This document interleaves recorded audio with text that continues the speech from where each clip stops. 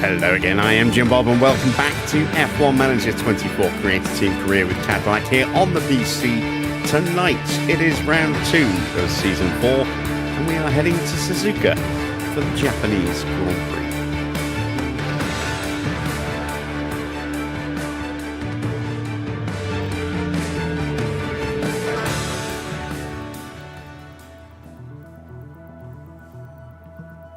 And what a great start we got off to. There was definitely some good fortune involved, but we are sitting second in the constructors' standings right now with 23 points, having won the sprint and getting a podium in the Grand Prix as well. Just narrowly missing out and actually taking second place. I do not expect us to have the same fortune tonight, but if we can continue to just sneak points here and there, that will be fantastic. We're certainly off to a strong start points-wise. That will do us a lot of good in the long run. Our target this year is 5th place. It was 7th last year, and that was comfortable enough to get 7th, but very difficult to try and get anything higher than that. This year we've got to go 2 places higher, and while we're right where we need to be right now, this is round 1, so it's not sustainable, unfortunately. But we'll see what we can do. We have been a bit more aggressive with car development this year, trying to spit out some more powerful upgrades. As you can see, we have underfloors and front wings going through. We are a couple of days away from getting a spare front wing, but I think we have one. Let's have a look.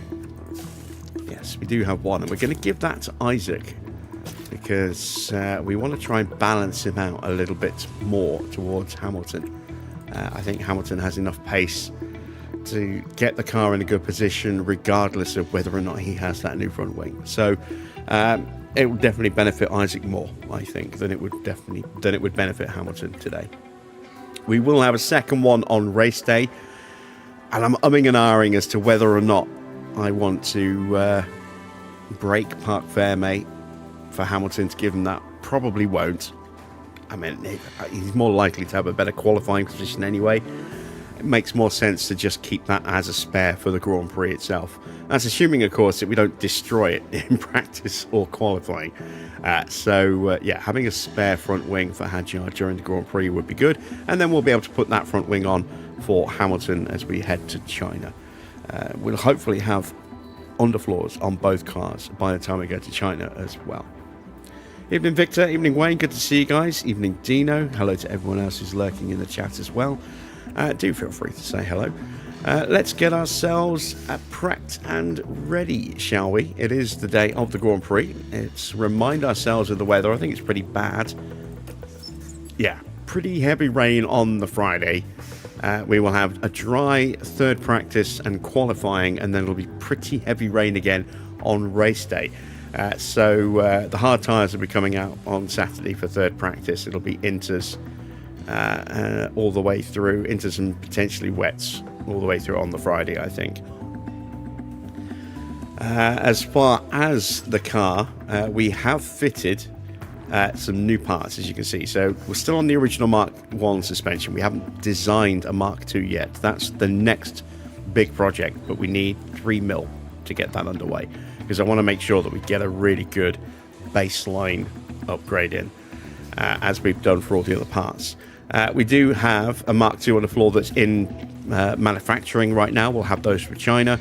Both cars have got the new Mark II side pod, the Mark II rear wing, the Mark II front wing we've just fitted to Isaac, and then they both have the Mark II chassis as well. So we also have spares as well, as you can see. 2 spare chassis, 1 spare rear wing, 2 spare side pods. So it's not like we're going in completely undercooked. It would be nice to have a little bit more in terms of parts, but it's a strong start development-wise.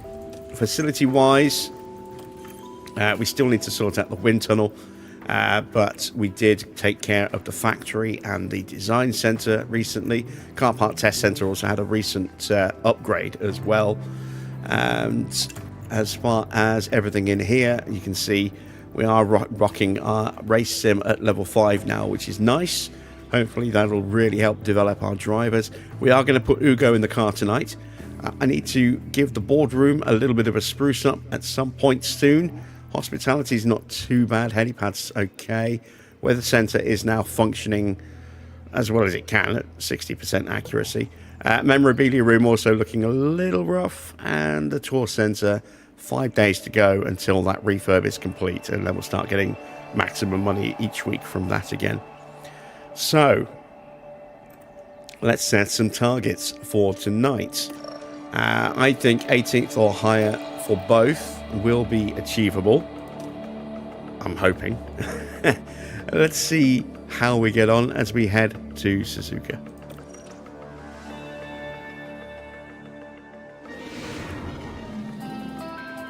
Konnichiwa from the Suzuka circuit in Japan. The home of Honda, Suzuka is an old-school circuit with high-speed straights and tight turns through the S's. At 130R, the track crosses over itself, then loops back around, giving drivers a sweeping expanse of track to challenge them. RedBull have outscored their rivals to be at the top of the constructors' table right now.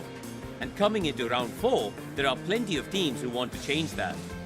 It's time then for another thrilling weekend of F1 drama.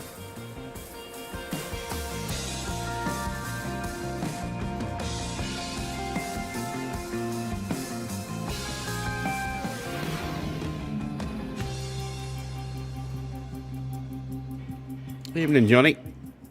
Okay, let's see. 4.65 mil is our starting water level, so it is full wet at the moment. Hopefully it won't stay there. We do have a limited set of wets. So I am going to put inters on the car and hope that it gets a little bit drier. Let's see. We want to take Hamilton out and put Ugo in. There we go. So let's give him his first turn of the wheel of the new car. Well, of any car for us, actually. It's his first time in the driver's seat in a free practice session. It is 17 laps normally to get a good run around the circuit. Ugo is here purely just to learn the setup of the car and complete his development run. So 15 laps for him is absolutely fine. We will still make sure he looks after the car where he can. Let's go with... Am I echoing? Kind of feel like I'm echoing.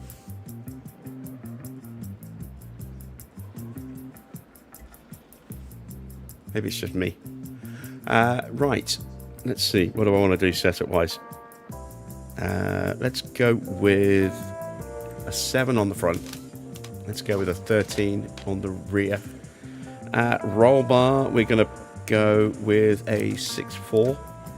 A 3.25 on the camber. And we'll put the toe down to 0 because it's pretty much always 0 around this circuit. Evening, Mycon. What else do I need to do? That's it for Ugo. Moving over to Isaac. It's still way too early to swap out practice parts.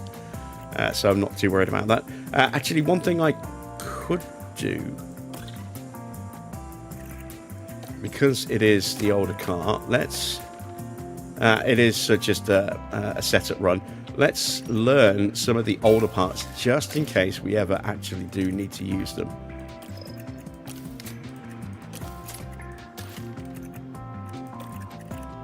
There we go. So that'll drop the car part knowledge right down to 15%. That's fine. And we will up his fuel load to 20 laps. There we go. So, Hadjar. We want to go just the one run, hopefully. Let's go 25 laps. And let's see. Let's go slightly more. Do I go a bit more aggressive? Yeah, what the hell? Let's try it. Let's go with a 7. Let's stick with a 12.5. We'll actually go the opposite way, go with a 4.6. And then we'll stick that all the way up, and then we'll take that all the way down. There we go. Again, we've done his drive plan. And let's hit the track. All right, check the weather forecast. So now we have is it going to get lighter? Oh, yes, it is. Very much so. So we just have a little bit of heavy rain to worry about at the very start. But apart from that, it will dry up a bit. So let's send out Isaac first.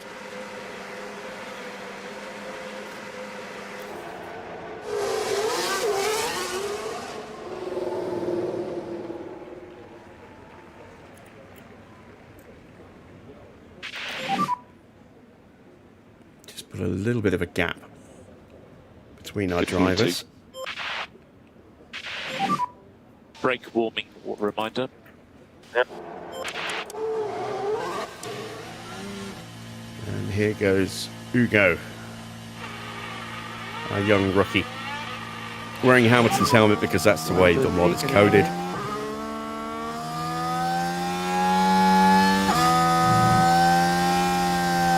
Copy, loud and clear.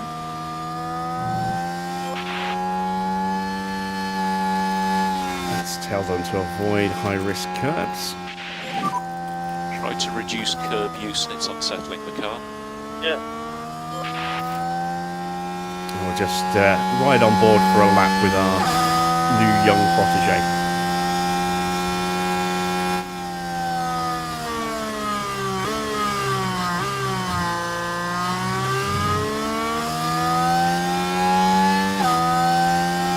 Interesting little test for him here. See how he does. Speaking of testing, Barcelona testing is underway. It's all very hush-hush, very cloak and dagger. Security keeps chasing away people trying to spot stuff. We have seen images of the 2026 Red Bull now, and McLaren have shown images of their car, but with a test livery. So lots of grey, varying different shades of grey. Beyond that, we're not due to see anything official now until next week. The 2nd, I think, 2nd or 3rd of February will be the next official reveal. I'm sure little bits of information will drip out here and there.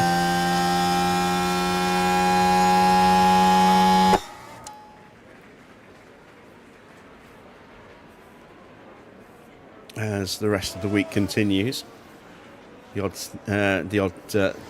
good snapshot here and there, no doubt, and the teams might yet release some imagery of some kind throughout the week as well, but I don't know.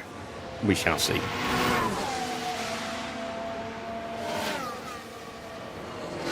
A lot of teams running today. 7 teams were running. Of course, they are limited to 3 days out of the next, well, out of the 5 days in total this week. So some of them will be running on Sundays, others will be running on other days. We'll just have to wait and see. Don't expect to see any real useful information in terms of lap times, but look at mileage. Look at how many laps the cars are doing, how many miles and kilometers they're running for, because this is essentially, this week of testing is essentially just a giant extended shakedown. So it's a chance for the cars to put some miles on them, check reliability, make sure everything's working, more than it is about, you know, hunting performance.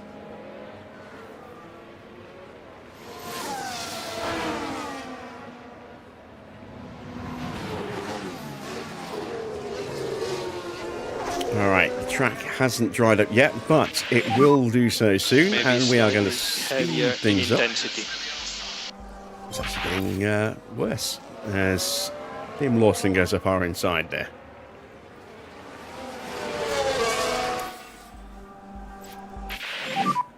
And try to keep the temperature on the tires.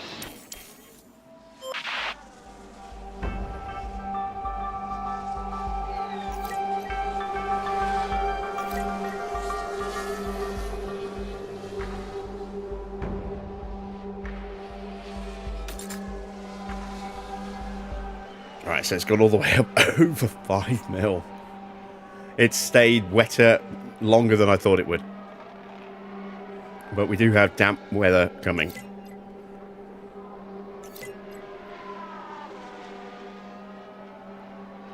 And this should start to fall soon. Again, we are running at 60% accuracy, so timing is a bit off with our forecast, but theoretically the information should be correct, just maybe not the time. And there we go, the water level plummeting down.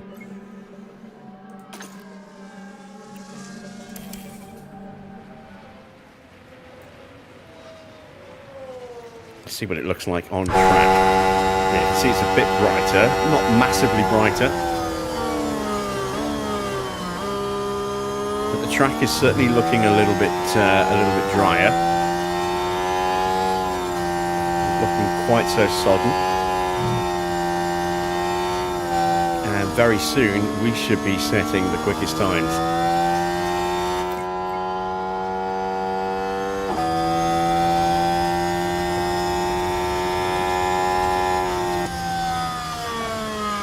Even if you are. Yeah, it looks a bit darker from the nose cam, doesn't it? We are almost at 4 mil. Be nice. We do have some other rookies running. Let's see. Nagel is running for RedBull. Sanquez is running for Ferrari. Not sure who that is. We'll check in a second.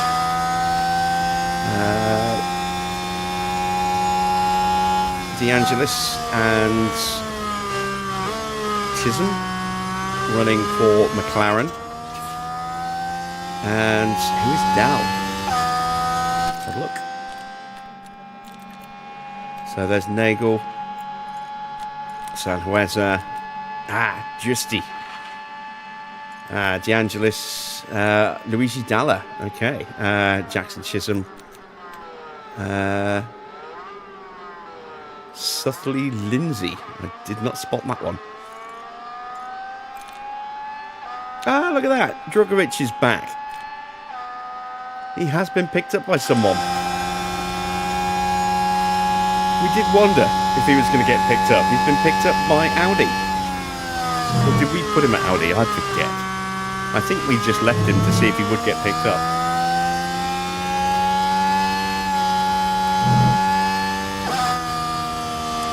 Alright, so everyone who's on track right now, we should start setting the best sectors very, very soon.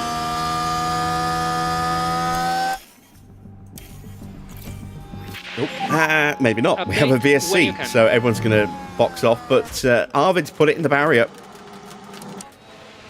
Copy that. VSC.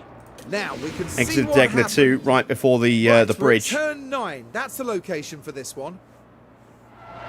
There. That's the moment of He's gone in impact. backside And the first car as well, leaving so a that bit will of do paint on that some barrier. damage to the And that powertrain. won't do their confidence any good.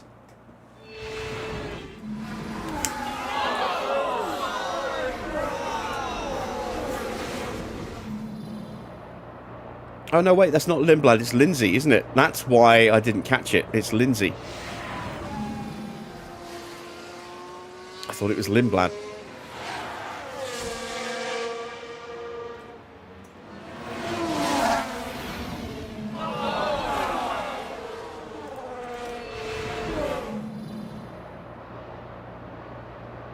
Alright, let's speed them back up again. We're close to getting our feedback. There we go. We've got some feedback from Isaac. Got that. 75%. It's not great. 76% for Ugo. We are going to take advantage of the fact that there's a VSC and call them both in, I think.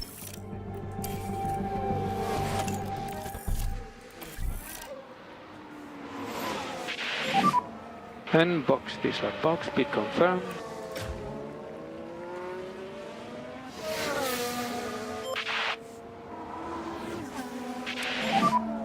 Still no BRs is on wets yet. Off the wets yet. They're still on those wet tyres.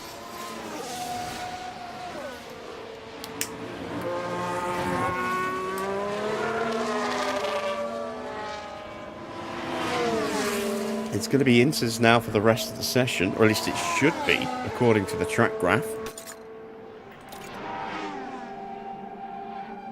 be sort of between 1 and 2, I think, for the rest of the session once we hit this period here.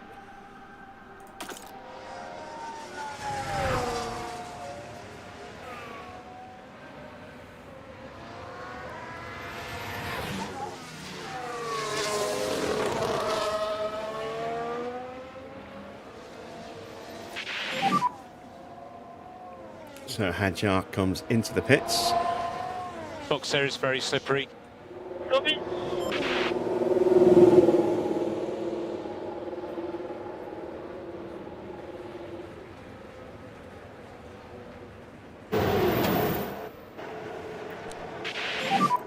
Virtual safety Let's see car what we need to pending. change. So, yeah, a little too aggressive on the rear wing there. Let's change that to a 13.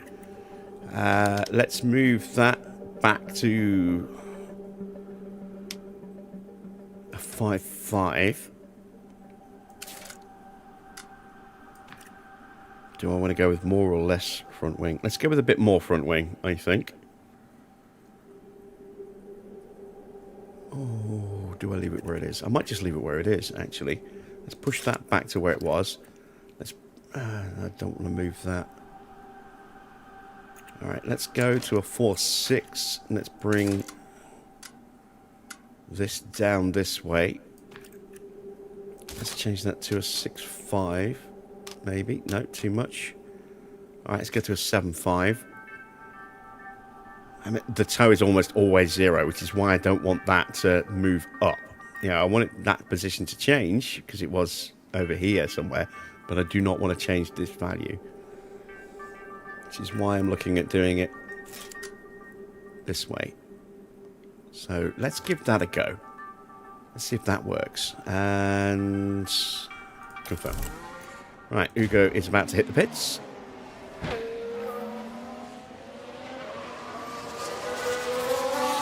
The water levels actually picked up Slippery slightly. track, pit exit.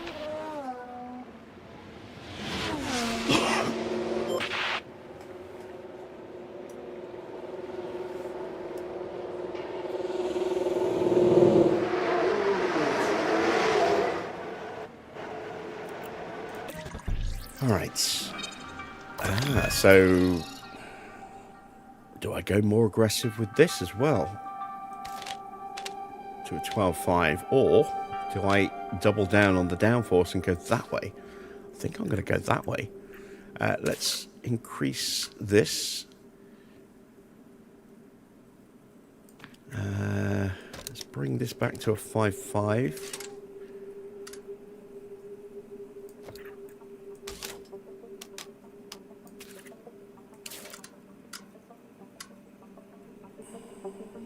I don't know.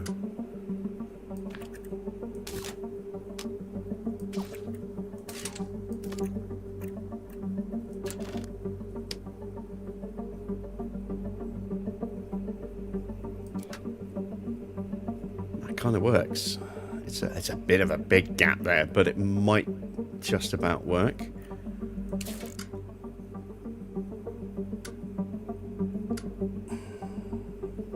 Yeah, let's try that and see what happens.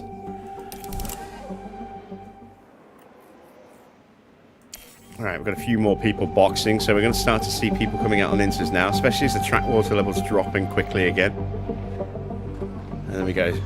Sanfeza, Lawson, Piastri, they're all out there.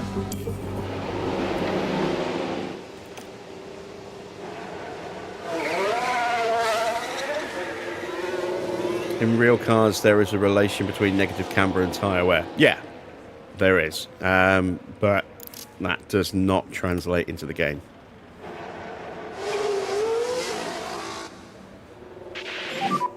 Get everything as you want it to be for the start of the lap. Yeah. Because the setups in the game don't have any genuine impact on how the car performs.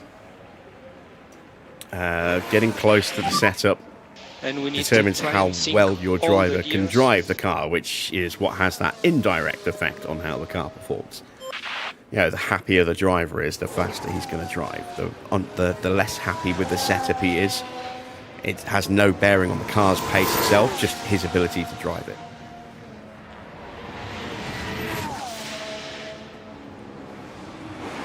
the really in-depth method that a lot of racing fans wanted, but it is what we've got, and it works. It's just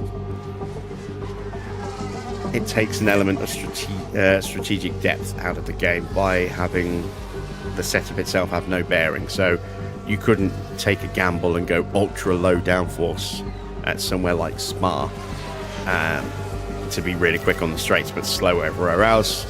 Likewise, you couldn't go higher downforce so you're quick all the way through sector 2, but you become a little bit of a sitting duck on sectors 1 and 3, certainly sector 1. It just doesn't work like that in the game. Maybe slightly heavier in intensity. We need to work let's on speed the them up. tires. We had Dalat running a little Let's have a look wide. as we go into the 13th Where's corner. this? Oh, and they That need to spoon. be watching those track limits. That won't do the floor of the car any good at all. Oh, I forgot to change the colour of the Aston team branding again.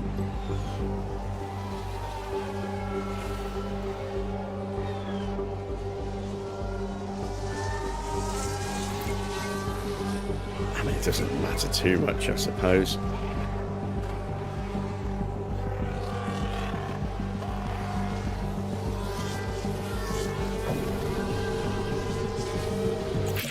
Right, there we go. Feedback. It is an improvement. We've gone from good to great. That could be anything up to 97%.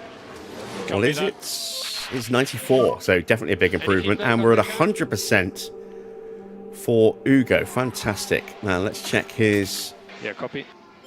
development run. He's at 100. So he's finished his development run. We can call him in, and he is done. Hadjar at 21% track knowledge. What's his actual satisfaction at 73 with that increase the setup as well? So how many laps has he done? How many has he got left?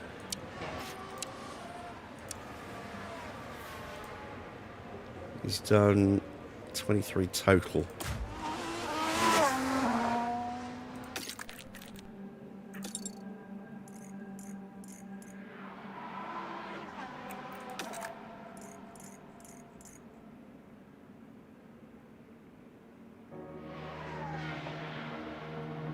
So he's done about 13 laps on this run. Yeah, we'll leave him out a little bit longer.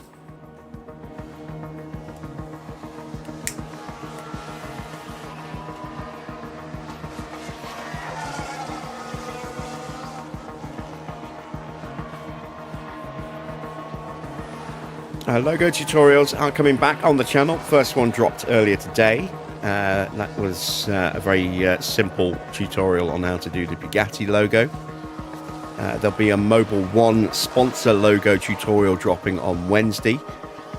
Friday will be Citroen. And then they will continue to drop every couple of days until I've run out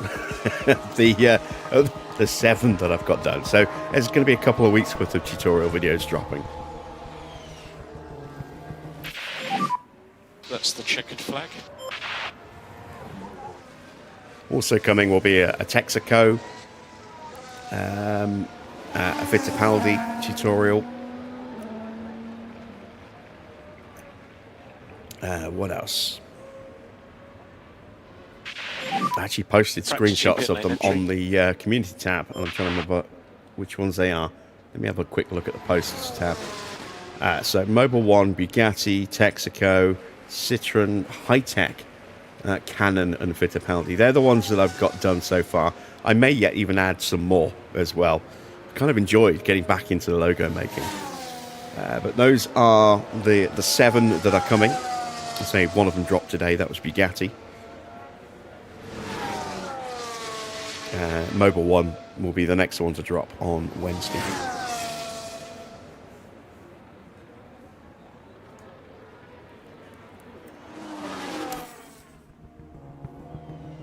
So for those of you console constructors out there that want to be able to put realistic team logos together or sponsor logos, you know, there'll be more additions to that playlist for you.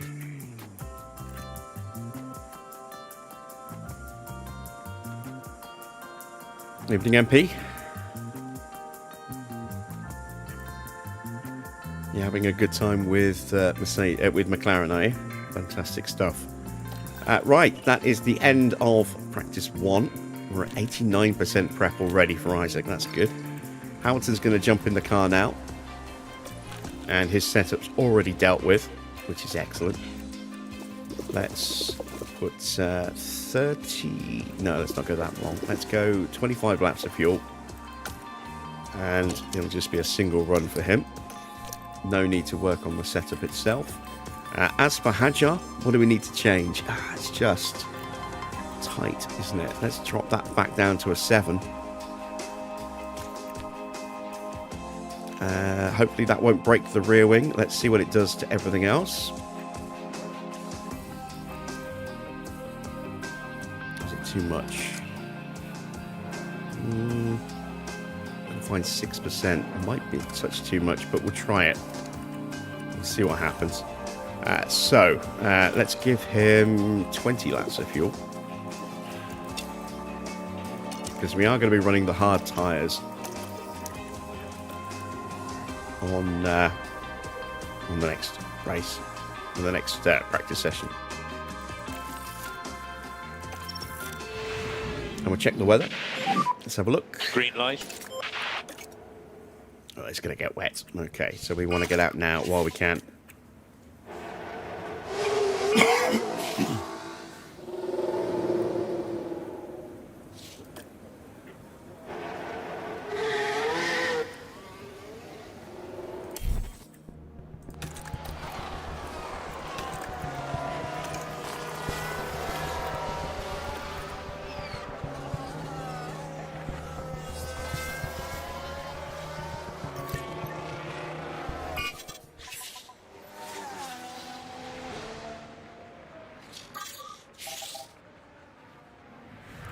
So we had a few brave souls deciding to go out on dry tyres. Sainz, Behrman, Schumacher, Lindblad, Stroll and Ocon.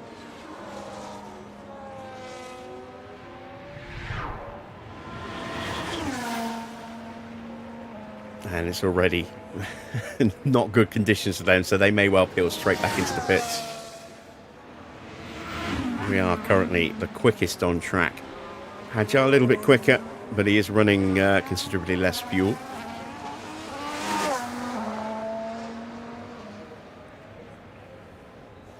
And he's running the new front wing.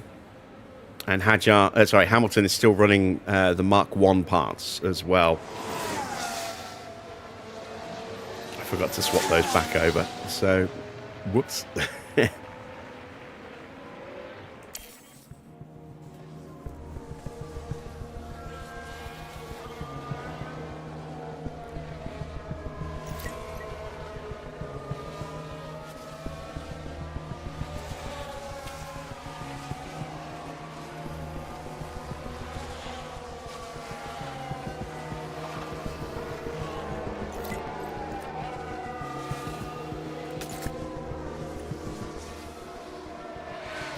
Big rain is coming, look.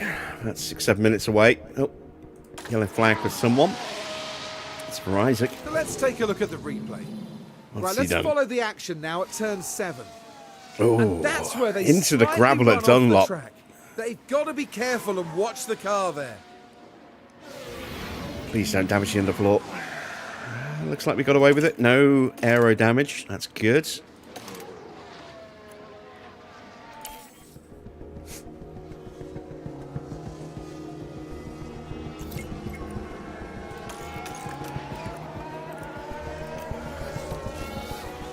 Just checking that they are avoiding high-risk curbs.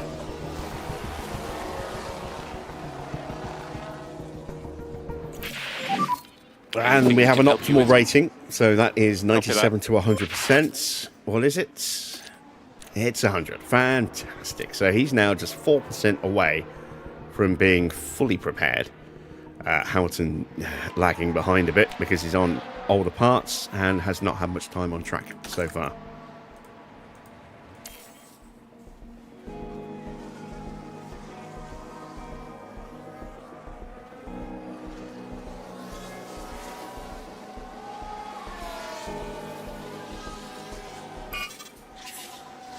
And there we go, full wet conditions. And this is where it's going to stay for a while by the look of it. Might dip back at the very end of the session.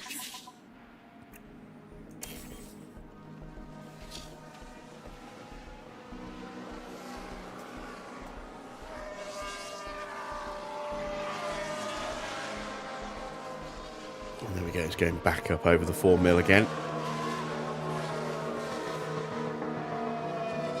They're a little bit slower than I thought it would.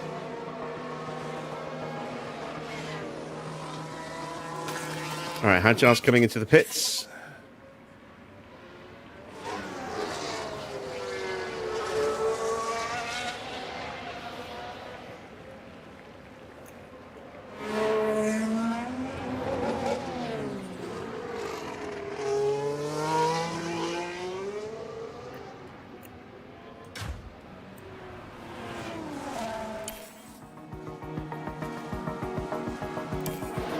Go. So we're in really good shape. In fact, I think there we go. We are fully prepped, so we don't actually need to run in the next session, but also we kind of do to make sure we don't give up too many sets of softs. So we're going to have to run hards and mediums in the next session so that we don't give back more soft tires, because we've already given back 3 sets and a 4th set from this session as well. So yeah. If we don't use a set of mediums and a set of hards, it's going to leave us in a really rough shape for qualifying. In fact,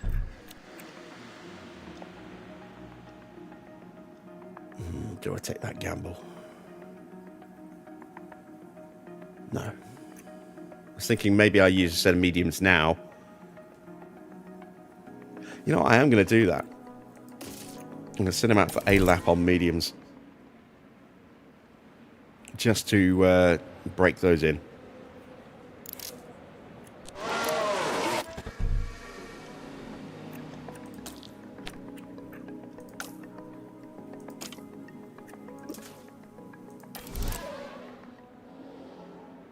For some reason it's stripped out my fuel.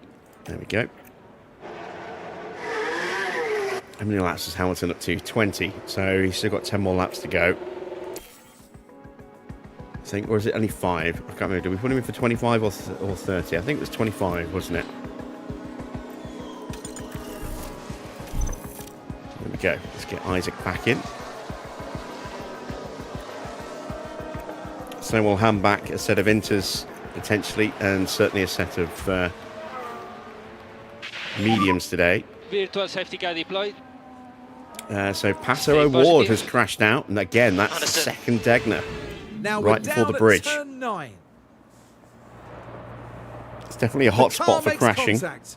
Now their confidence will have taken a hit with that. And while all that was happening, the crew in the garage could do nothing but watch on. So that's a Maserati and a Nissan that have hit the wall at that corner so far this weekend.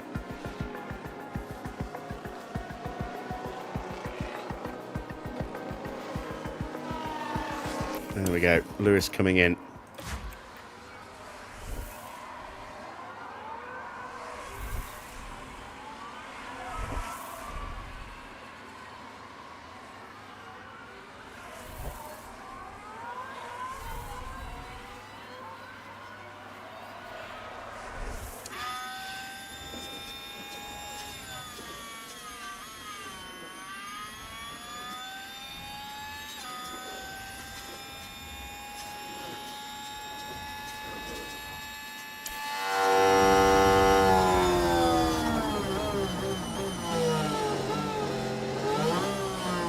So again, we're going to send him out for a lap on medium tyres, just so we don't send back extra softs.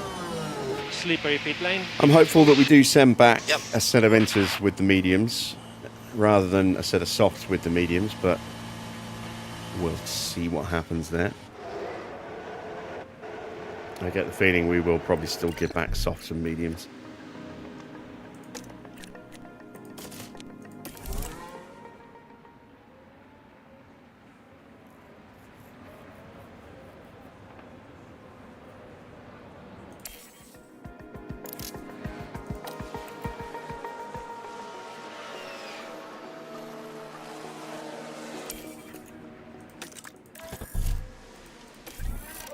And we should be able to see what his prep level's at. Oh, he's at 100% already. No, wait, that's his setup.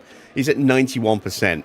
So a decent little run to get that extra little bit of preparation there. It might not even be necessary, because once we swap his parts back over, that car part knowledge is going to jump up to over 60%, I think. So I don't think I'm even going to need to run him in the next session, apart from an installation lap on those tyres to make sure that they're the ones that get handed back. Let's see, will it let me swap any of the parts over now?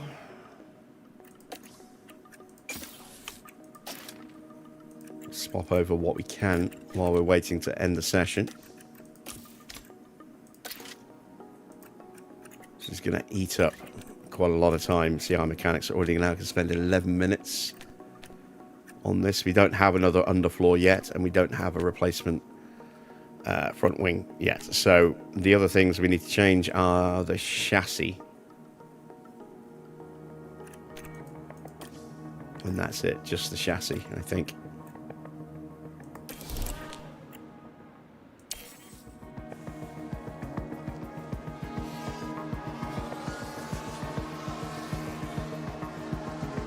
All right, I'm going to take this opportunity to go grab a drink from the fridge while practice is finishing up.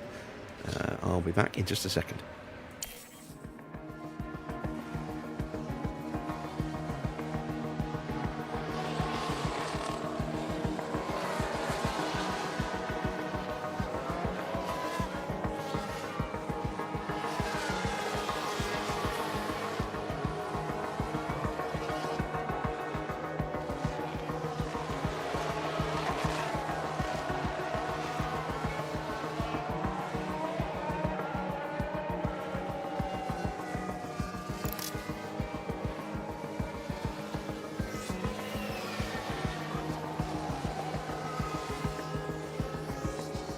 Alright, doesn't look like I missed anything exciting or important. And that's practice 2 done. So that's the end of the rain for a while. Now we have a dry practice session where we're literally going to do a lap on each set of tyres just to hand them in. And then quali. And hopefully we can do well in quali. Evening, Nigel.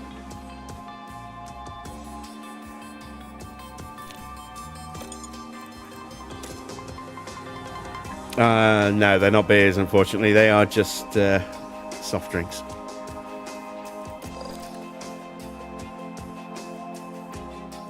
Right, so we need to swap out that chassis now. There we go. I think that's the last part, because we don't have that front wing yet. We still don't have the new underfloor. We still don't have a new suspension being designed yet. So yeah, there we go. Let's go to compounds, hard tyres and medium tyres. Nice, very nice. So yeah, we handed back 2 sets of softs there, and then we've handed back a set of mediums as well.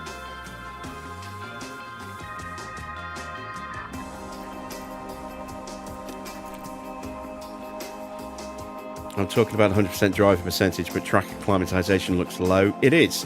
But don't forget, we have a 14% bonus from active driver development focus. So we got 3 of our reserves all working on car development, and they contribute towards driver preparation level. So we don't need to have good car part knowledge and or maxed out anymore. We don't need to have track knowledge maxed out anymore.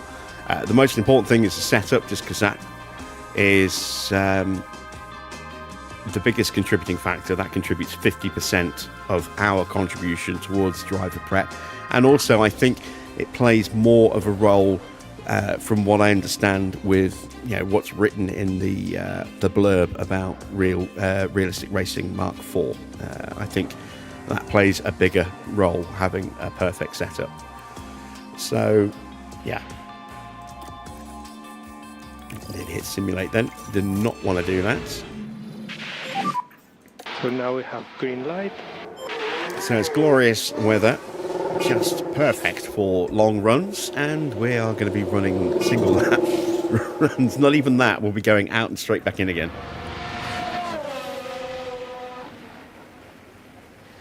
And that will be it for us for practice, because we're prepped and ready. Warm up on the brakes. Now you see Hamilton's car park knowledge up to 58%, not quite 60, but certainly higher than Hadjar's. Because he's running the original wing, not the new one. And there we go.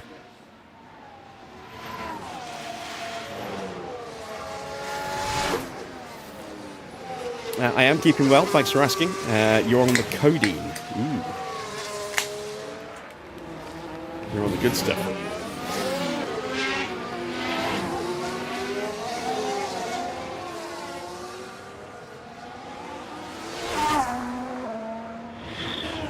Strongest pain medication I've been prescribed to actually take at home is dihydrocodeine.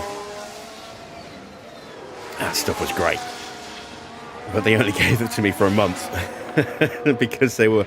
It does have some opiates as part of it, so they were concerned about potential addiction, forming.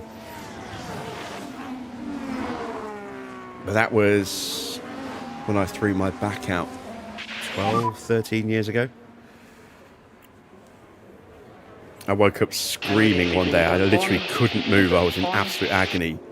Got taken to hospital, pumped full of morphine, knocked unconscious for 2 hours. And then spent the next 6 weeks on crutches, dihydrocodeine and diazepam for the next month. And then they weaned me off those onto a lesser strength. I forget what it was called for the muscle relaxant and a different strength, a lower dose of codeine tablets.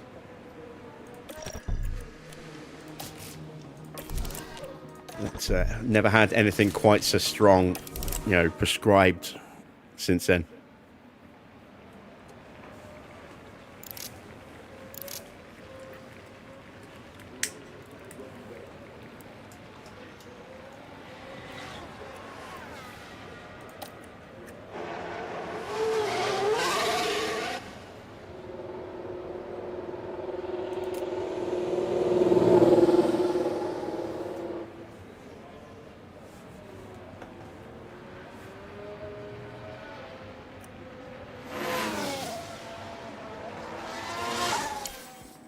All right, medium tyres installation lap. And by putting even less than a lap, but by putting some wear on these tyres, even if it is a minuscule amount, it marks those as the tyres that we are handing back. So by default, you will always hand back the two most worn sets of tyres from each session, at least in dry running. If you only use one set of tyres, then that second set will automatically become a set of softs. So if you sit out and you don't run, you're handing back two brand new sets of soft tyres, which is why we don't want to do that. We're running one lap on the hards and one lap on the mediums, and those two tyres will get sent back, and we will keep those softs as part of our pool for qualifying. In the pit lane. And given that the forecast is extreme wet weather for race day, that's why I've gone quite aggressive with making sure that we have 5 sets of tyres, 5 sets of soft tyres, and then an extra set. So we'll have 6 sets of soft tyres basically if we make it through to qualifying Q3. We'll have 5 sets up to the end of Q2. And then whatever we've got left will then be available on race day as brand new tyres as well, along with 1 set of mediums and 1 set of hards. That's that set there and that set there. But I doubt we'll be using the dry tyres that much. So it's just making sure we got tons of softs for qualifying to try and squeeze our way through as high as we can.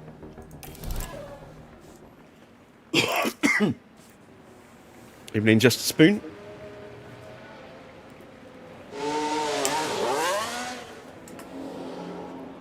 So now that we're done with qualifying, sorry, I say qualifying. Now that we're done with practice, let's just advance time. And, oh, hang on, Hamilton just needs to run a bit longer, doesn't he? I've forgotten about that. All right, let's send him back out on those mediums. I forgot we needed to get a little bit more track time with him.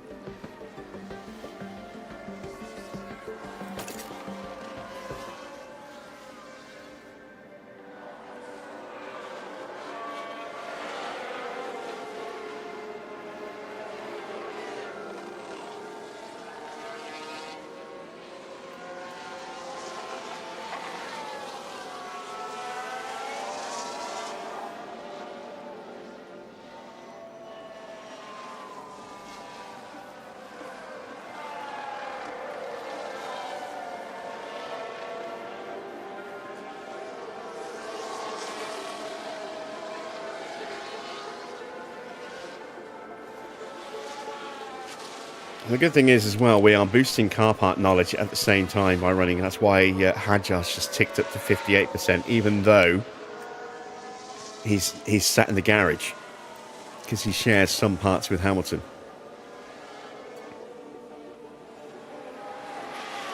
And there we go, up to 59%. One more percent, and we are done with driver prep. And there it is. So we can call Lewis in. And now we are done with practice.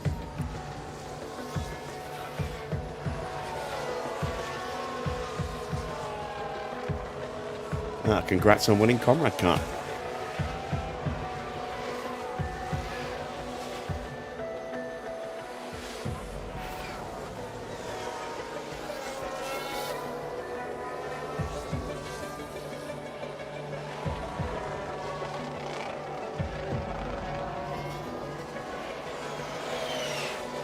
So let's take a quick look at the standings then while we're waiting.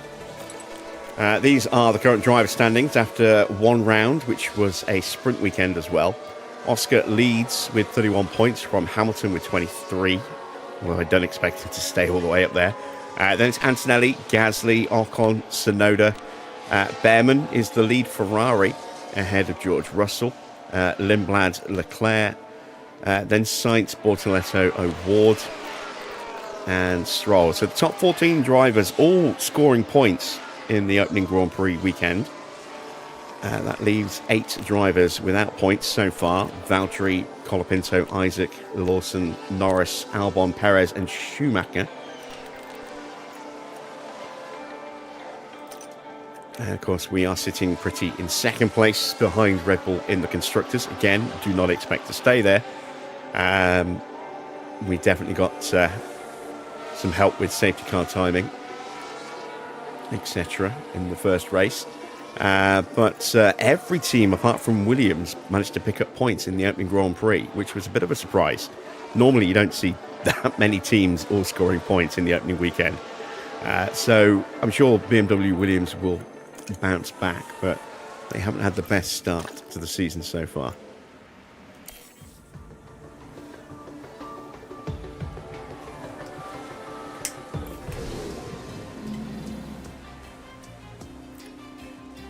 All right, that is practice done. Both of our drivers as practiced as they possibly can be. You can see as the relationship between Hadjar and Slade improves, he's now sitting nicely inside the very high confidence bar. Not as good as Hamilton's, but Hamilton's very low confidence bar. You can see he's tiny. It just needs to come down a little bit more for Isaac. And that will happen as his relationship continues to improve with Mark Slade. Right, next up, qualifying.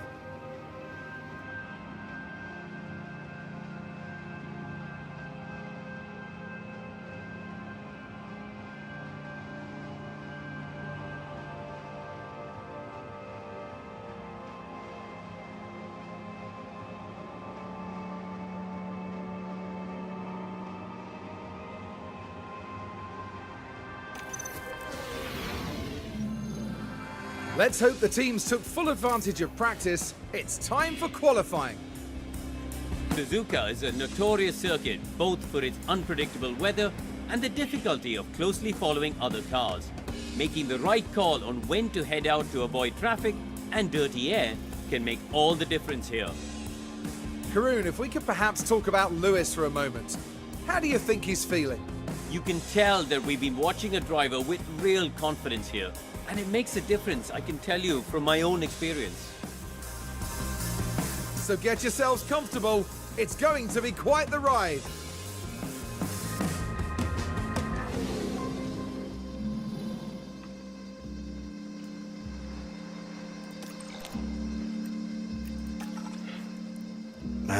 Looks like we have given back an extra set of softs. Damn it. I was hoping we wouldn't. We've got 4 sets of softs, so that's still really good.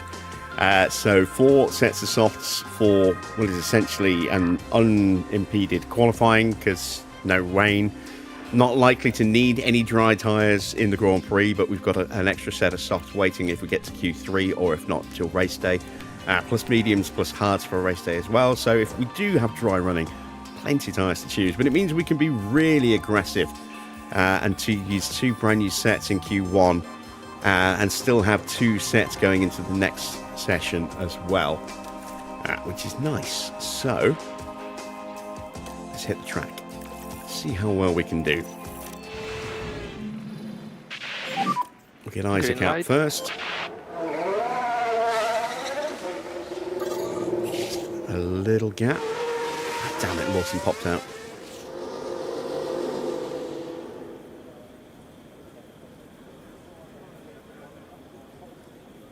Right, it's a big enough gap. Now we'll send out Hamilton.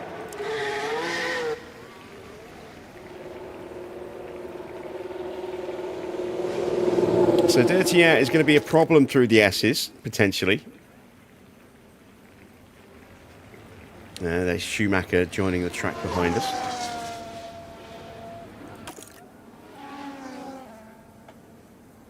Keeping the slipstream out of Spoon down to the triangle through 130R is going to be important. Making sure that we get that DRS and a good run across the line into turn 1.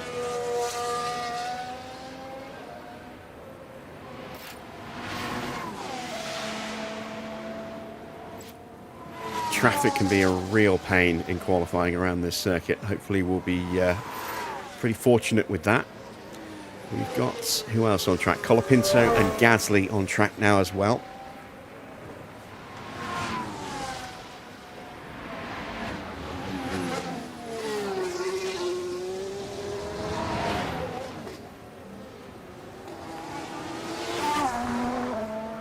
And now O'Ward and Behrman making their way out as well. So Hadjar will potentially hit some traffic on his lap. It's just a question of where. If it's in the later half of the lap, it should be fine. We're looking good. Good to go. Last thing I need is for anyone else to pop out now, because that will hit Hamilton quite badly. Of course, Sainz decides to pop out. Nemesis. He has returned from last season to spoil qualifying for us yet again. Start button off for last corner. So is Albon coming out.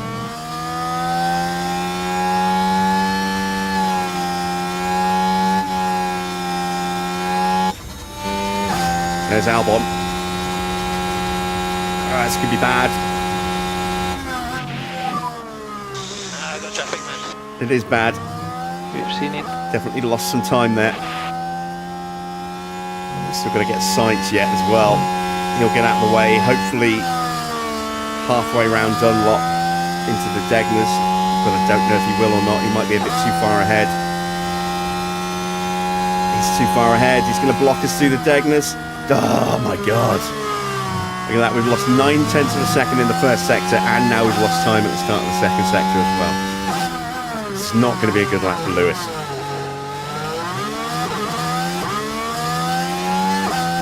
Right, Hadjar closing in on Behrman, who's going to start pushing any moment. Get out of the way, Behrman. No! God damn it. Both of our drivers getting blocked. Oh, a disastrous first run.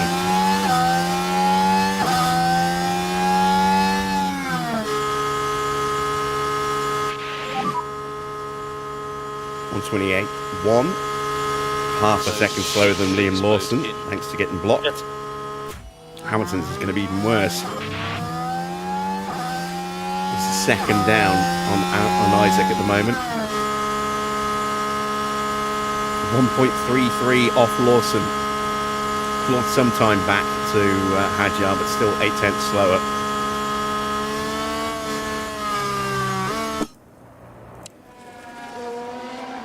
All right, Colapinto goes top. Gasly looking quick in the middle sector.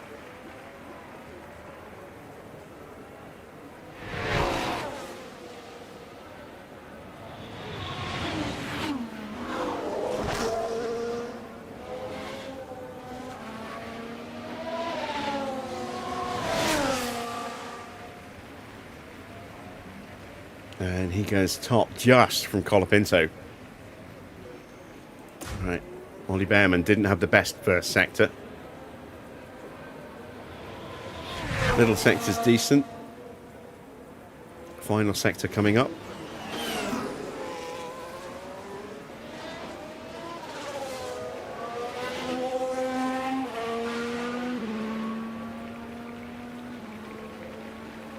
And it's good enough for fourth place, but he's half a second away. Albon's had a bad first sector, 31.1. Hopefully it was us that ruined his lap as payback for what he did to us. Here comes the second Ferrari, Carlos Sainz. And there's Albon right behind him. Stop where the guys are and P1.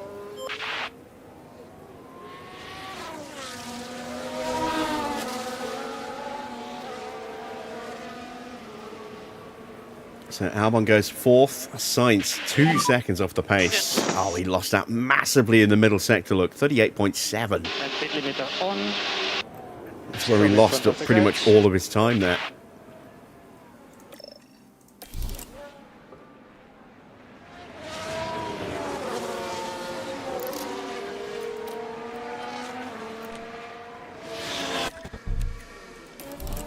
All right, Leclerc is... No, not Leclerc, sorry. Piastri is out on track. Looks like Antonelli's getting blocked. Oh, he is. No, it's not Antonelli, it's an Aston. Sorry, that was Ocon. Ocon getting badly blocked in the first sector.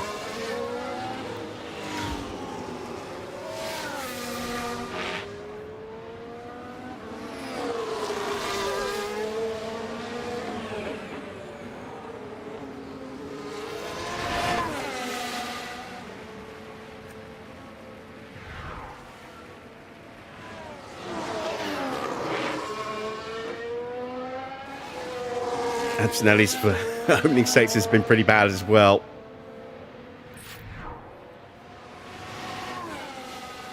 He might have been blocked by Hadjar and Piastri.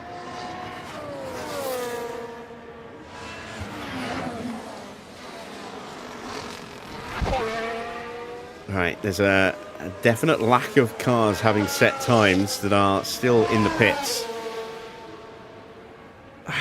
I'm so worried that they're all going to start piling out any second as we start to approach the end of the lap again. Even no clue.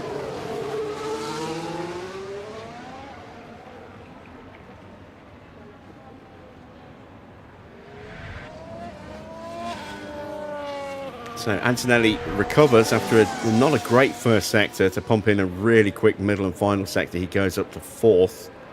There's Oscar, reigning world champion, just in front of us. So you're in a good position. You should have no traffic issues. So it's mode push. So that's Antonelli. In front of him is Stroll. In front of him is Bottas. Look at this. Traffic popping out in front of Hamilton again. For last corner. Isaac's going to clear it all. Hamilton's going to get hit by a huge wave of traffic. God damn it, again. Look at them all piling out right in front of us in the worst possible place.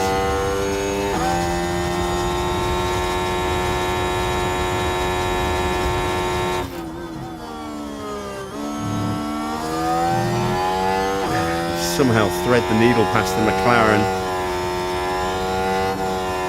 and something else. Now we're getting blocked by an Audi. Oh, it's a disaster. And there's the second McLaren. And the Mercedes of Norris. My God, what a disaster. 31.3. It's still an improvement on his first run, but it's not great. So he's 4/10 down to Hadjar on this lap. Hadjar not improving in the middle sector. Piastri is pumping in a good lap here. Hadjar definitely off the pace this lap.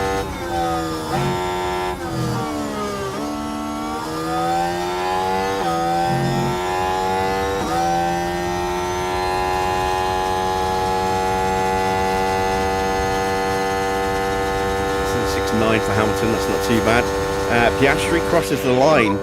He's lost a lot of time in the final sector. 21.1.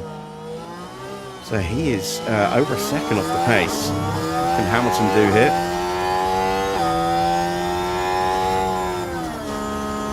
Hamilton goes quicker than Oscar. He goes up to 9th. He's now just under 3/10 behind Hadjar. So he's found half a second, despite being badly blocked in the first sector. Valtteri with a monster first sector.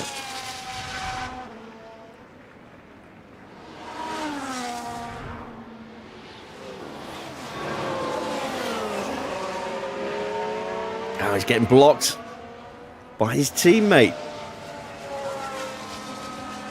Gasly getting in the way through Spoon. And now Tsunoda will potentially get in the way at the end of the lap as well. Yes, he does. See what I mean? Traffic around here is a nightmare, especially in Q1 when there's all 22 cars trying to set a time. It's an absolute mess. We might just go early, really early, and avoid the carnage, or try and avoid the carnage. Of the last few minutes. So Russell and Bortoletto both on a 30.8, Leclerc on a 30.9, Perez and Norris both on a 30.6 in the first sector. There's a lot of cars nose to tail.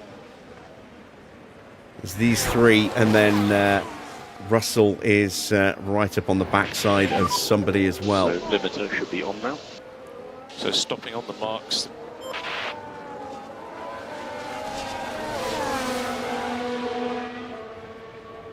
Norris goes second, Perez goes top, Bortoletto P5. Here comes Leclerc and Russell. They go P3 and P6. We're bumped down to 14th and 16th now. Speed limiter on. And stop on the marks.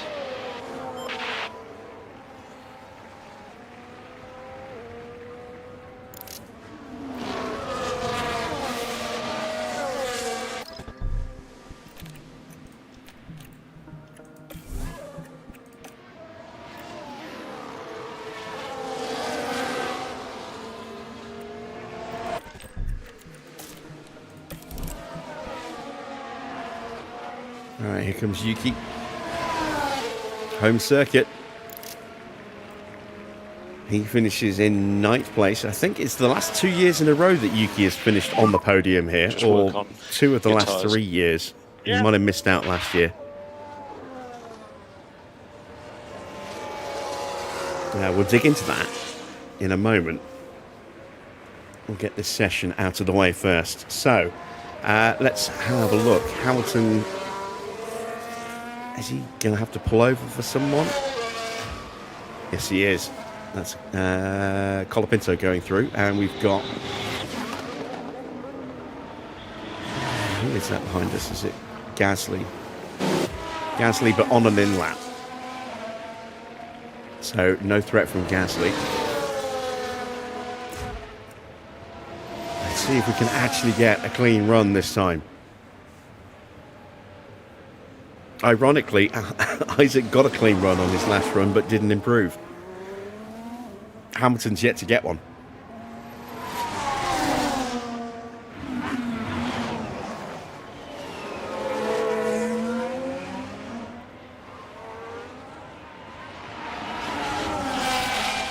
Antonelli's making his way out. Nobody else, please. God damn it. There goes Behrman. Anyone else? I really hope not. Gap is good. Good to go.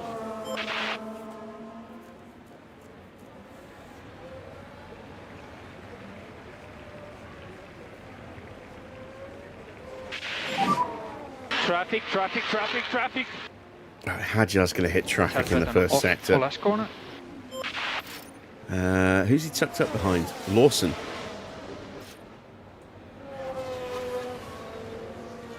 And there is Colapinto. Out the way, Colapinto. Hamilton's going to get the clean first sector.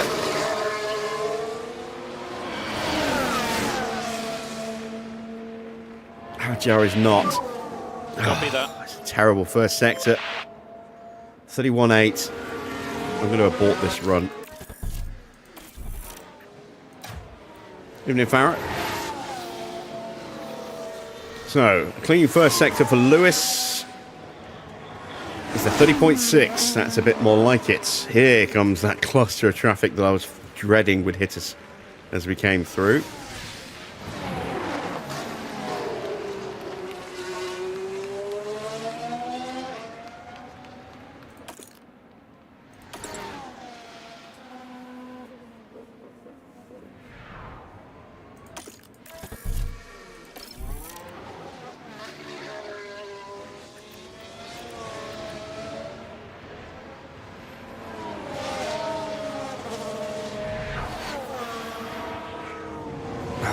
Out the way, Behrman. Out the way, Behrman. Don't screw me over here.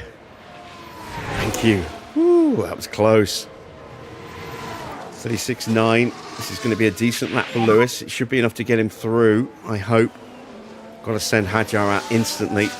Make sure your limiter is on. Okay, just stop at the marks. Hamilton goes P4. There we go. That's a bit more like it. At the moment Right. you have P4. Quick, quick, quick.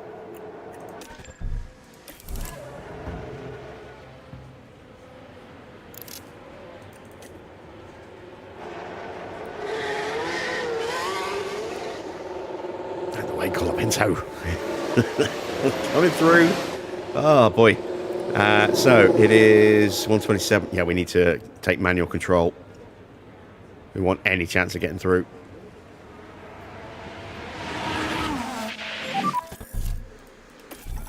So watch out for the next car. From tyre point of view, we don't think lift and coast is necessary. This is going to be really tight as to whether or not we can cross the line in time.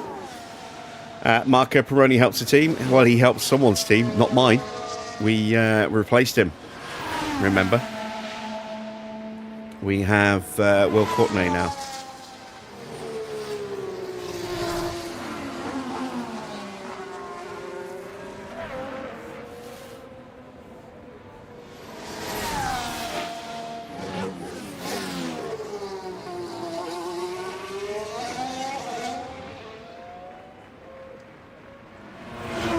I hope Hamilton gets out of the way.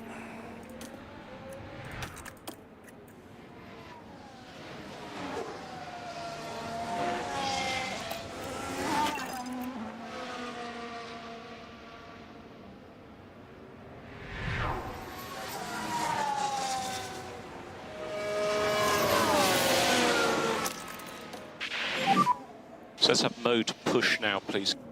Copy. Right, so Isaac looks like he will get a clean run. Limiter on. Limiter on. I hope. Will be stop on the marks. We made it with 5 seconds to go. In the middle of the box. Was tight.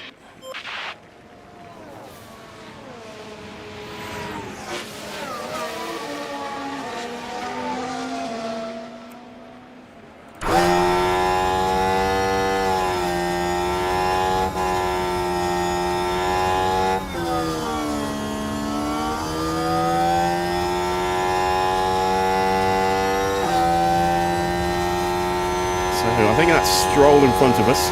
It is. It's not the best first sector. We didn't have a great prep lap.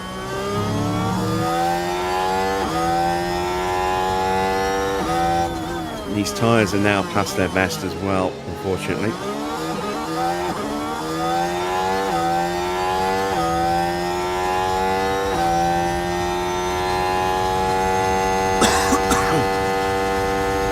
Come on, Isaac. Squeeze through, please.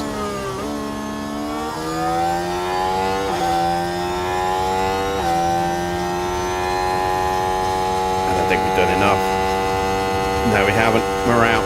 Hajar is out.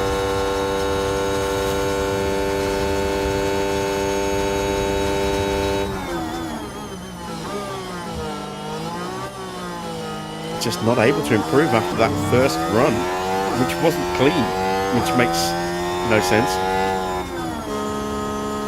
But we never got plenty of clear air either. I think we were getting hit with some dirty air. So Hajar out in P20. This is such a bad circuit for qualifying. And Hajar has unfortunately paid the price. But at least we did manage to improve Hamilton at the very end there.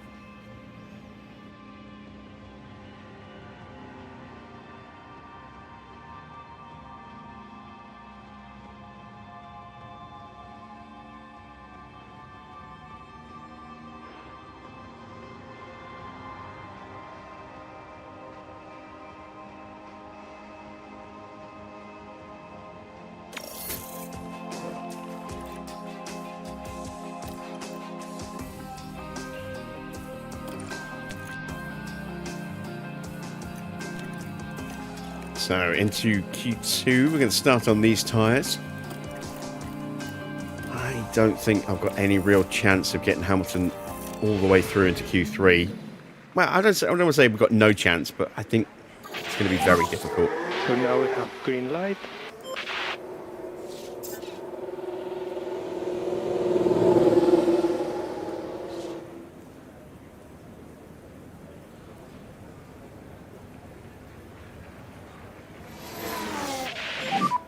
And we need a good warm-up on the brakes. Understood.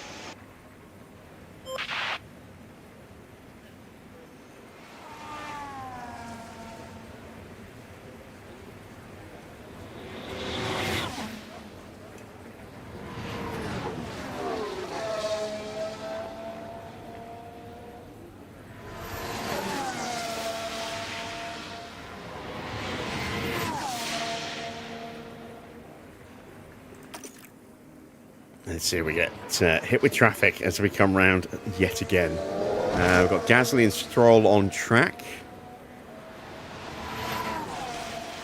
As they're going into the center S's right now.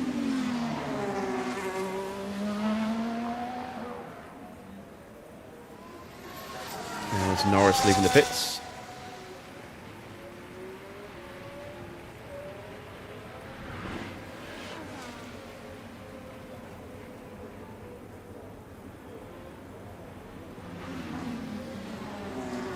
Anybody else coming out now will potentially be an impediment through Sector 1.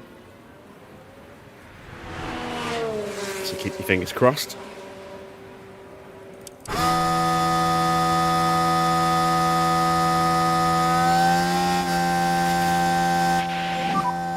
And track is clear, track clear. There will be charge button off for last corner.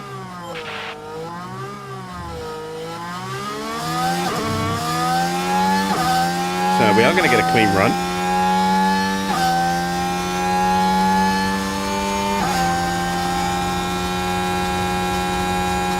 We got through just in time.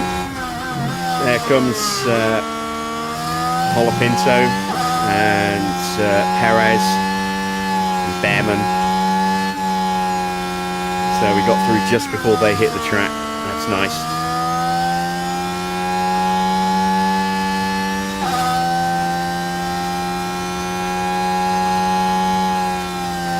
0.8. It's not the best we've done in the first sector, but it's decent. It is, of course, purple because we're the first one to set a time.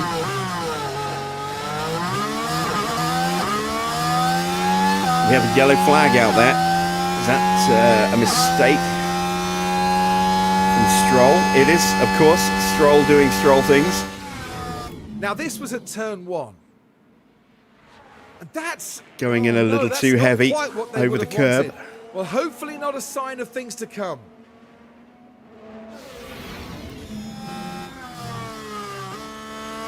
Right, through Spoon, up towards the second sector time.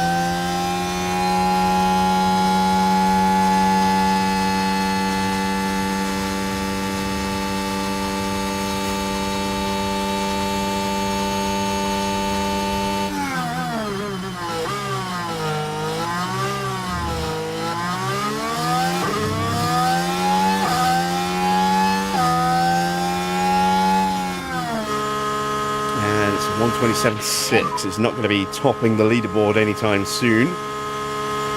Apart from right now, obviously. But it's certainly not going to be good enough to get us through. It's a good opening gambit, though. Nice banker lap.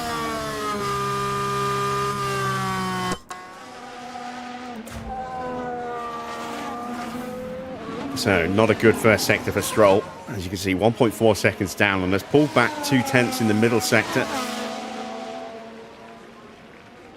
Another 10th there as well. So, it's 1.1 seconds off the pace. Gasly goes top by just under 0.3 of a second.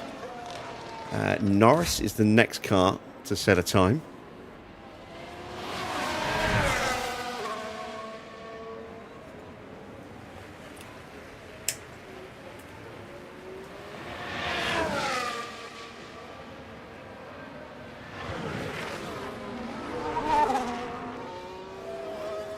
That's a good first sector for Colapinto. Maserati working pretty well around this circuit. No, Ward topped the last session. Norris goes up to P3, but he's 0.8 away. Let's see what Franco does as he goes through 220R. That long, sweeping right-hander. I love that corner. Into Spoon.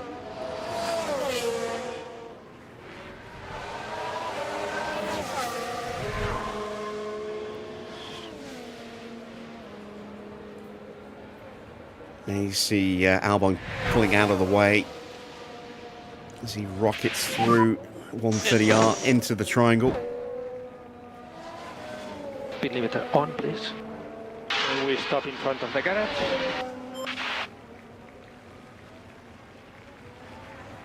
And it is just over 1/10 behind Gasly. Good lap for Colapinto there.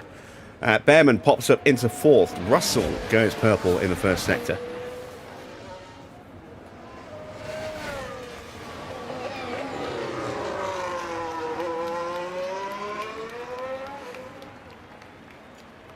Is there a commentator voice mod? No, there isn't.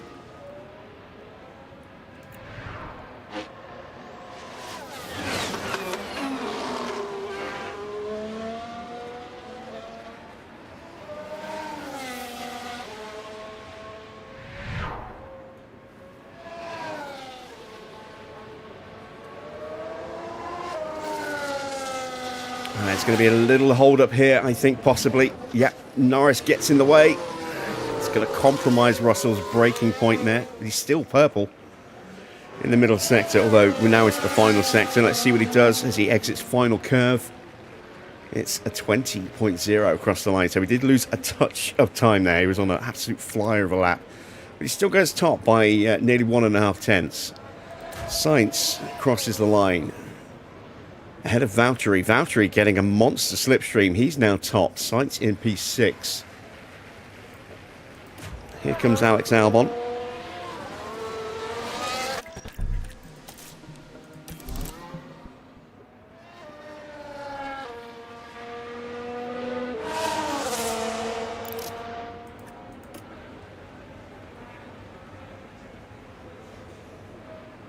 And it's a bad lap. Where did he lose? He lost all that time in the first sector. Look, 34.1. Average, middle and final sectors. Yeah, the first sector did all that damage. Bortoletto pops up into 3rd. McLaren seeming to work well now. Watch for traffic. Try to Hopefully. work on the front tires. Understood. we'll have time for another run after this. I did leave it a little longer than I wanted to, but we should have clear track for this run. Who else is coming across the line? They're all starting laps, so we've got Pato O'Ward, Liam Lawson, Sonoda and Ocon. There is Lawson, there's O'Ward. There are they together? No, there's Sonoda. So where is... there we go. So Sonoda's right behind us. He's here. Oh, sorry, Ocon's there. This is Sonoda that we're watching.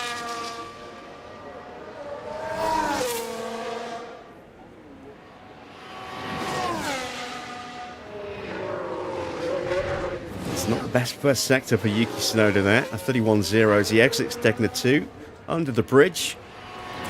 Lawson so far out of these four is looking the fastest. It's Bortoletto in front, and he blocks him through Spoon, and that's going to ruin Lawson's lap. Ocon pulls a mighty middle sector out, but is it going to be enough?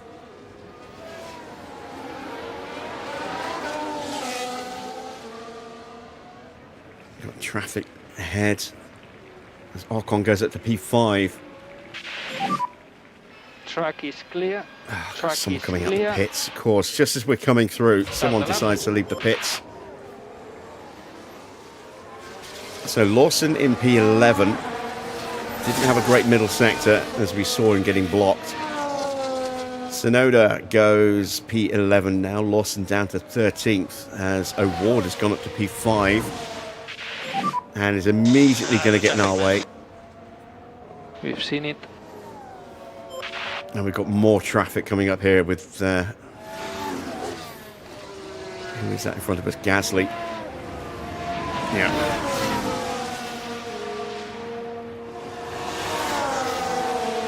Yeah, this is a bust, this lap. 30.9. All right, let's call him in. Let's abort this lap. Slap on a brand new set of soft tyres.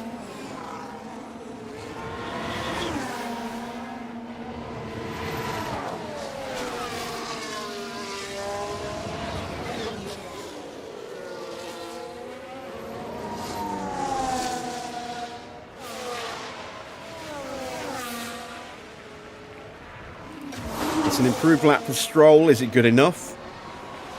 It is. It knocks out Ollie Behrman, who is on a lap. Or about to start a lap. Here he is coming up to the triangle.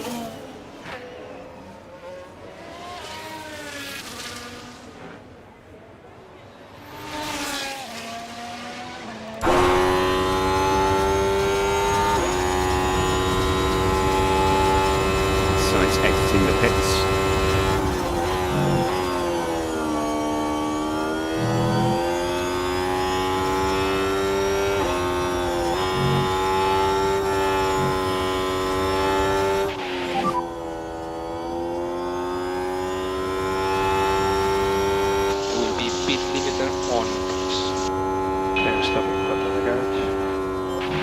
It's a purple first sector for Ollie Behrman as he exits Degner 2 under the bridge up towards the hairpin. There is a car in front. It is Perez, I think, or it might be Stroll actually. I think it's Stroll. Brand new set of tyres for Lewis. As we go past Stroll.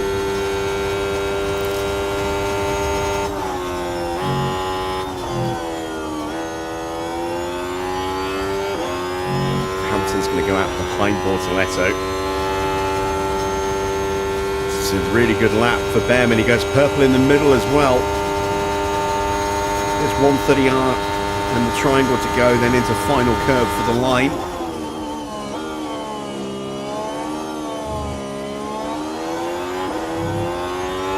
Colapinto now goes purple in the first sector. Behrman goes top with a 126.9. He's 0.3 quicker than everybody else so far.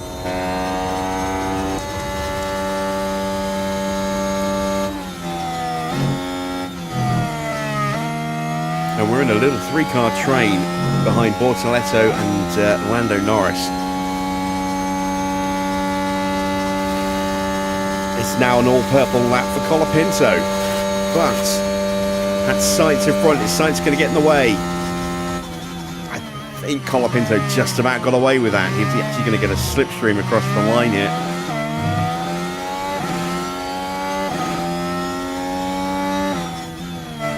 It's good enough for him to go top. So it's Colapinto from Behrman, then Gasly and Valtteri. Valtteri did not have a good first sector, so he's not going to improve. He's down 2 seconds at the moment. Let's move over to Lewis. And there you see Bortoleto and Norris weaving their tyres in front to get some heat into them.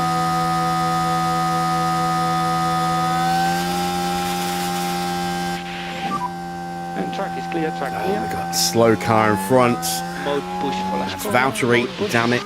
Valtteri just slowly crawling into turn 1. There's a slow Audi out there as well. That would be Perez. He's about to hit Dunlop. He's blocking somebody. Blocking one of the Williams drivers, blocking Alex Albon.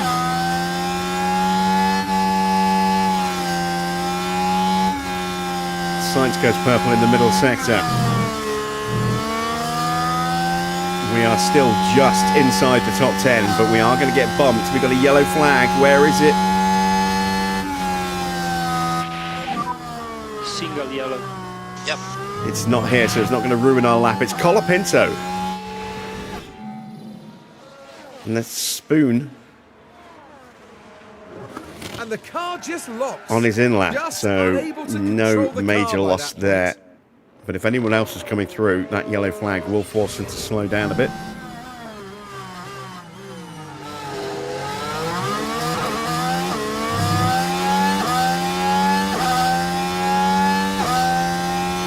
Got a nice slipstream here through 220R. We go past Gasly. No, past Valtteri.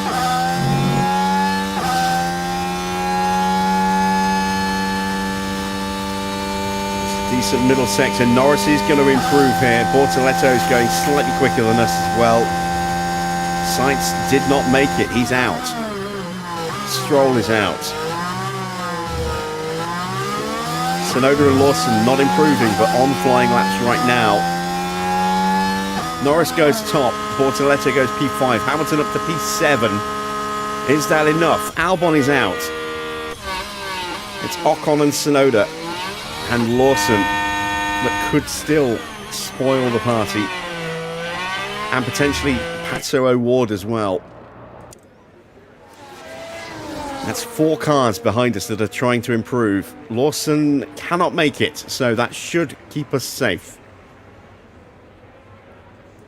Yuki Tsunoda not likely to improve enough to get through by the look of it. Ocon could.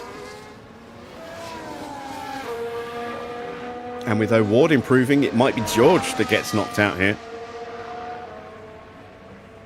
Tsunoda goes P10, so Pato into the drop zone. Here comes... Who was that? That was George. George is P8.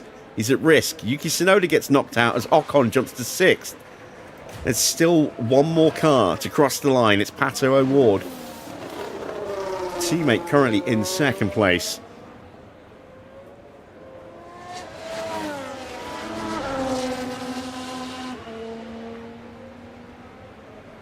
And he just squeezes through at the expense of Valtteri Bottas. So there we go. Eliminated from Q2. It's Valtteri from Yuki, Alex Albon, Liam Lawson, Lance Stroll, and Carlos Sainz. We have made it into Q3.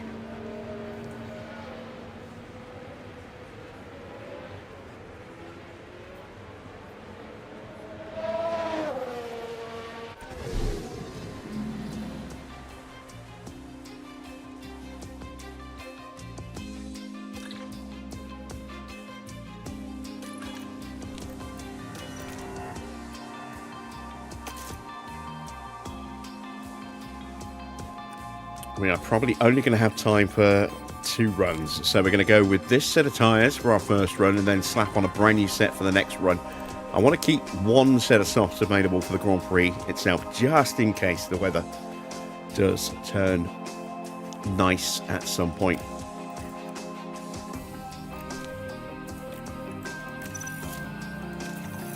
I'm also not going to be the first person out, I think, this time.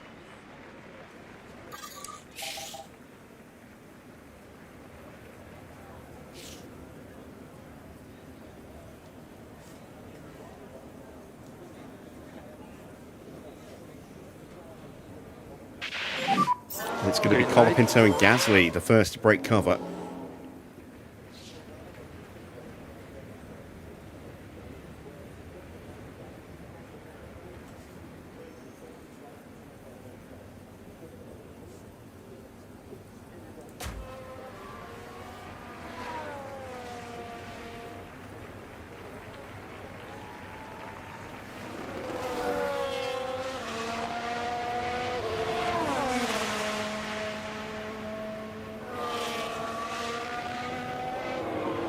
Ollie Behrman leaving the pits as well, and now Perez trundles out behind him.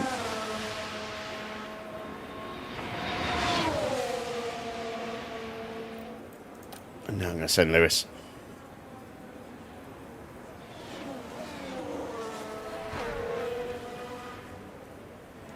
I'd like to think that we'll slot nicely into some clear air with that extra little delay there. Of course, we could now drop straight into the path of somebody leaving the pits, so I don't know. It's we'll just have to wait and see how things look in a lap's time. Here comes Norris.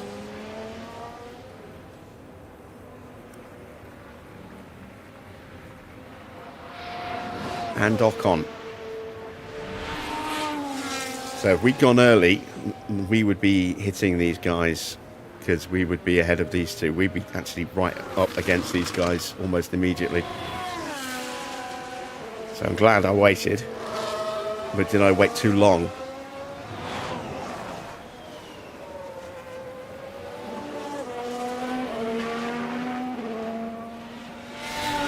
Colapinto starts his lap. There he is. And there is Gasly.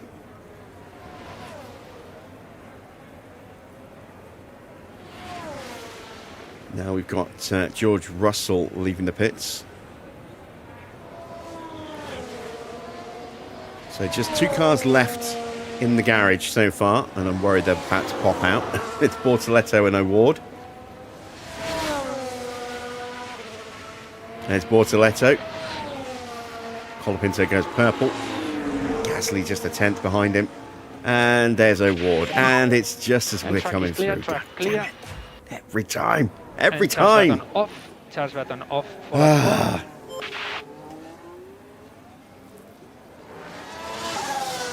Right, where are we going to hit them? Somewhere not good. Here's the answer.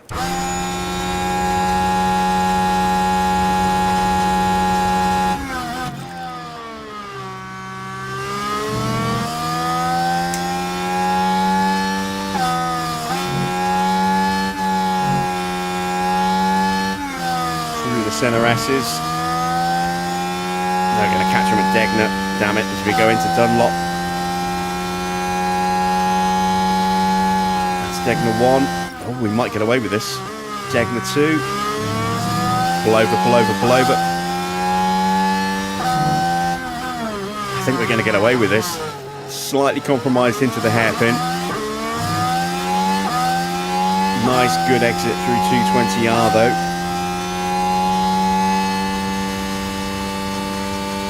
And that could have been a lot worse. It wasn't perfect, but it was better than I was fearing it was going to be. A lot better. Right, out to Spoon. Second split. 36.6. We are fastest in the middle sector as we approach 130R. Flat out. Slamming on the brakes into the triangle. And then hard on the power again. Right-hander, the final curve, across the line, and it's good enough to go top. Very nice indeed.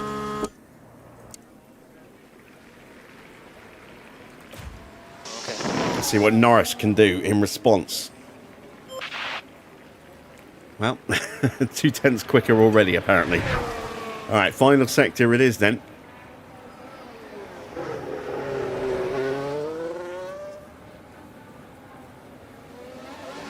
Here comes Lando. To the line, and he is nearly 4 tenths quicker. But we are second right now. That's a good start. Ocon goes to P4.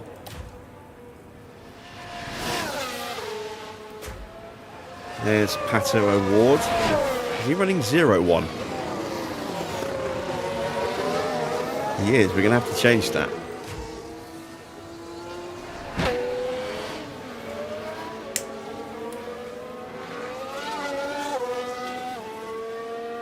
All the drivers we gave numbers to. We didn't want a Pato, and he's the one that made it to the grid. Russell goes third, and he is nearly, well, just over 4 tenths. No, just over 3 tenths slower than us. 3.3 tenths slower. Bortoletto and O'Ward. Bortoletto's lap's looking pretty good. O'Ward's not so much.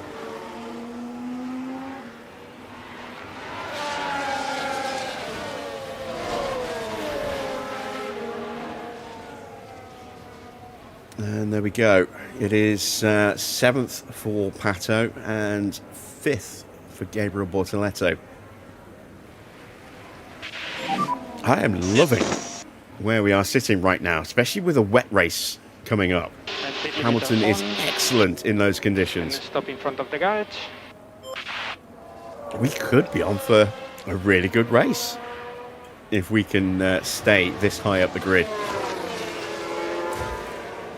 We have a new set of tyres ready to go on. Now I need to figure out when to go.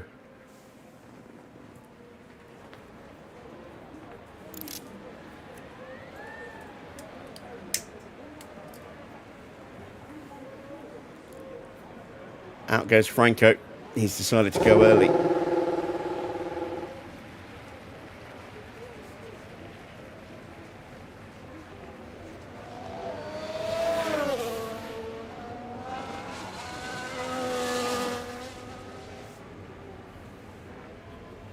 Will this gamble pay off, or will he end up hitting traffic as he comes back around to start his flying lap? Behrman coming out as well.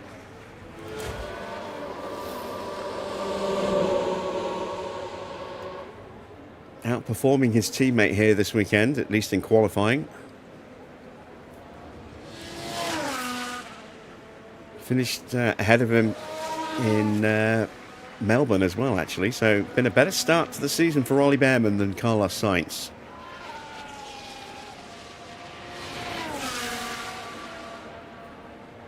Right, Gasly is leaving the pits as well. There he is, just a couple of corners behind Behrman. Through the S's. We've got Bortoletto returning to the pits with O'Ward right behind him.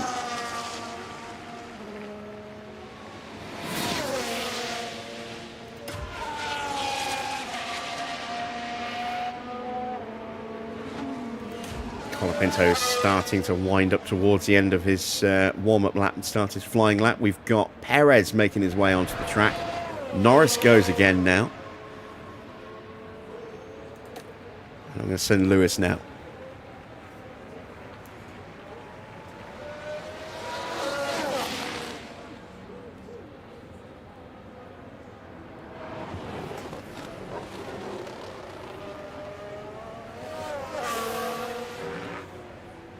Bogdanovic is looking for Hadjar's spot, according to the Sweden's press.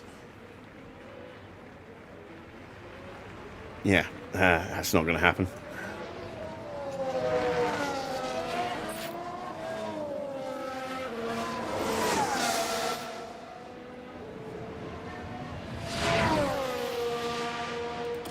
Are we going to get in Colapinto's way here? Possibly.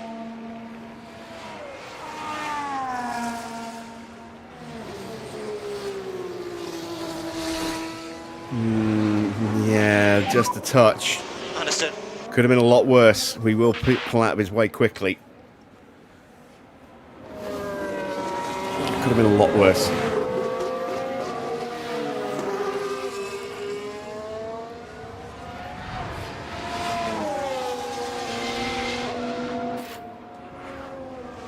question is now, where are we going to catch him? Are we going to catch him in the same spot?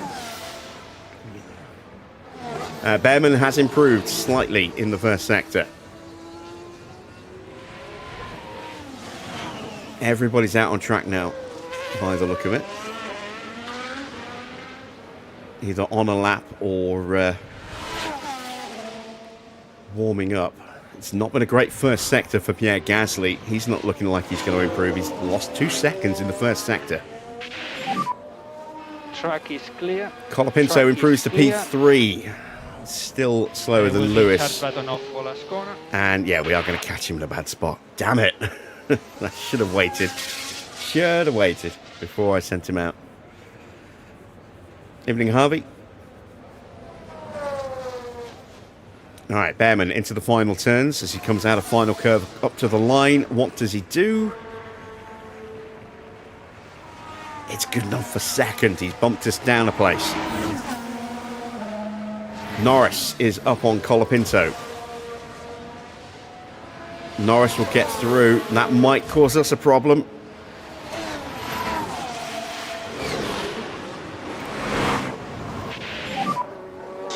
Got traffic, man. If anything, I think it probably worked out quite well that he got held up. Sorry, he not say got held up, that he got out of the held up and slowed down by Norris coming through. Otherwise, we might have been behind him into the hairpin. So we got away with that. Ocon has set a mighty first sector. Perez is looking pretty quick right now as well. Here he comes. He goes P2. He's just 82 thousandths behind Norris, who is improving. Hamilton has not had the best middle sector. Can he do something special in the final sector? He's going to need to.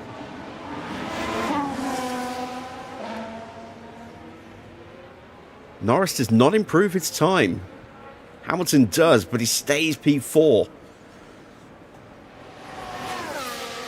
Here comes Ocon, who's flying. He goes top. Ocon has provisional pole by just 3 thousandths of a second.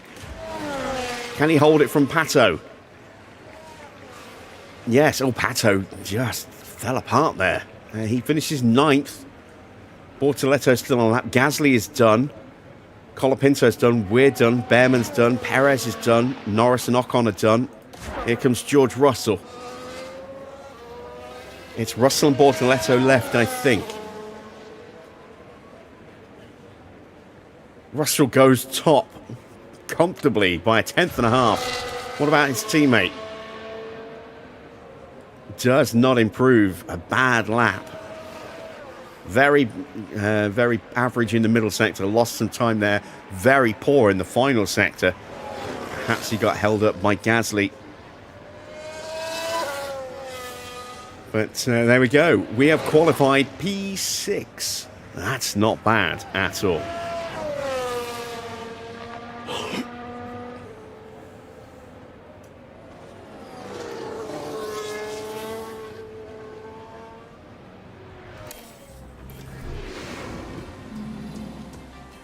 So, it's George from Ocon on the front row, then Norris from Perez. We line up on row 3 alongside Ollie Behrman in 6th.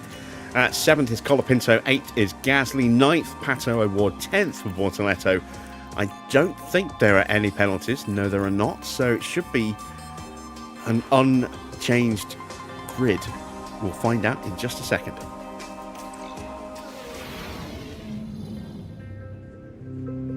It won't be long before we get underway here in Japan with 53 figure-of-8 laps around this historic circuit. Anything can happen at Suzuka, as Kimi Raikkonen proved in 2005. The Finn battled all the way from 17th to win. Will we see a similar show of will and talent today, I wonder? Drivers will battle it out this weekend on the snaking turns of Suzuka, the only figure-of-8 track in Formula One. High-speed downforce will be the name of the game here, if teams want to secure a place on that podium.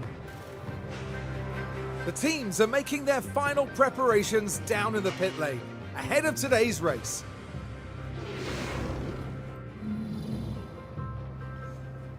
So we are going to start with 3.26 mil. That's Inters. Let's just double check the starting grid. Just in case anyone's starting from the pit lane. No, Oscar is 22nd. I didn't realise he was at the back of the grid. Look at that. RedBull really starting badly here. 19th and 22nd. Antonelli down in 18th. Some big names at the bottom of the grid here. No wonder we got through into Q3. Both Red Bulls went out in Q1. Hadn't even clocked that. Hadn't even clocked it. So, let's take a look at the weather forecast then. Let's see what we are looking at. Yeah, Inters through till around lap 20-ish. Give or take a couple of laps, because our predictions are based on a not particularly good weather centre. And then full wets all the way through after that. Judging when to stop could be absolutely critical here. So Hadjar thinks lap 20, Hamilton thinks lap 18. Let's see. Let's put one extra lap of fuel in so we can just go balls to the wall on brake distances all the way through. It's a bit of a risk, because if we get any kind of safety car, we're going to end up massively overfueled. In fact, I'm actually going to take fuel out, thinking about it. Because we are going to recover fuel, especially from lap 20 onwards. We're going to be able to recover fuel pretty easily. So let's see how that works. We will change the driver options here. There we go. Tyres are selected, strategies are unchanged, fuel loads are set, driver instructions are ready. The start of the Japanese Grand Prix is next.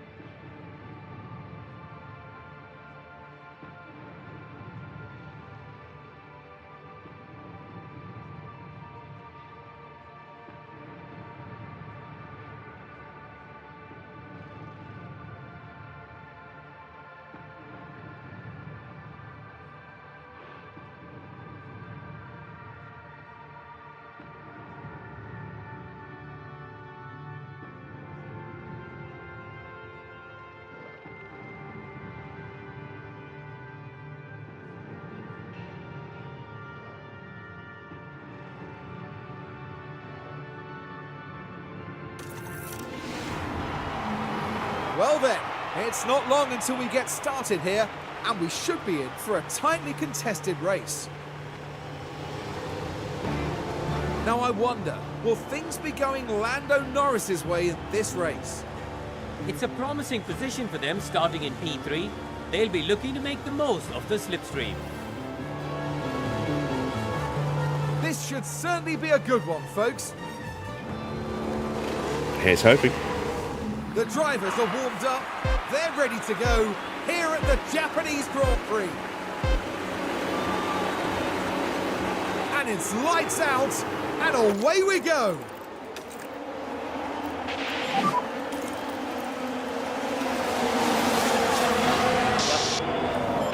Any first turn carnage? You've got the pace, you can do this. And we hold on to P6. Hadjar has got ahead of Charles Leclerc. Although they're still side by side. It's not completely done yet. Now I think it's done. It is. Piastri tries to get past Schumacher. He hasn't locked that down yet.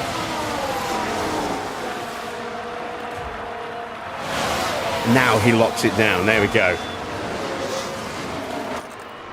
So, a good, strong start. Hadjar trying to get past Lindblad, but failing. Do your best.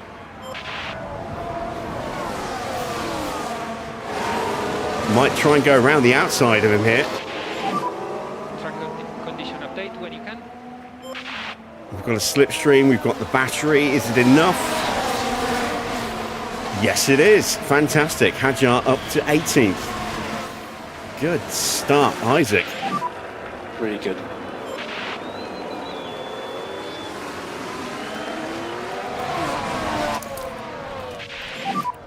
And charge button on. Charge button on. Understood.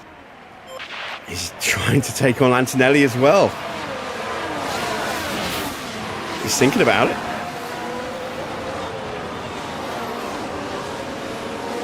No huge lunge up the inside from anybody there. So Russell leads at the end of the first lap ahead of Esteban Ocon, Lando Norris, Perez, Behrman, then Hamilton.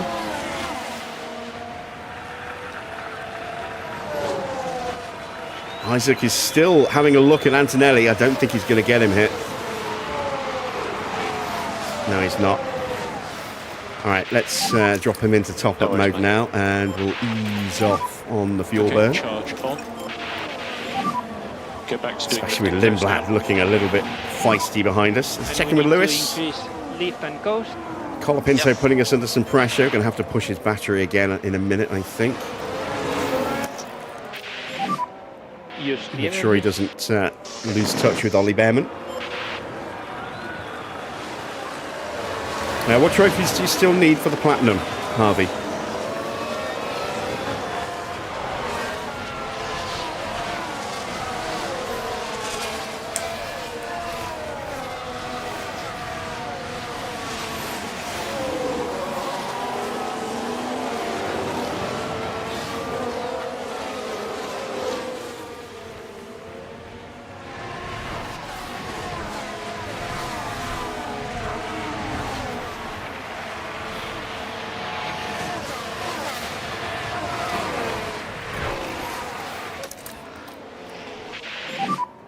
And charge button on.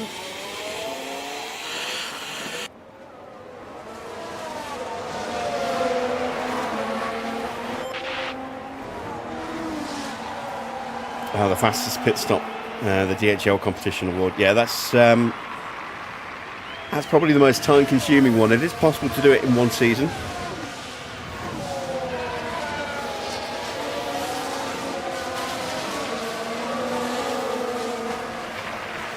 But it's tough.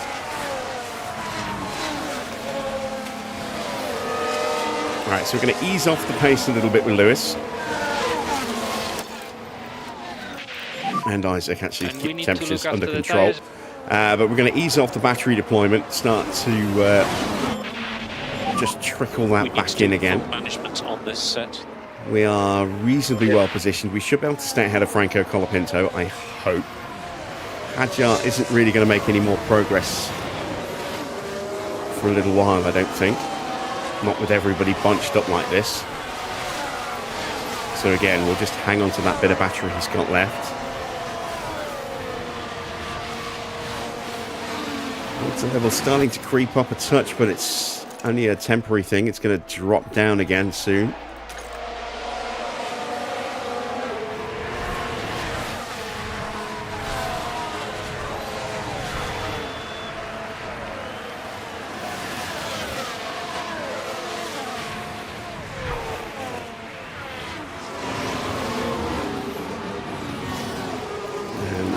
We are coming under pressure, quite serious pressure from Lindblad here. Well, we were. Lindblad got a bad exit and he's going to get lunged by Oscar Piastri. So Oscar up to P19 from the back of the grid. It's Leclerc who's struggling at the moment. He's started 18th. He's now down in 21st. And we now have a very aggressive Red Bull behind us.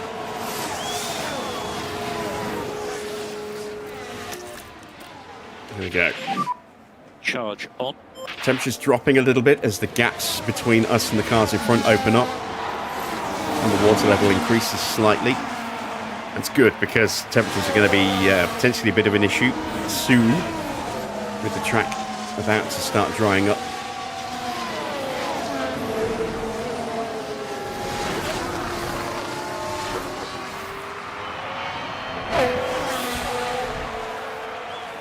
Again, we're playing the long game. We're not looking to go crazy with Lewis and try and go hunting for the race win. Because, you know, realistically, that is probably beyond us.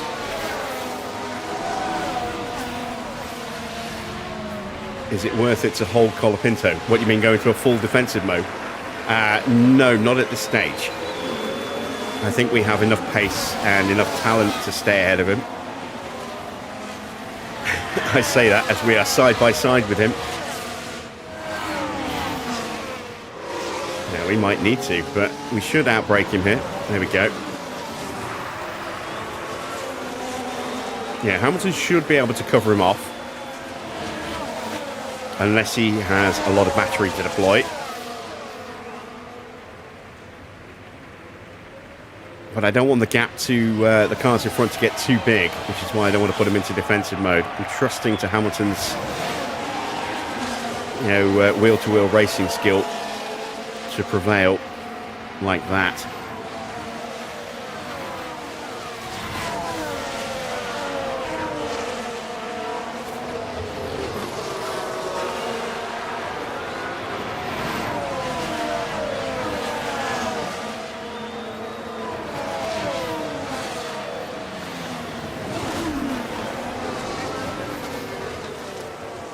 So Hadjar now 2.5 seconds behind Antonelli and, well, 2.5 seconds behind the train following Hamilton. He is holding everybody else behind at the moment. But there's no real breakaways. Russell has not broken away from Ocon or Norris. Perez and Behrman are still right there as well. We're about 2.5 to 3 seconds behind that lead group of 5 cars. And then everyone's nose to tail back to Antonelli. We're about 2.5 seconds behind that. And everyone behind us, again, nose to tail. As Piastri gets past Hadjar. Yeah, I'm not at all surprised by that. Maybe we can stay with him. Let's see, he got us at the inside at Spoon by the look of it.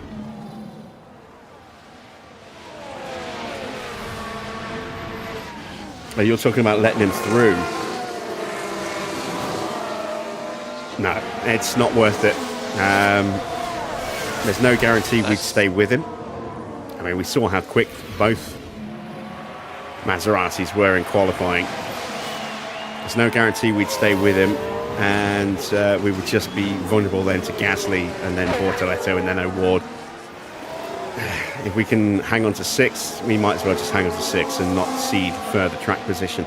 Ocon gets through on George Russell up the inside through turn 1. Now, has he got the pace to break away? And Hamilton has been overtaken. Colapinto's been trying that move for a few laps now. All right, let's concentrate.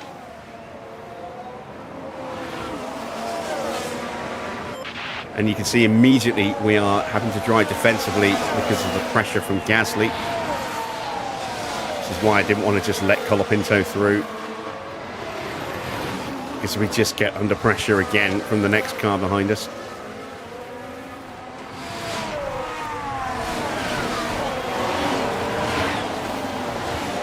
And Piastri's left us for dead, look. Right, we're just going to have to keep hoopling along as we are with Isaac. But we have a yellow flag. Oh, Leclerc has hit Schumacher. We just missed that. So We clicked away just as that happened. Debris around the track.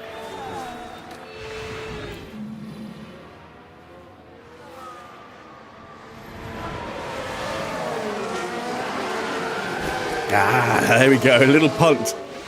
That's done a little bit of structural damage to the back of Leclerc's car. It's broken the front wing of Schumacher's car. Rear wing has got a hole in it. There's no DRS because the weather isn't good enough for that, so it won't be as catastrophic. And it's not a circuit with big DRS zones as well. There's one on the main straight, so not as disastrous for Leclerc as that could have been, but it certainly won't help to lose some downforce like that. Hamilton under pressure from Gasly into turn 1.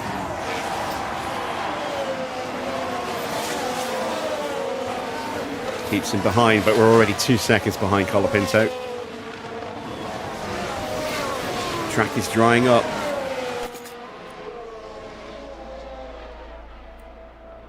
It's going to fall below 2 mil, I think.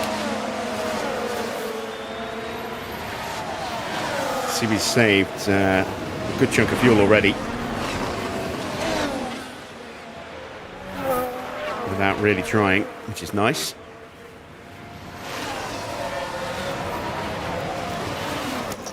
Let's see if I can quickly break away. Hold the boost bar? Understood. I don't think I can, but I'm hoping that Bortoletto and Gasly will start fighting each other and give me a bit of a breather. It's not looking likely to happen, though.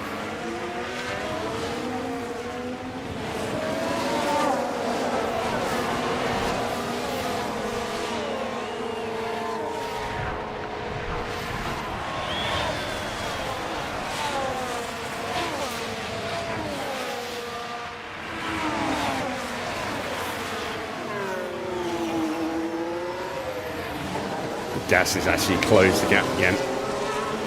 Getting that slipstream off us.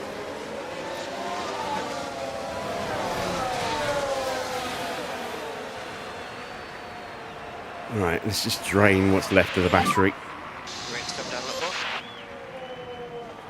See if we can break him through the first sector. No lift off needed. You are doing a good job. Yep. And just a reminder on your eyes. It's all cornering pace through the first sector, very little in the way of battery deployment at the best of times.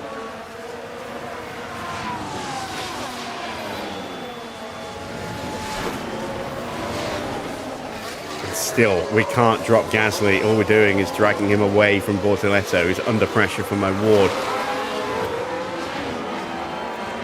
Yeah, that's not worked.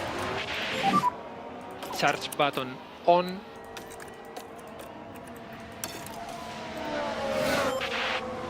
Alright, when does the game think we're going to change? And we need to increase tire saving. Yeah, somewhere around lap 18, 19. At the moment, of course, that's based on a 60% accurate forecaster.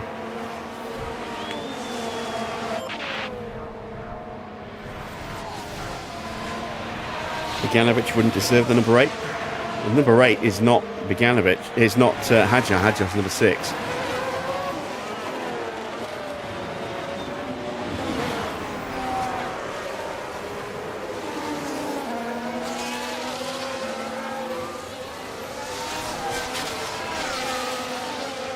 I'm trying to think off the top of my head who does drive with number 8, actually.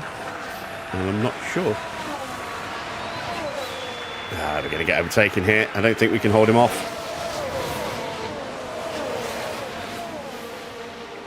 Yeah, he's going to squeeze us.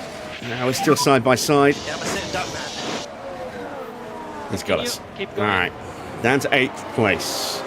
Not ideal.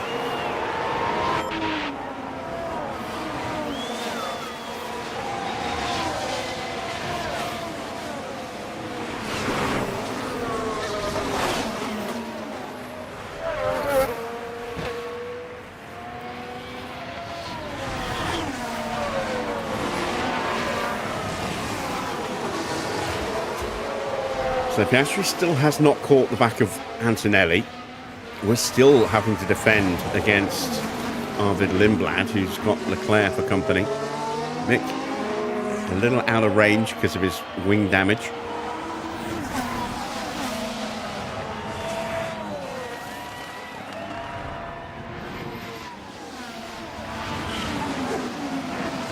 Oh, get jumped up the inside. Can we hold him off on the exit?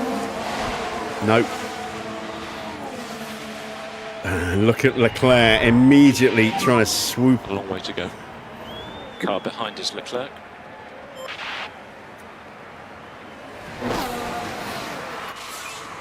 New fastest lap for Perez. New fastest lap for Gasly. And we just about rudely shut down Charles Leclerc there as he tried to throw it up the inside.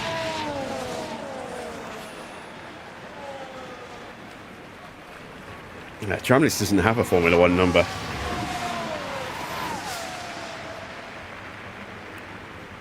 A little wide moment there for Kimi. And they just He can't hunts keep on down the track. Sainz. But all being well and fingers crossed, excuse me. no lasting damage to the car.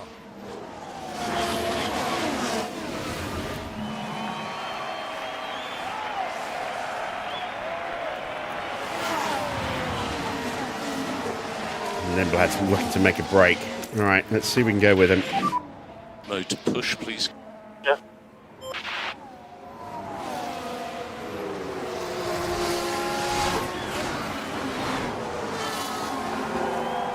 I am wondering whether or not to really hammer the tyres now. Not many laps left until we need to change them. It says 12 minutes here until we're to full wet territory. It could be less than that.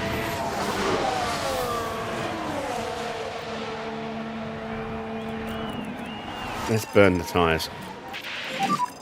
Let's get after these cars in front.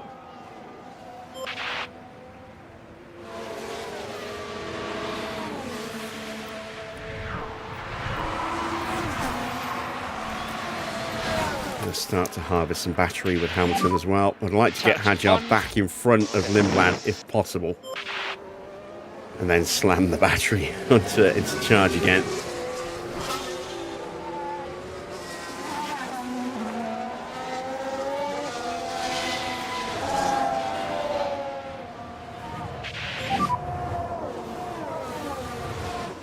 We're not going to get him. All right, let's go into harvest. Make sure we've got a full battery ready for the pit stops coming up. Leclerc is behind you. Leclerc 1.2 behind.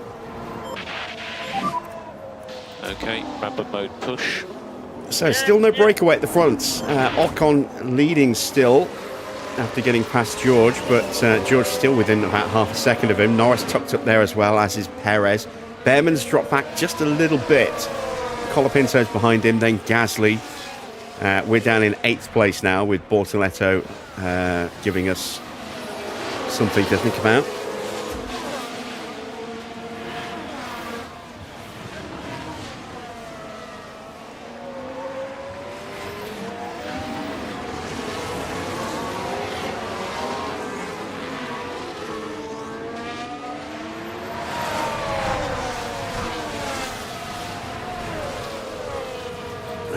We're just going to give up positions because we're in harvest mode. Charge on. Yep.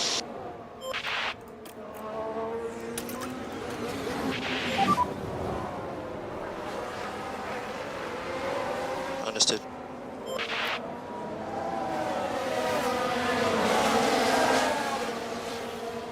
Oh man, look at them all lining up. Hamilton definitely the cork in the bottle.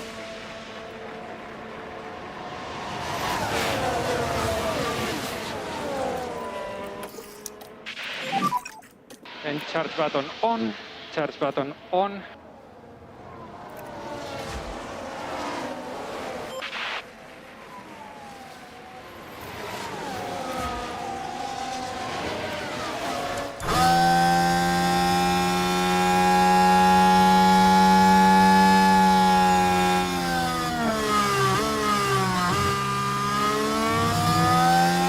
Oh, there goes a big shunt.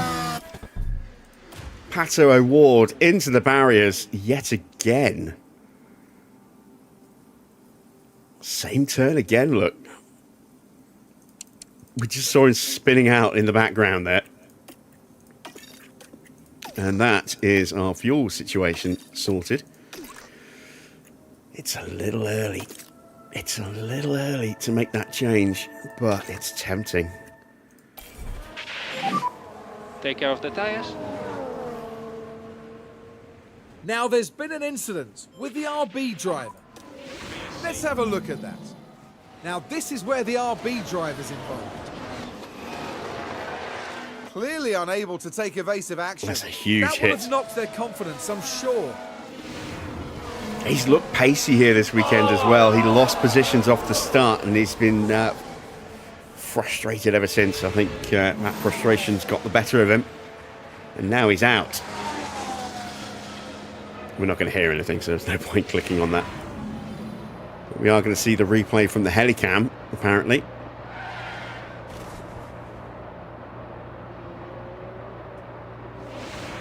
And clearly then, not what everyone in the garage would have wanted to see. Clearly. Everyone's always rooting for their driver to crash. So there was a crash. Everyone okay? He's okay. Watch for debris. It's too long to go. We're going to cook our wet tyres if we go now while we're in the VSC. We're just going to have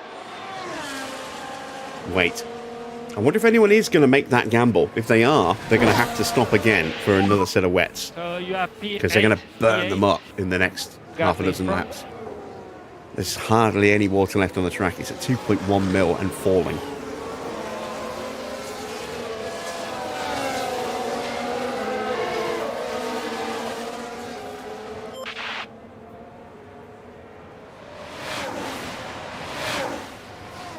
So we get to take a bit of temperature out of the tyres. We get to save some fuel, refill the batteries, and then we'll go full attack with the battery. Sorry, with the tyres again as soon as the VSC ends.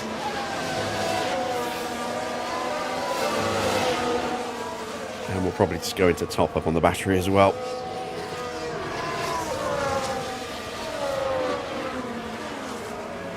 I believe you can on the console as well.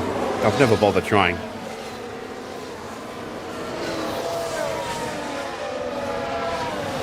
As much as I'm not a fan of Crofty, at least I can understand him. What I do like, though, is... well, in fact...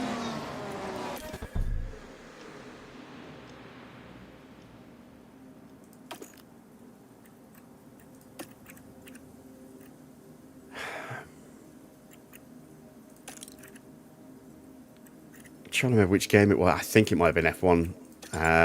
One of the F1 games, but you could actually replace Crofty with a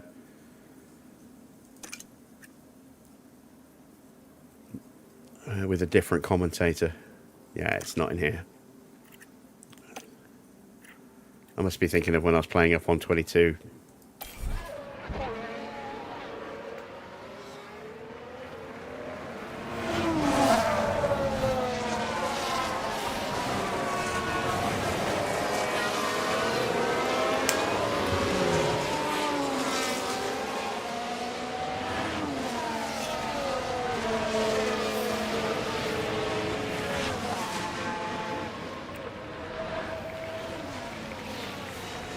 So we should be going back to green flag running very soon.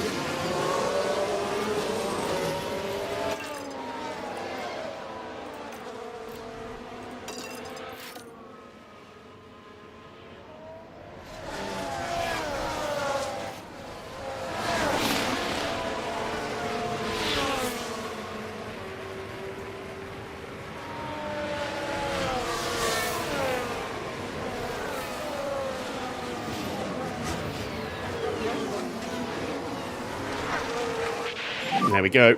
Energies are good.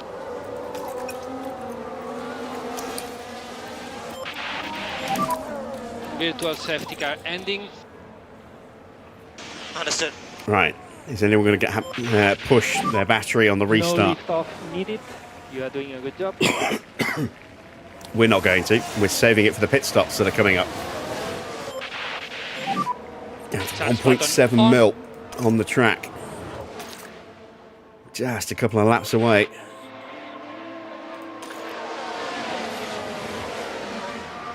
Yeah, I was thinking at the time when you could change to Alex Jakes, but I think that was F1 22. Or maybe F1 23 or 4. Phase update when you can.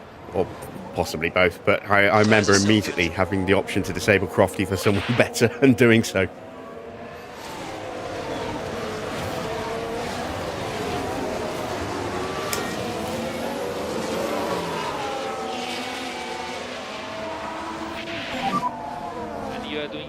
Good job on tyres.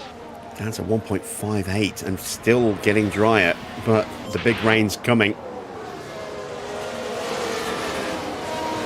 Just need to hang on and then judge the pit stop absolutely perfectly.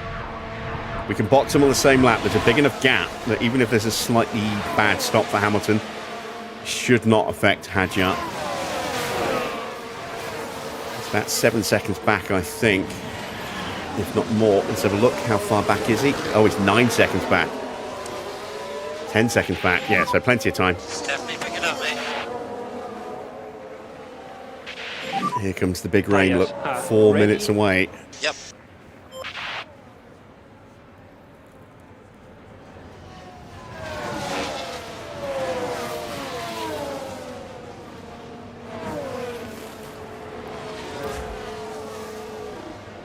Leclerc just doesn't have enough grip left to really mount a serious challenge into turn 1 with that hole in his rear wing.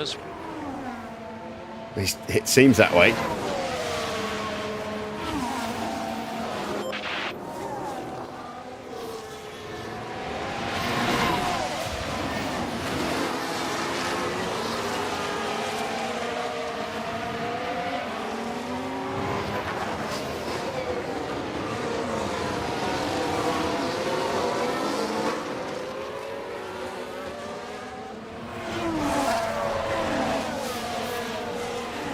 .53. I think the track just got a little bit wetter. Yeah, so close to that switch over period. 1.54. It's coming.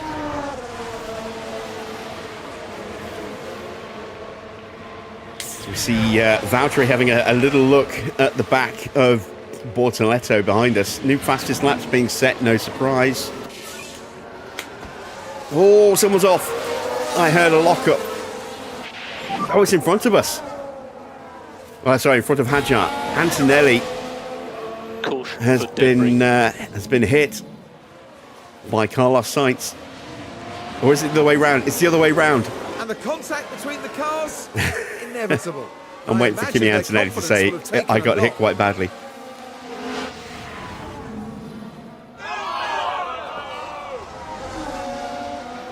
So Sainz's poor start to the season continues, although not entirely his own fault.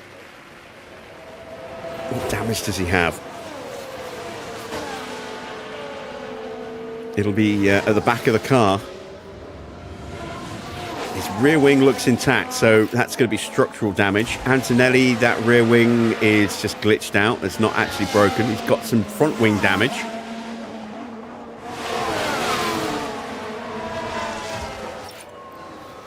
And Hadjar now has a chance to try and get past Sainz. It is a penalty for Antonelli. No surprise there.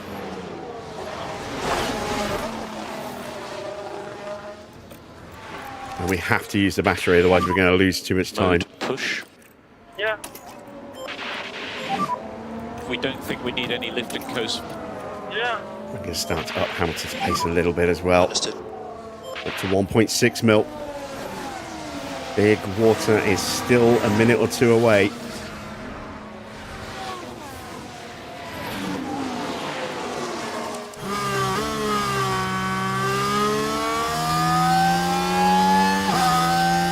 So that's going to be chassis or suspension damage, or a bit of both for Sainz.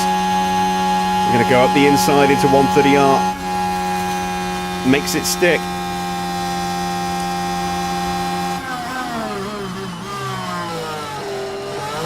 Hadjar is through. Well done, mate. Lovely stuff. Nice little boost to his confidence level. Right before the pit stops. Unfortunately, I had to use a bit more battery than I wanted to. And here comes the big water. You can see how suddenly it's got really dark.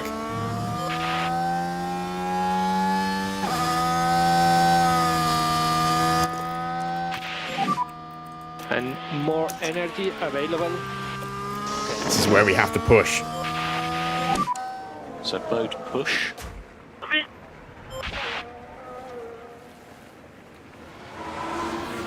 I think maybe this lap is going to be the lap to box, you know. Looking at how quickly that's going up, I don't know if we can get away with another lap.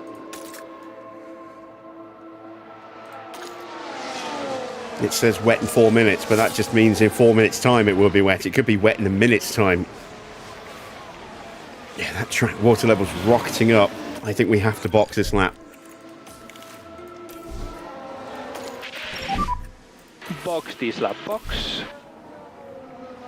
Gonna box this up. It looks like it's a pretty smooth, consistent upward trajectory. If we wait any longer when we come out of the pits, we'll go around another lap. It will be really wet. Perez is boxed.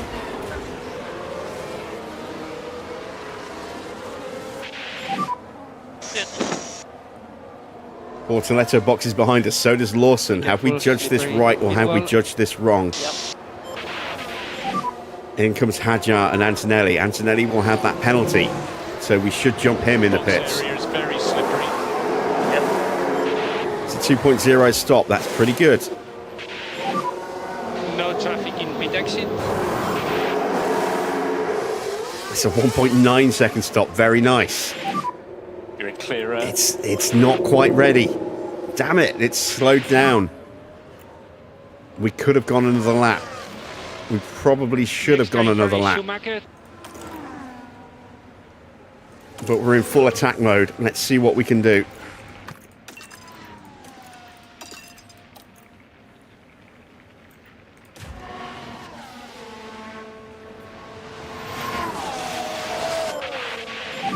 So this is a critical stage of the race for Hamilton if he wants to stay in the top 10.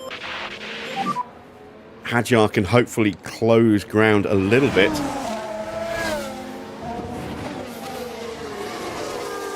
Inter's going to be starting to struggle now, but crucially, it's still into territory.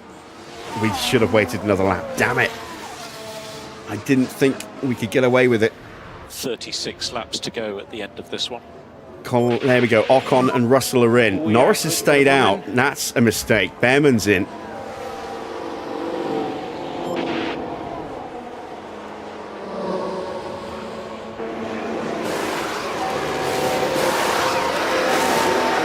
It's a decent stop. We need to reduce K1 usage. Unsafe release, but he just about avoids contact. There we go. It's full wet territory now. We are going to lose some places, but there's a lot of cars that have stayed out to try and find some track position, and they are going to struggle now. Where is Hamilton? There he is. We're out of battery. And just a reminder on garage.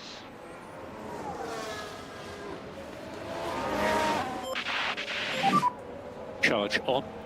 Yeah. 13th and 17th, so Hadjar has claimed that extra And charge place. button on. Charge button on.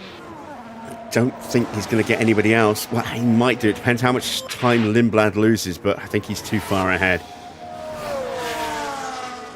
We've lost out. No, we're still behind Gasly. So, have we lost out? Did we get past by Gasly? I don't remember. I think we were ahead of him.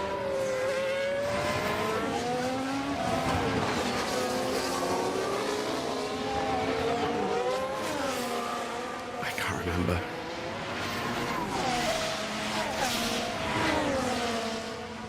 It's definitely way too wet now for Inters. They are going to be struggling. Norris is in. Oh my god, Colapinto has continued.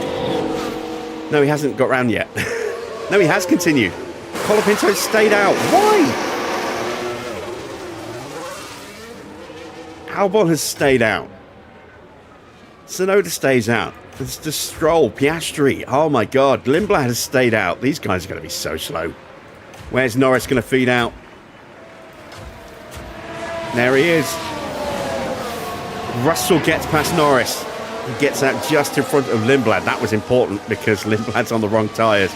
And you see how quickly he's fallen away from the back of Norris.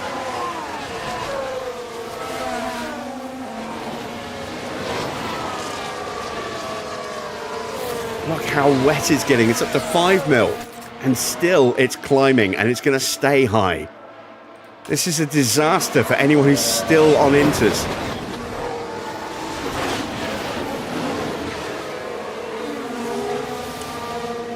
Lindblad did a 37.5. They did a 36.4 in front with Russell. Norris right behind him. They're all doing 36s behind him. They're diving up the inside. There goes Perez. Behrman lining them up. Gasly and Hamilton will be on the back of these guys soon enough. There they are, just appearing in shot in the background.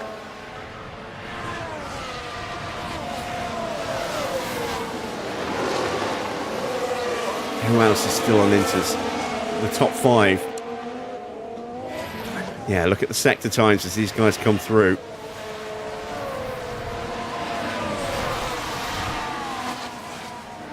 As Behrman's just going to go flying past. Colapinto's in. They have to box. They have to. 46.1 for Lindblad against a 44.7 for Perez on wets. And only Colapinto's boxed. Albon, Tsunoda, Stroll, Ocon, Piastri stayed out. Lindblad dives in.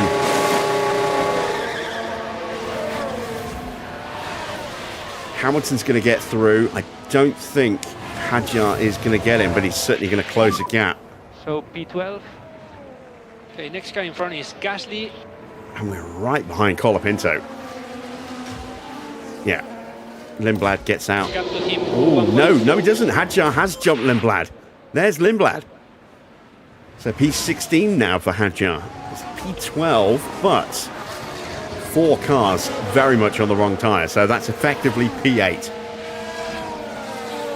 They are going to be so slow. So slow. We did a 142 last lap. Look at this. 147s, 148s. They're going to get gobbled up by everybody.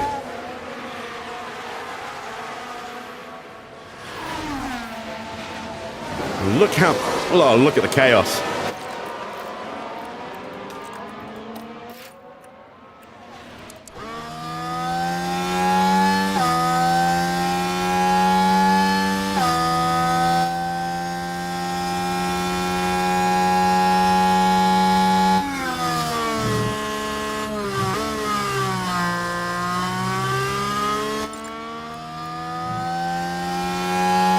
These guys are going to be so slow in the corners. Not so much on the straights, but in the corners they're going to be absolute sitting ducks. And all the wet tyres are fighting each other, trying to find a way through. Have I got enough battery to punch through some of these guys here?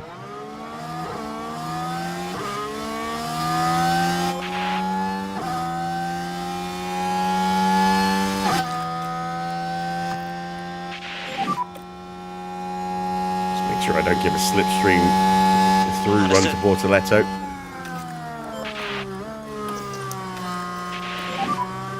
Charge button on.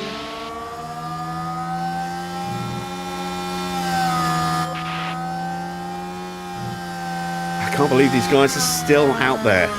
Ocon has got himself up into 3rd place. If he can get through Tsunoda quickly, he's off and away. And there he goes, straight up the inside. No challenge whatsoever. Russell is on Stroll. Piastri down to 7th place now.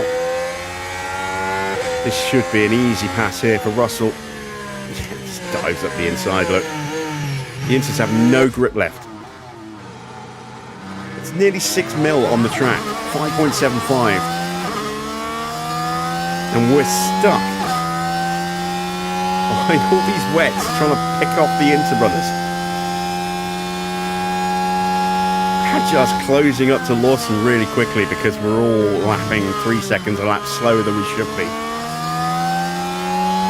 More than that, look at this, they're doing 1 minute 50s.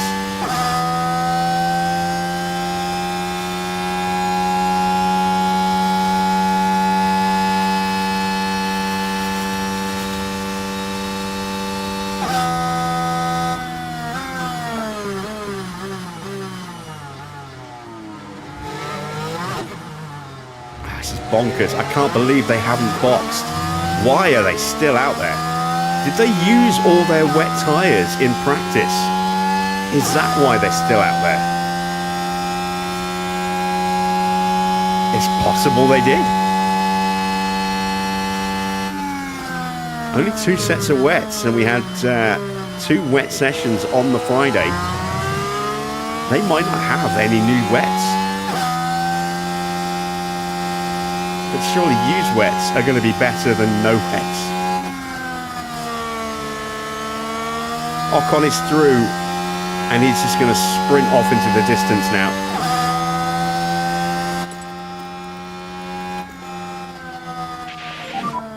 Understood.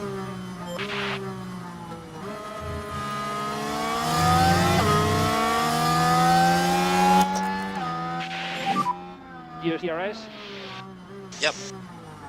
All right, we get up the inside of Colapinto. We should be able to power past Piastri. As long as we don't get blocked in. Oh, god damn it, Colapinto is going to snort in front of us. Easy. No, he's not. We've got him Race is back. long. Now we should be able to get past Piastri.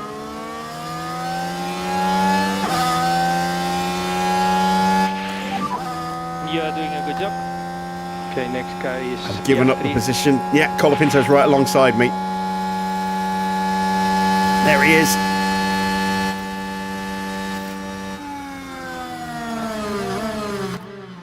Oh, god damn, come on. Try to keep up now. Continue like this. Behind you we have Bottas. Oh, come on. What the hell? You see that? Bortoletto just took the pair of us. Alright, let's concentrate. But this is what happened. Look at the McLaren driver here. Oh, we wish we had a better There's the angle than this, opening. but watch what he does. He gets in a monster launch, pushes Colapinto off into us, and just The points muscles are his way touching through. distance now. Brutal. They're Absolutely brutal. And I'm out of battery again. God damn it.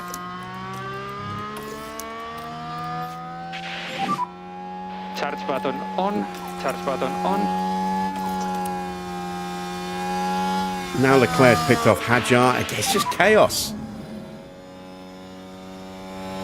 Those on the inside, I can't believe they're still out there. I really can't. And that they're actually holding position. And it's just backing up the entire field into each other.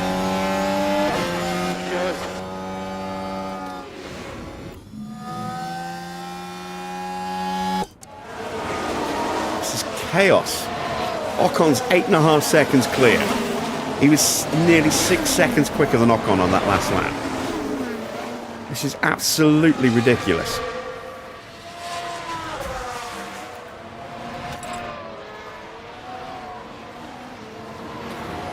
Right, Bortoletto gets through. Piastri down to 11th place.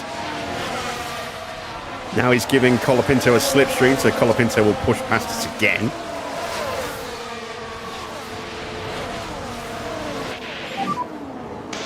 Losing ground. This is so Continue, frustrating. keep going.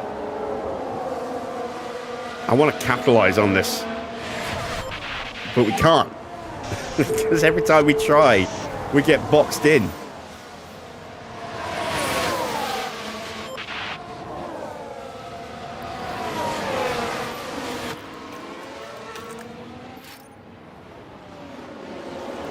All right, Colapinto is through.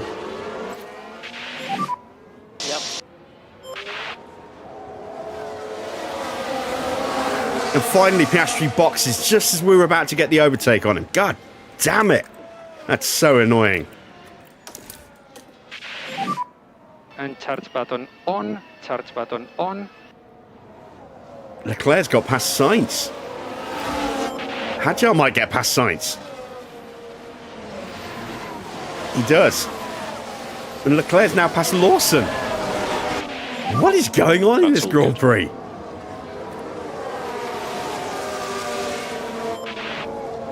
So we've still got two inter-runners out there in Albon and Tsunoda. And they are lapping 6 seconds slower than everyone who's on wets. But they're holding up everybody from Norris on back. This is ridiculous. One car per lap is squeezing through, if at all. And they're all busy fighting each other rather than the guys on inters.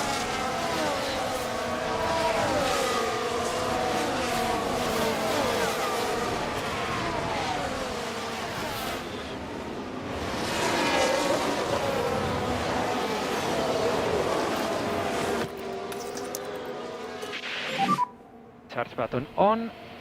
All right. Next up is Tsunoda. Is he going to box right before we get an overtake on him? Is Albon going to box? He's into the triangle. He gets overtaken by Norris.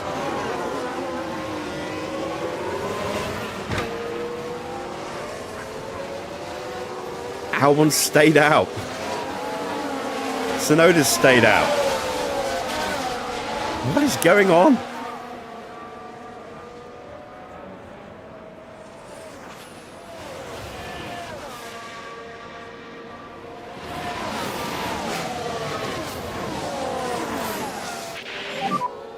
Copy that.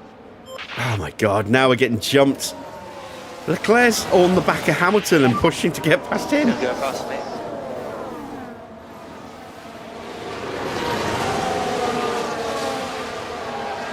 Look at the gap that's opening up already to Bortoletto. It's already 3 seconds. It was a 150 last lap, a 144.1 for Ocon, 6.5 seconds.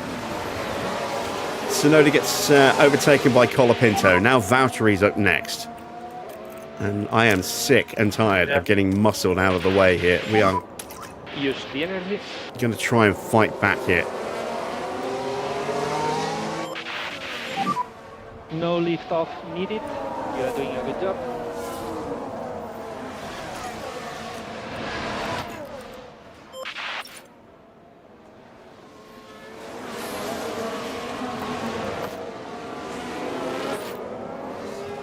This is the ultimate defensive driving from everyone who's on the Inters, and it's just... it's ridiculous. It's ruining our Grand Prix.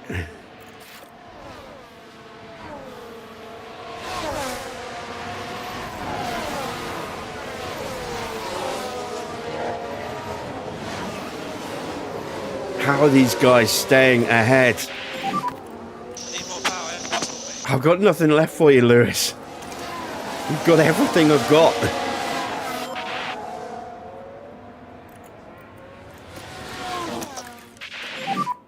Mode push.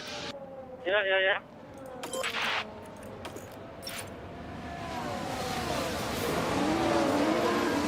Come on, you have to get through.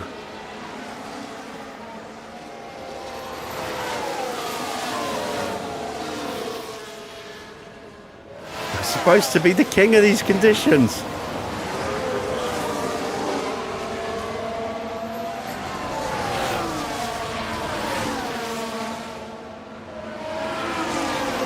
We can get alongside into a braking zone here. No, God, he's shocked us again.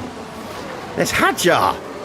Hadjar's a second, less than a second behind Hamilton. Now we've got him, finally.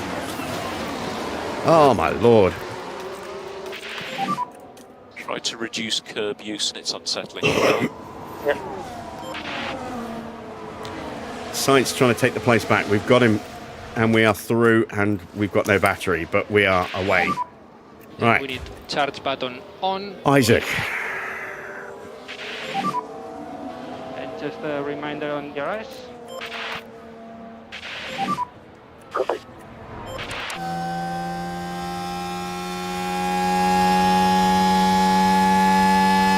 How are these guys still out there on those Inters? It's 5 seconds to Valtteri. It's ridiculous.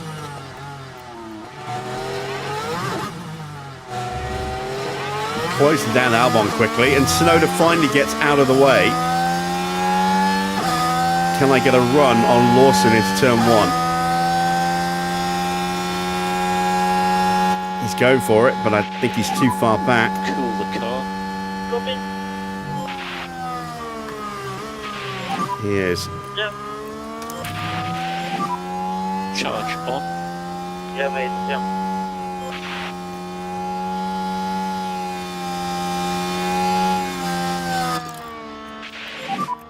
No management required.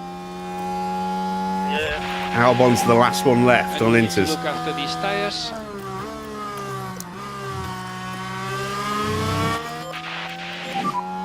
And charge button on. Charge button on. Damn it.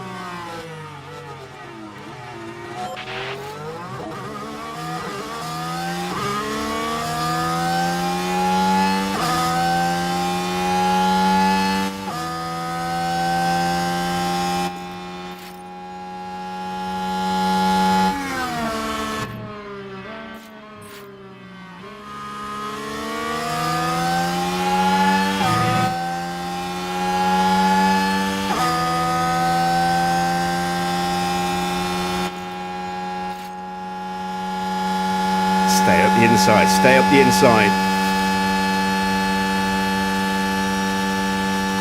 There you go. Hallelujah. Back into 10th place. But we have lost out so badly. Ah, what a disaster this has been. Yeah, P10. Okay, in front is Bottas. Right, we're going to leave our 1-2 as strict. We're going to use this time to try and refill the battery. Save some more fuel. Lift off needed.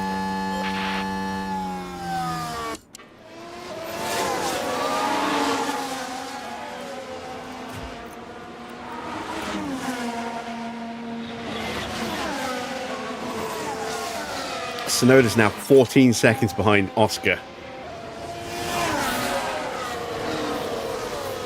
Ocon's built up a 9-second lead. Albon is still lapping 5 seconds slower than the race leaders.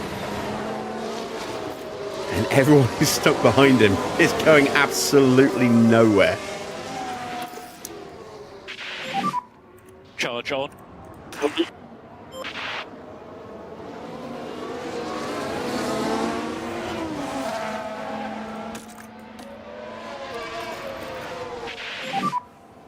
Okay, remember mode push.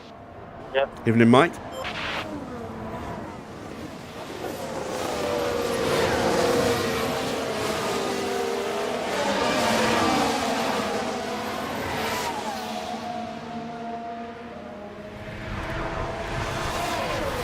Now Antonelli looking aggressive behind us. That's never a good thing.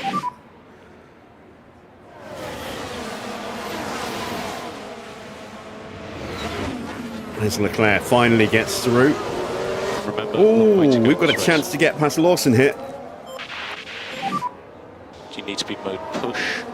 Albon's into the pits. Can we outpower Liam Lawson here? You're doing a really good job.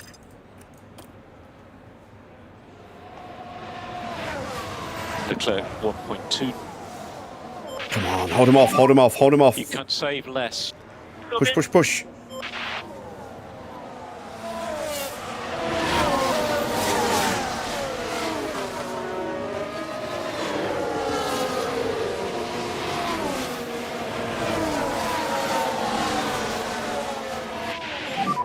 Still side by side as we exit Dunlop into the Degners.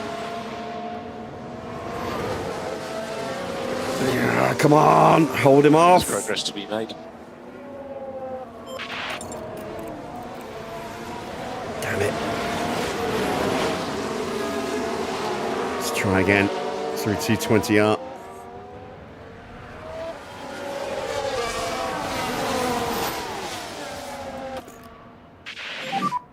Cool the car as much as you can. Yes. We're too far back.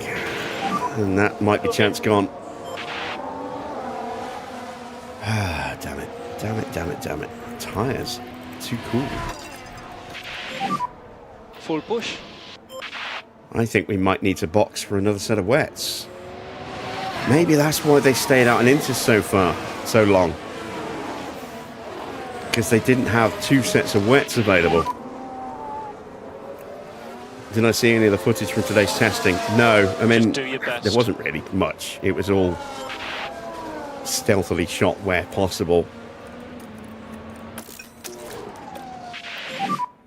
Charge So I'm just on. going to wait for, you know, the actual proper official footage to start coming out.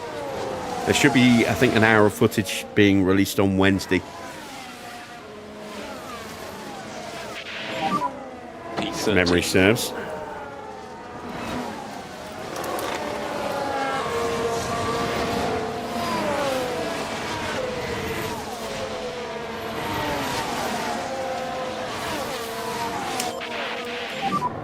Charge button on. Yep.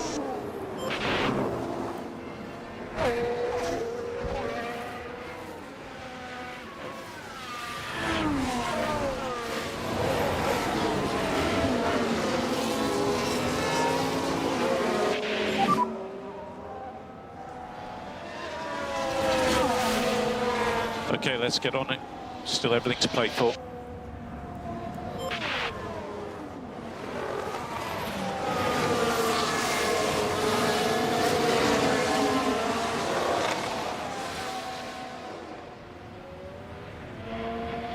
Crazy what's happening with Williams. Well, it's not ideal, but I don't think it's a complete disaster. They're certainly in a much stronger position than they were when they missed testing a few years back.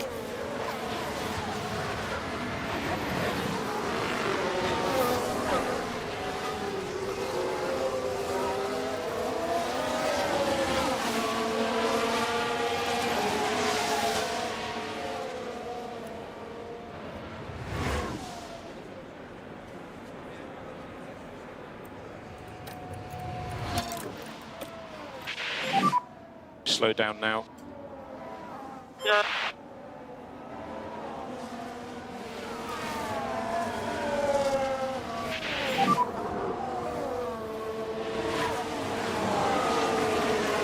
A long way to go.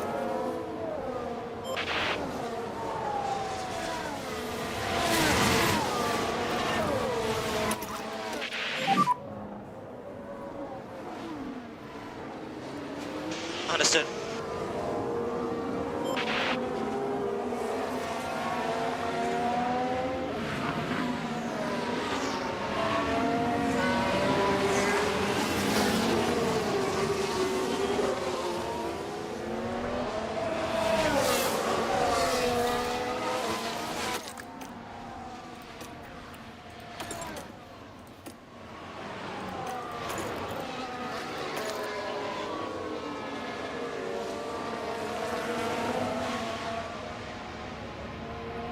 I don't know what's going on with tyres.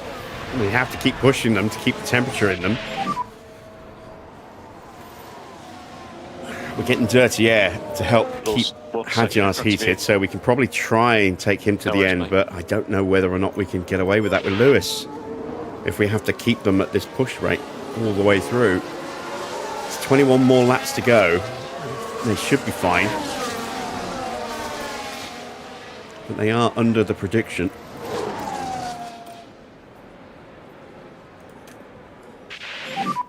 He's 0.5 behind. This Focus is a long race.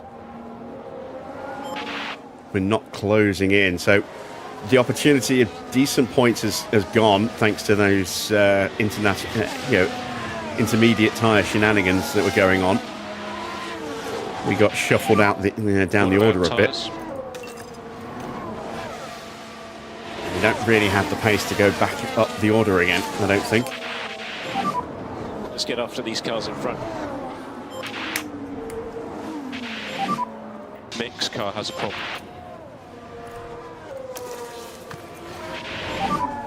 And you can use all. But the car's definitely not happy. Surely some kind of fault. Schumacher stuck behind his teammate. Down in 17th place. At least we are on for a point as things currently stand. Let's see if we can close the gap up. Just use some of the battery, not going to drain it.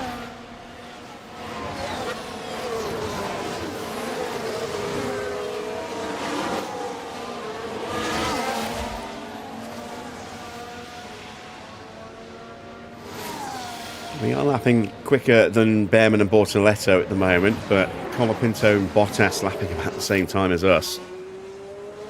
Tsunoda has damage. What's he done? He must have damaged his underfloor going over a curb. Well, that's a very delayed message.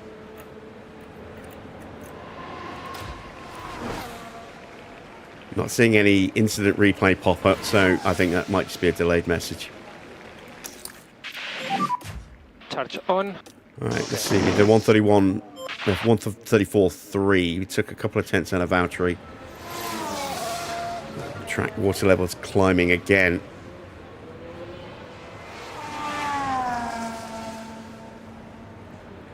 What's the gaps?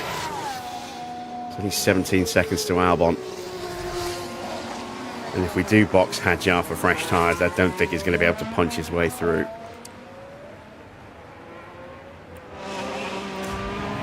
I think we have to try and just tough it out and stay out. We are going to need to save more fuel as things stand, so let's get that done now. And we'll need lift off. Well, the track is very, very wet because we'll save that fuel quickly.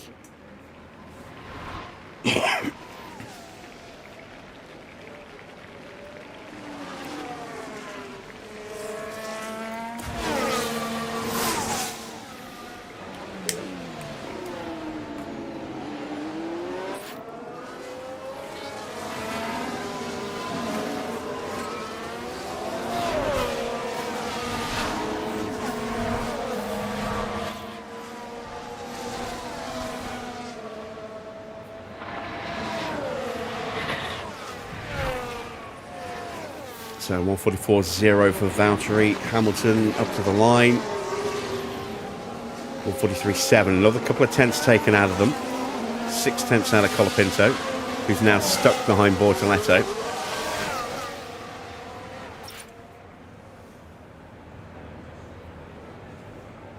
Piastri still down in 19th place. Can't find a way through. Everyone's stuck behind Sainz, who's not that far behind Antonelli, who's on our tail. So it's, yeah, pretty tight.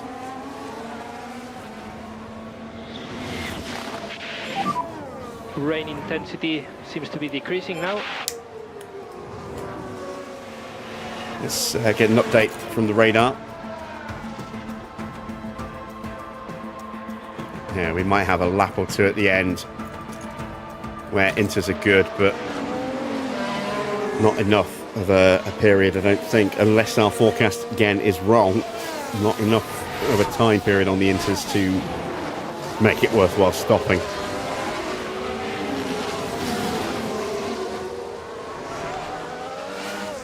There we go. It's now a 3-car train. Bortoletto with Colapinto and Bottas.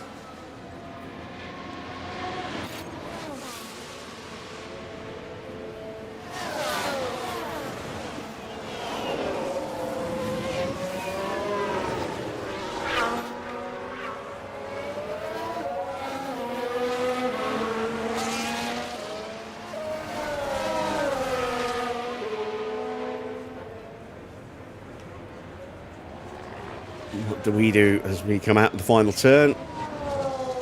43.5 again, just nibbling away. We took another 4 tenths.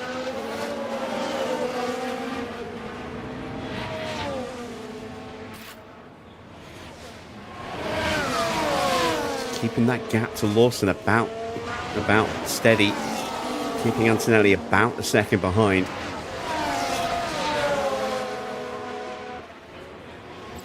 Fuel load's definitely coming down, look. It would be nice to have more battery in Hadjar's car, but I can't really go into harvest mode.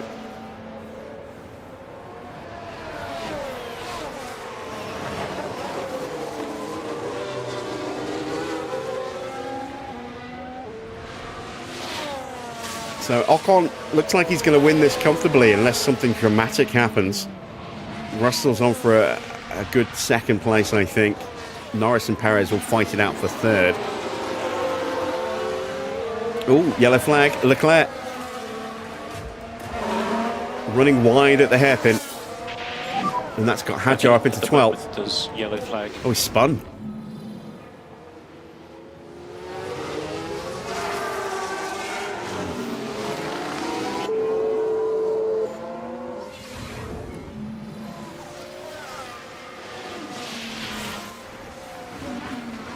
So Leclerc is back behind us again.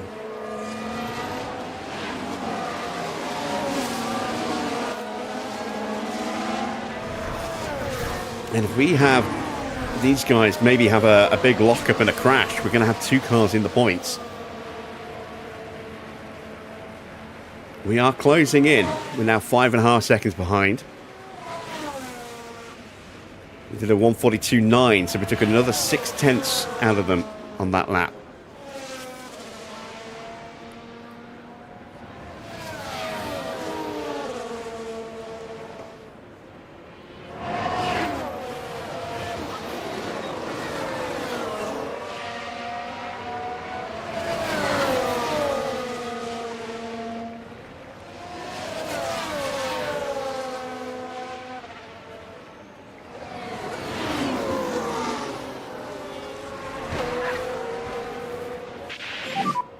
Remember, long way to go in this race. Water level is dropping below 5 mil.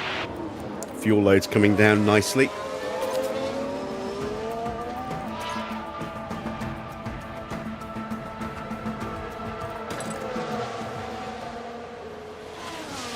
What team do I support? I don't have an allegiance to any one particular team or any one particular driver.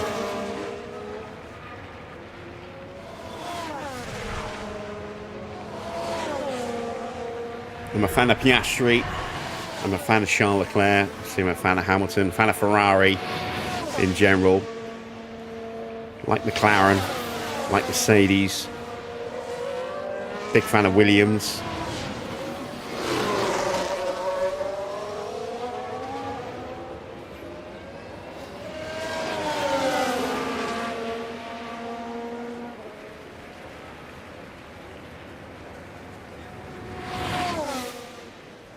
Yeah, I'm just a lover of Formula One. I mean, I've been following Formula One since the late 80s, so...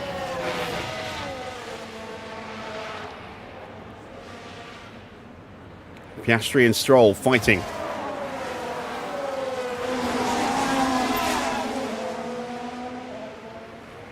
He's winding you up, Mike. A long way to go. It's like me saying that Farah's a huge Hamilton fan.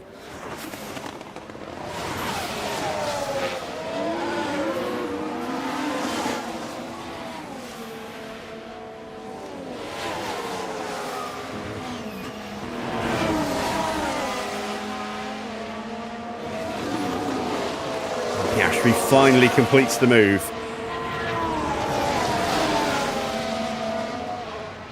And it's been a disastrous weekend for Red Bull here. Which is great for us. Stops them sprinting away at the top of the table. Unfortunately, we're not going to capitalise by scoring a bucket load of points ourselves to hunt them down. But we are on for a point.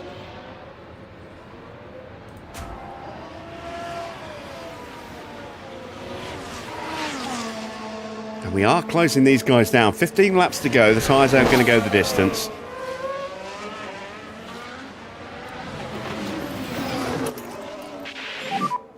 No more lift and coast.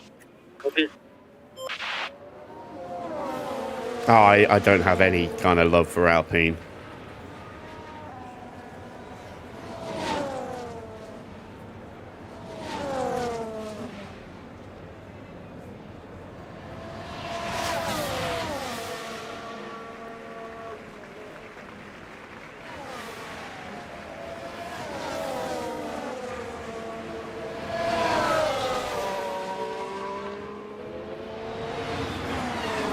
Team run by a committee. It's just a recipe for disaster. They're actually more more disorganized than Ferrari, which says a lot. Plus, any team that willfully chooses to employ Flavio Briatore gets an immediate thumbs down from me.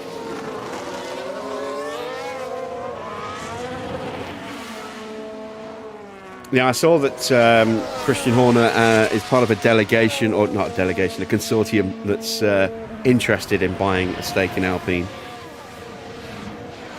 I don't know how much truth there is to that.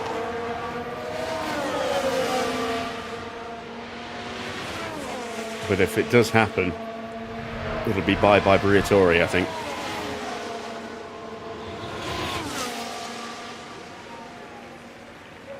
I won't shed a tear over that.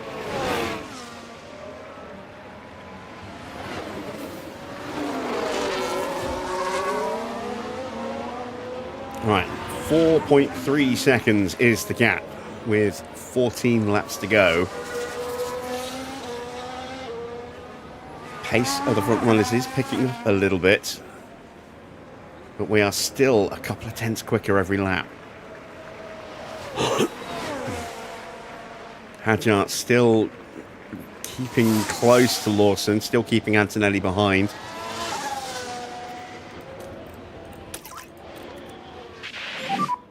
No lift off needed. You are doing a good job. Yeah, Briatore is. You've only got to Google him. He is a very shady character, all the way through. Just look at his life before he got into Formula One.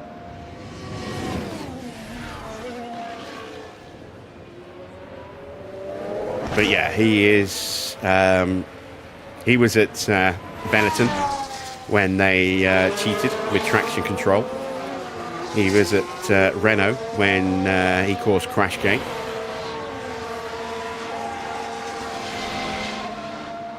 Just an all-round scummy person.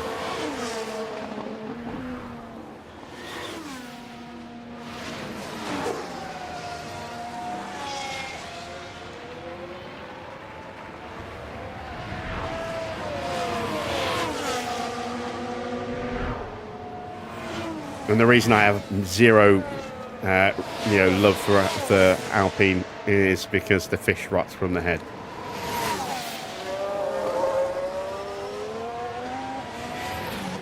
When you're run by a crooked git who loves to break rules at every opportunity, it's gonna have an influence. At the moment we are P10. Next guy in front, Bottas.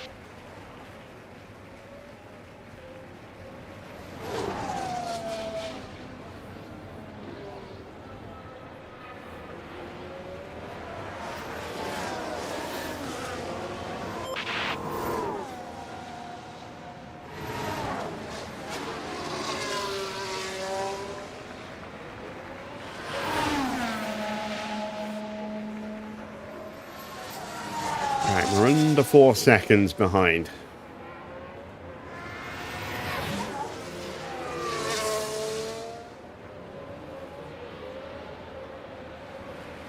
Is there a back market? No, that is Valtteri that we just saw in front. There we go. We are closing them down. Bortoletto still keeping Colapinto at bay. Bottas with nowhere to go at the moment, and we are slowly just closing that gap down.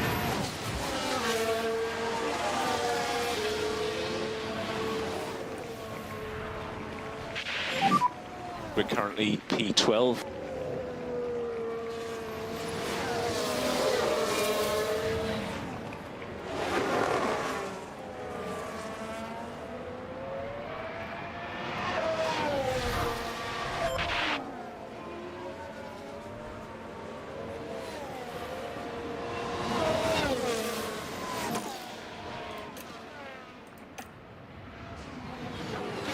At some point we are going to need to try and put some pressure on Lawson.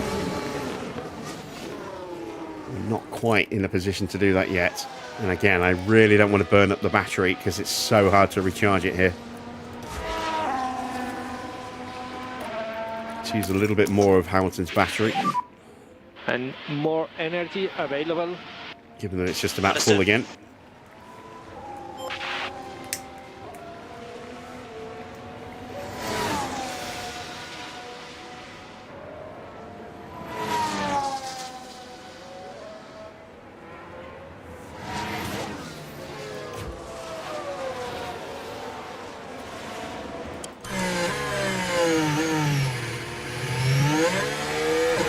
So Norris has got himself into he's got himself into slipstream range of Perez.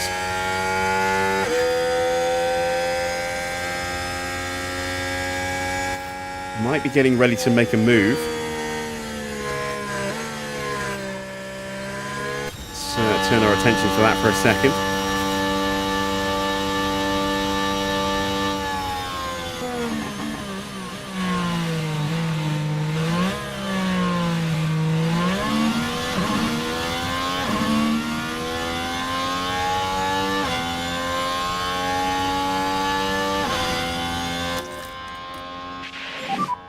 Charge button on. Charge button on.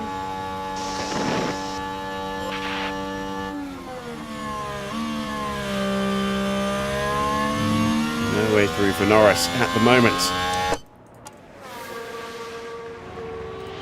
Meanwhile, we're now just 3 seconds and change behind that battle for 7th.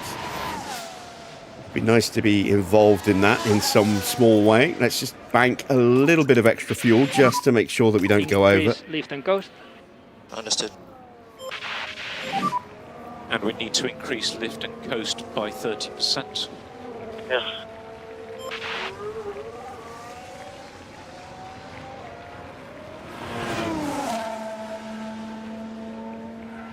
Oh!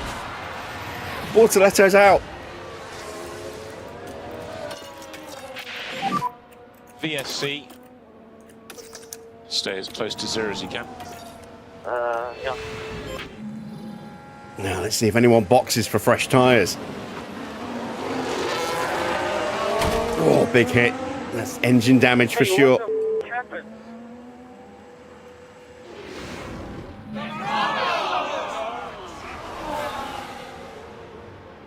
So we are one place away from the points with Hadjar. That puts us in P11. Charge on. Yeah.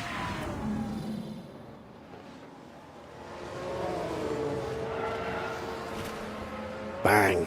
Into the barrier. Mate, I crashed. There's Hamilton going through. That puts him into P9.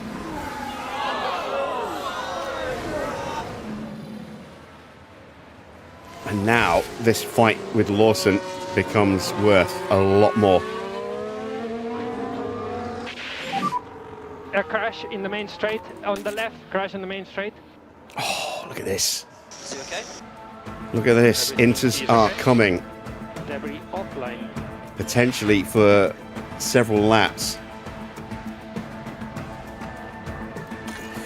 Ooh, now I need to think about that. Let's see how long. It says 10 minutes. Just for info, you are currently P11.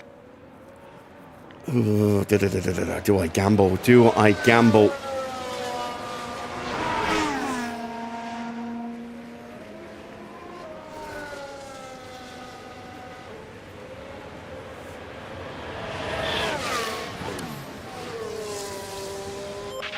With Hamilton, I would probably come out around Charles Leclerc, maybe slightly in front of Leclerc if I boxed him while we're under VSC. Might be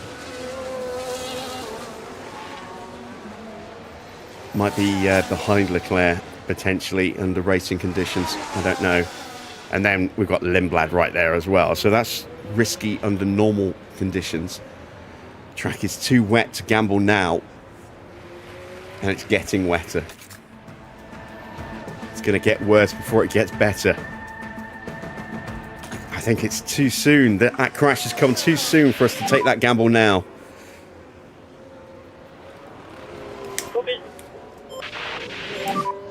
Energies are good.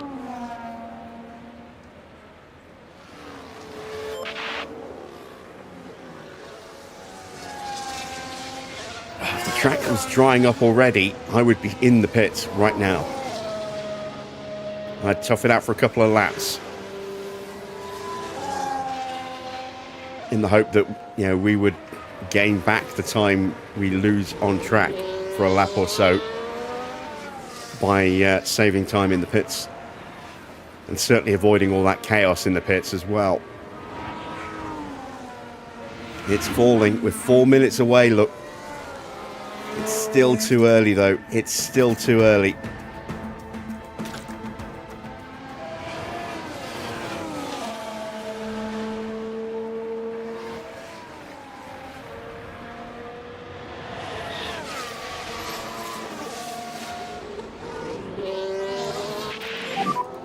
Virtual safety car ending.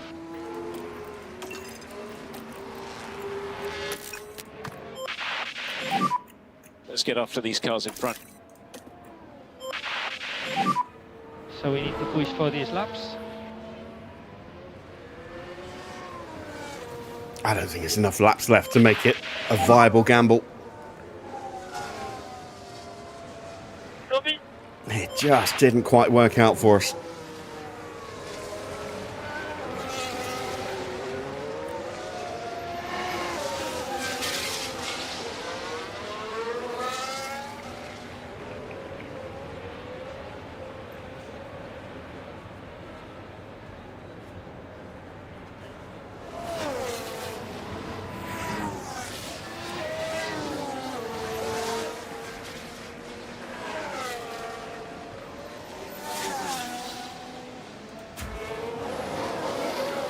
Norris and Perez still going to lock horns over that podium spot. But given the chance to refill his battery, Gasly might bring himself back into that fight now as well.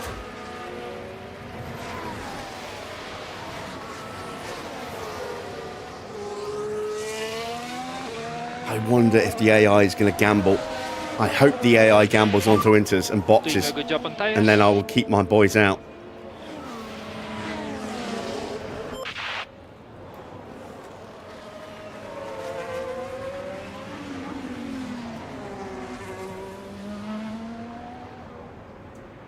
It's another yellow flag. Piastri. So there was a crash. Debris on track.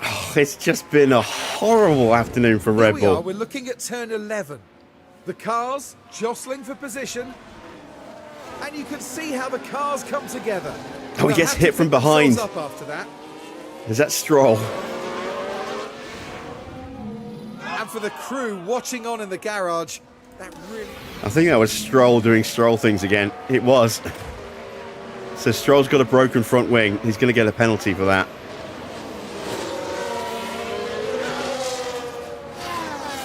I think that's the second time Piastri's been hit today.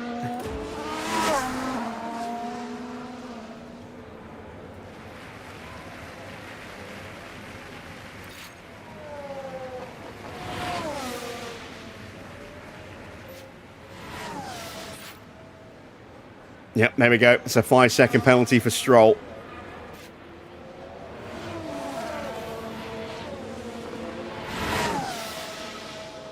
I don't know how he got back on the grid, but he's back on the grid, and hopefully he's out of contract at the end of this season. He'll disappear again. Oh, look at this. Track water level is plummeting. This is where the inters come out. Potentially.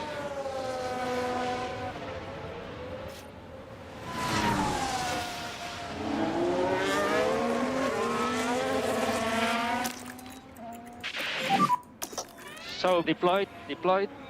Yep. Mode push. Yeah, okay.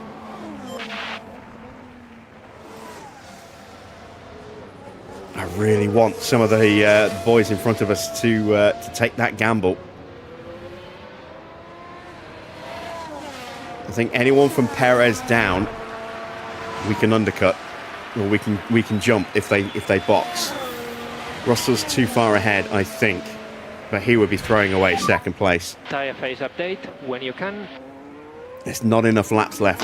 We're just dropping a little bit.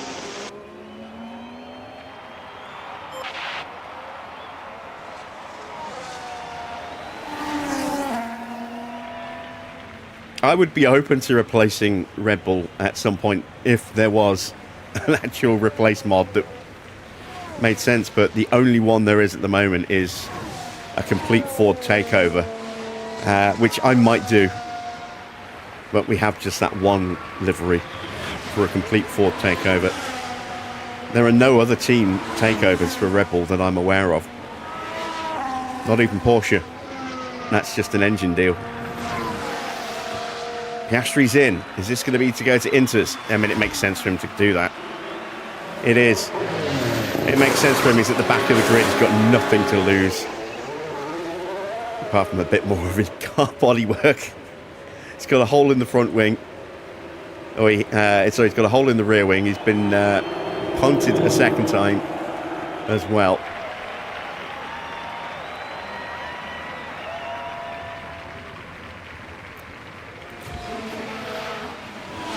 He's going to be quick on those tyres. But is he going to have enough time to actually use them? I really hope other people make the stop. I can hang on for a few laps.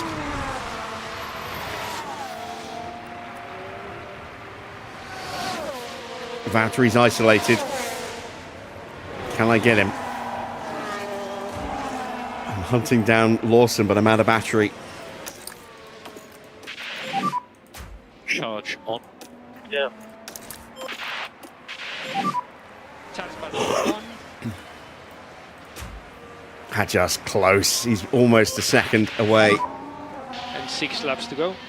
But I don't have a good enough gap behind either driver to make the stop. If Hamilton was 19 seconds ahead of Lawson, I would have stopped him.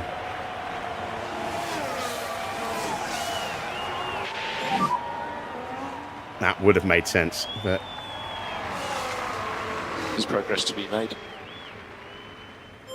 come on, Isaac. Get that position. Get that extra point.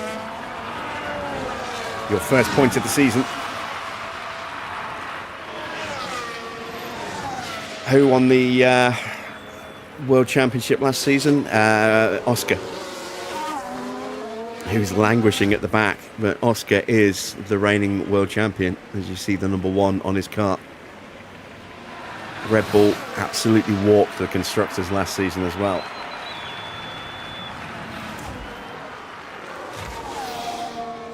Yeah, it was a very heavy, it was a very strange, just so many cars getting blocked on their qualifying runs.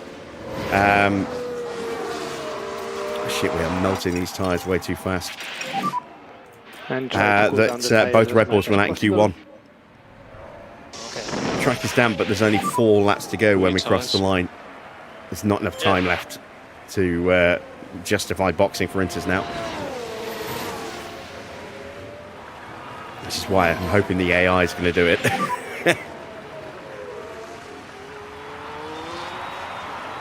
Lost 1 second in front of you. Okay, let's get on it. Still everything to play for. Now just going to make sure I don't destroy the tyres in the dirty air. 5 laps to go. Understood. Stroll's boxing. Straight, get your tyre temps down. Yeah. Again, back of the grid. Nothing really to lose. Not in contention for points. Certainly not fighting for a podium. Norris has got past Perez. We missed that.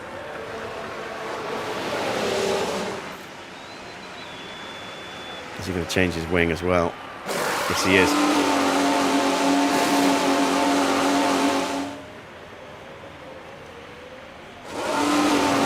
He's going to come out behind Piastri, I think. Yeah. I'd have just kept him out there. At least he would still have finished ahead of Piastri. Super hot, mate.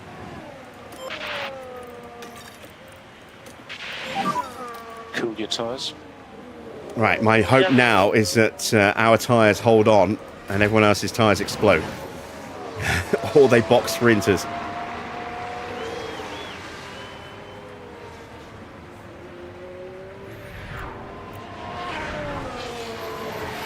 But it does mean that I'm not going to have the pace like this, unfortunately, to go after the front runners. Well, the guys in front of us, I'm not going to be able to go after Lawson unless he makes mistakes. Likewise with Valtteri. Just got to make sure the tyres actually get to the end of the race now. Yep.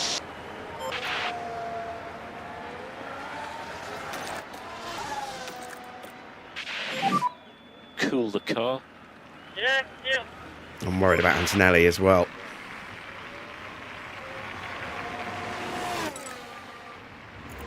Hadjar's tyres are definitely in worse shape than Hamilton's. Hamilton's aren't too clever. This is a long way to go.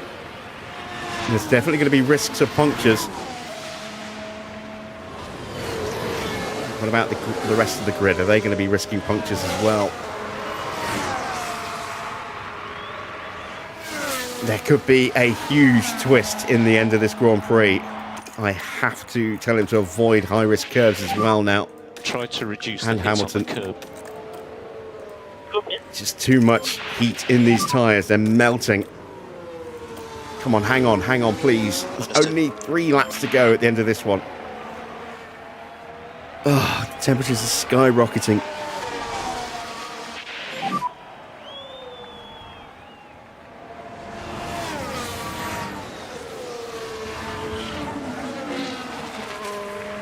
Just do your best. Oh, this makes me really nervous. Really nervous.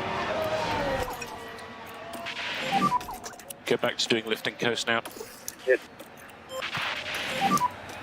And we need to increase lift and coast. I'm going to do everything I can just to try and reduce the pace. His tyres down at 34%. We're going to be running the gauntlet here with Hadjar. Charge on. I'm tempted to just box him just to make sure he finishes in the top 18. 3 laps to go. I'm losing so much time looking after the tyres. I think I have to just to play it safe. I have to box him. Boxing this lap, please. We're going to try and tough it out with Hamilton and hope upon hope that we can stay in the points. Tyres are absolutely falling apart. P11. There's a real risk There's a real risk of a puncture.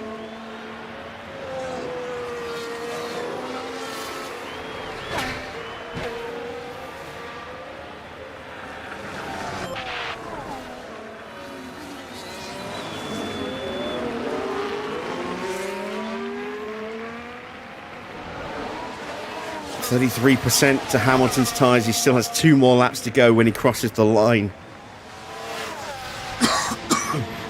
Piastri's absolutely flying at the moment. Through goes Antonelli.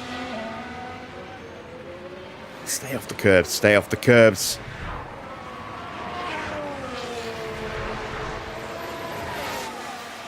And the 31%, please don't puncture. Please don't puncture.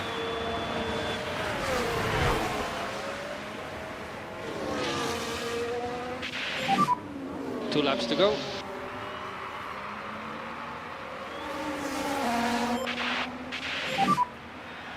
Make the safety stop. I don't think he would have gone 2 more laps. I'm worried that Hamilton might not make 2 more laps. He's at 28%. Please don't puncture. It's a 1.922. I think it's our quickest stop of the Grand Prix. You're in clear air. Can we at least get out in front of Oscar? It's going to be tight. There he is. We are going to make it out in front of Oscar. So we're P18. And now we go full attack with everything. Car ahead is Albon. He's 5.5 seconds in front. Just to make sure we stay in this position. I do not like this. 25%. 1 lap to go at the end of this one. If I box, I lose points. Safety car ending, mode push.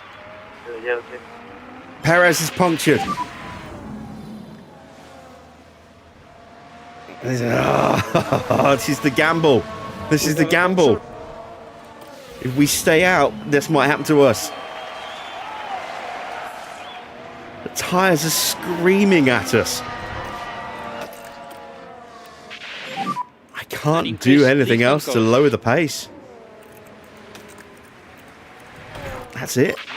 That's all I've got left to lower the pace. Lawson's punctured.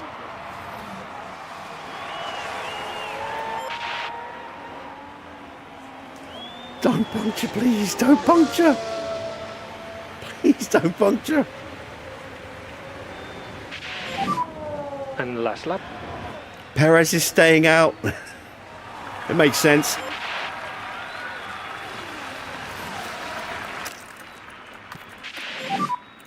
Mode push. Yep. Energies are good.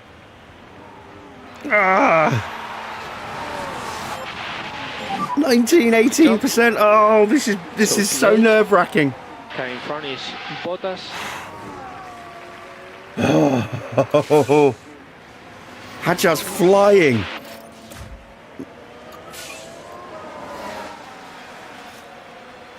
Because they're all stuck behind Lawson. Great job, mate. Oh, everyone's puncturing. Sonoda's punctured.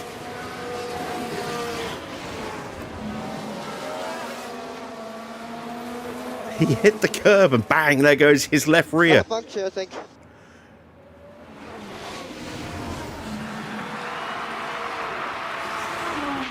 Gasly's Good punctured. job, good job.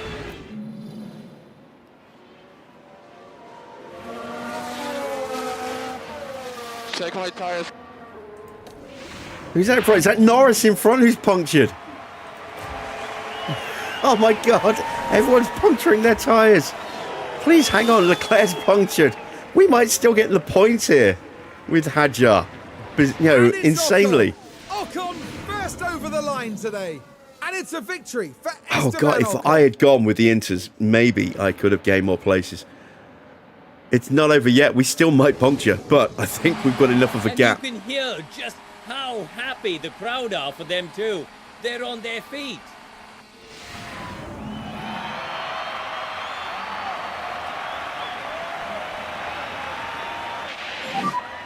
Good job. You're now I think Colapinto might have punctured. I don't think we're going to get him. I don't think we're... Oh, we might. We're at 11%. Come on. Look at everyone. Just sparks everywhere. Check it. Flash. Hadjar's up to 11th. Come on. Get Perez. Come on. Come on. Yes.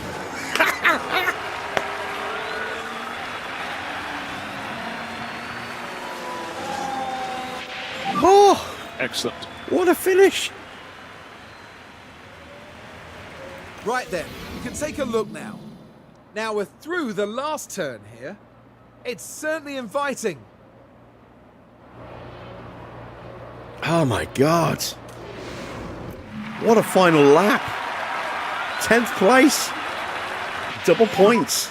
That's the checkered flag. And look at all the tyres in front of us that are punctured. Bottas is okay, but his teammate's not. Behrman's okay, but Norris is punctured. Russell and Ocon are both okay. And there's a safety car out. Who has brought out the safety car? Ah, it's Lawson. I'm not sure what happened to Lawson. Whether he suffered a double puncture. It's entirely possible. Today, it's George Russell's time to shine. What a fantastic result for the team who got everything right for this podium. They deserve nothing less. We may see these kind of scenes a lot in Formula One, but it's easy to forget just what it means to the whole team. And there's no denying that the Frenchman deserves this result. He was absolutely brilliant. That gives them their first win of the season, and it was really well deserved. And a lovely show of sportsmanship to conclude proceedings here in Japan.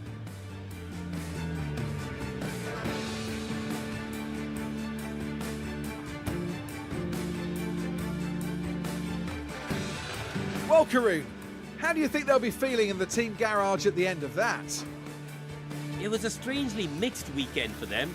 We saw one driver put in a strong performance, but it was a different story for the other. Definitely positives there though. And that's all for today as we wrap up the weekend here in Japan. Join us for the next round as we head to Shanghai for all the excitement of the Chinese Grand Prix. What a crazy race at the end there. So many punctures. Insane number of punctures. We had that last lap retirement for Lawson as well. I think he must have had a double puncture. But Yuki had a puncture at the end. Who else? I think Leclerc might have got one. Albon got a puncture. Perez had a puncture. Colapinto punctured. Gasly punctured. Norris punctured. There were so many. And of course, Stroll had that issue where if he'd stayed out, he would have punctured as well. Where did he end up? He ended up in 13th. Wow. Crazy stuff. So, Ocon gets the win ahead of George Russell. Norris takes third place to complete the podium. Then it's Ollie Behrman. Then the two Haas cars of Gasly and Valtteri Bottas. Colapinto in 7th. Hamilton in 8th. 9th for Antonelli. Hadjar gets his first point of the season in 10th, taking that away from Perez on the very last corners of the last lap. Piastri, having had an absolute shocker of a race, somehow manages to get up to 12th at the end on those inters without a puncture. Then it was Stroll in 13th, Albon 14th, then Leclerc, Lindblad, Sainz, Schumacher, Tsunoda. The three retirements, O'Ward and Bortoletto both smashing into the wall at the second Degner just before the bridge, and Lawson stopping on the final turn. Again, I think he had a double puncture. So let's see what that's done to the driver's standings. It is Ocon who takes the championship lead ahead of Oscar. Hamilton is third and now just 4 points behind Oscar, 10 points behind Ocon. Russell moves up 4 places into 4th place on 24 points. Then it's Gasly with 22, Antonelli with 21. Behrman up to 19 points now. He's in 7th. Lando Norris gets his first points of the season with that podium. He jumps up 11 places into 8th. Then it's Tsunoda from Valtteri Bottas, Colapinto, Lindblad, Sainz, Bortoletto, Pato O'Ward, Stroll. Hadjar gets his first points of the season. So we just have 4 drivers yet to score yet. It is Perez, Albon, Lawson and Schumacher all with 0 points. In the constructors' standings, Aston go top. 25 points picked up for them today, moves them up to 47. Mercedes move up 2 places into 2nd. They're on 36 points, 1 ahead of Red Bull. Haas move up into 4th place. Despite picking up 5 points, we drop down 3 places. We're on 28 points, 2 behind Haas and 2 ahead of McLaren, who are up to 26 now. Then it's Ferrari with 22. Maserati have 8 points, 5 points for Nissan, 1 point for Audi, still no points for Williams. In the pit stop challenge, we got the quickest stop of the day with Isaac. We also got P6 with Hamilton stop there as well. So good double points that for us there. Aston taking 2nd, Haas taking 3rd and 5th. So 25 points earned for them today. Nissan in between in 4th. Then we get a Red Bull, a Maserati, a McLaren and a Williams all picking up some points. Let's see what the standings look like.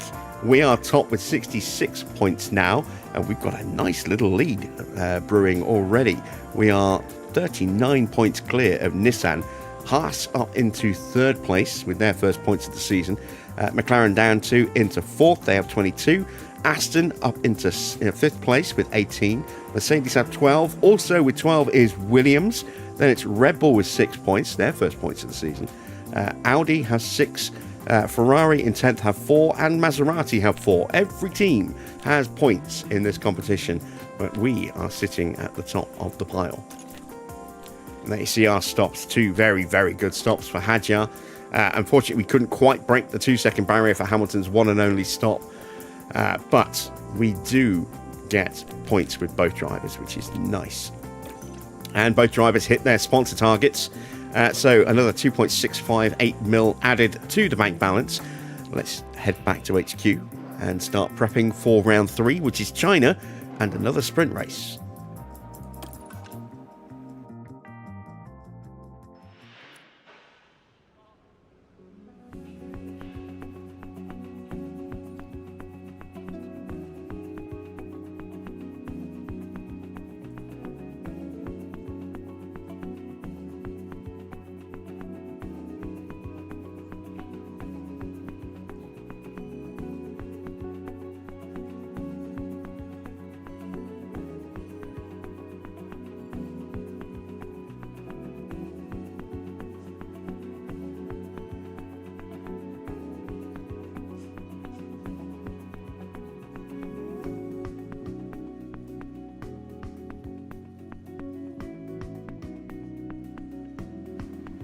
Okay, so here we are then, back at HQ. As expected, we slipped down the order. Didn't think we'd fall that quickly, considering we actually scored points again. But let's see what the board thought of that Grand Prix. Hopefully they were delighted. Disappointed? What? Both cars finished in the points and you're disappointed? That makes no sense. All right, we need to fix that boardroom ASAP, because it's obviously having a knock-on effect. Let's just go for a straight upgrade. We don't quite have enough for what I wanted to do with the suspension anyway. Let's make things a little nicer for us with board in terms of race confidence game, because we're up against it target-wise this season. Right, let's check in with a chat. Evening, Skiff. How would I describe this game in one sentence? You like F1, but you don't know if it's your cup of tea. It's more of a passive experience. It's more for enjoying the race by watching it rather than the intensity of having to physically drive the cars. It is a little lacking in some areas in terms of strategic depth, but it's still very enjoyable. I've been playing this game for thousands of hours. So, yeah, I love it. You know, and having a passion for Formula One certainly helps. If Hadjar stopped earlier, what could have happened? I don't know. Yeah, maybe if we had stopped earlier with Hadjar, but I honestly didn't expect that many cars to suddenly struggle and puncture in such quick succession. I was kind of hoping that we would see a lot of pit stops, and we would move up the order that way.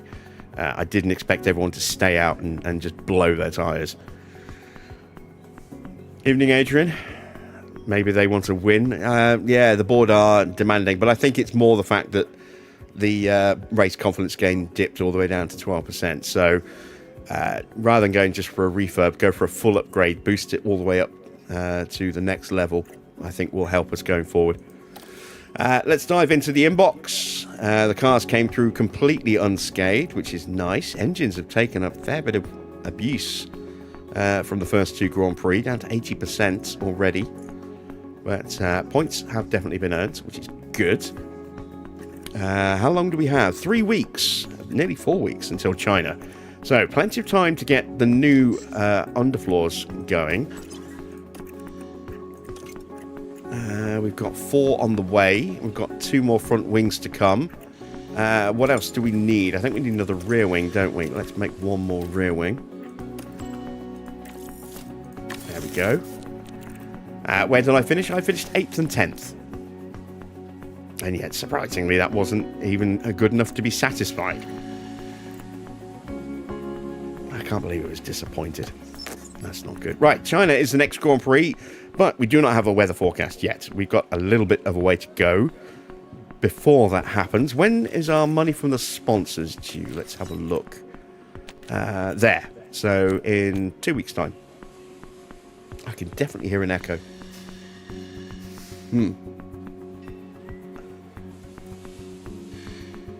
Where's that coming from? Is that coming from my TV?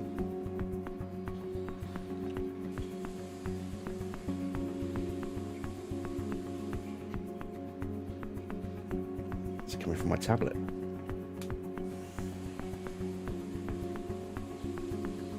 No. Where is that echo coming from? That's weird. All right.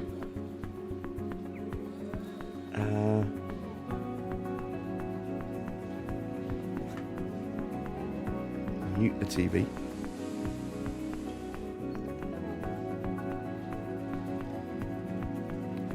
Echo, echo, echo. There we go, it's gone. Yeah, so it's going through my TV apparently. Never noticed that before. Right, let's see. That is going to pay for our new suspension. Alright, take it easy, cats. Thanks for stopping in.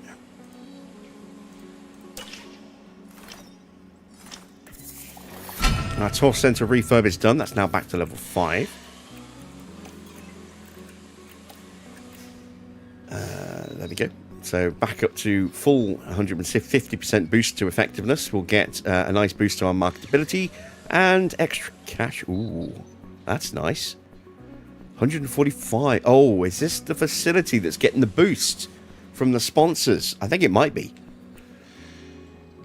Because that's normally like 92 or 96,000 a week. And we're getting 145,000.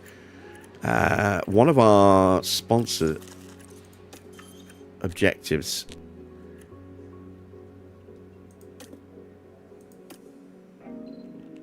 was a facility boost. There. The Holiday Package HQ Tour. Sponsors will be granted tours of your facilities. Yeah, so it's boosting our tour centre. We're getting extra cash every week. Fantastic. Which is good because we're losing money. Right. That's the spare rear wing. So we've got 2 spare rear wings now.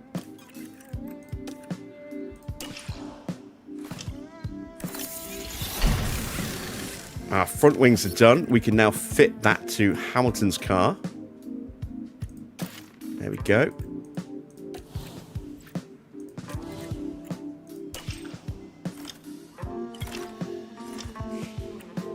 Something in the inbox that's purple. Please be boosted design center. Please be boosted design center. Ow! Balls, the factory's on fire again. There go our underfloors for China.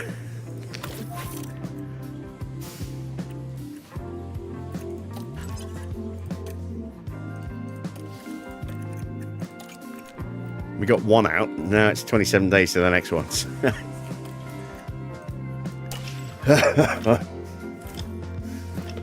Oh dear. Alright, back to the inbox. How have our rookies boosted themselves this month? A point in adaptability for Jack Doohan, nothing for Crawford. Again, a point in overtaking for Fittipaldi, nothing for Ricciardo, nothing for Sargent, and a point in accuracy for Ugo. I was hoping we might see a bit more than that for Ugo, but never mind. Into our main drivers, point in braking for Hadjar, excellent. That will help improve his baseline pace. No change still to Hamilton. He's hanging on nicely. Some money from the board, although not much. What's everyone else been up to? Haas have got new side pods. They're strong, performing well on the track, but they're not the best at the moment. Working on suspension now. That's what we're about to work on. Team's in a fantastic place. Yeah, they have started the season well. So, McLaren having a difficult start to the season. 6th in the constructors, although Russell just got a nice good result. Bortoletto could have had a nice result. Let's get the pit crew training done. So let's clear that out. Go to cumulative. Where are we? Fatigue wise, 5%. Yeah, that's good. So we're going to go with strong speed training at the start.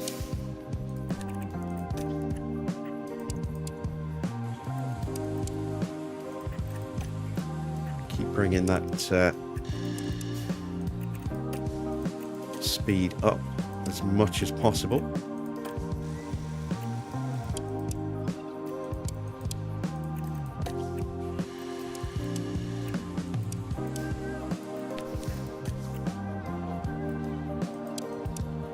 So we've got our pit stop now down to the 1.9 range.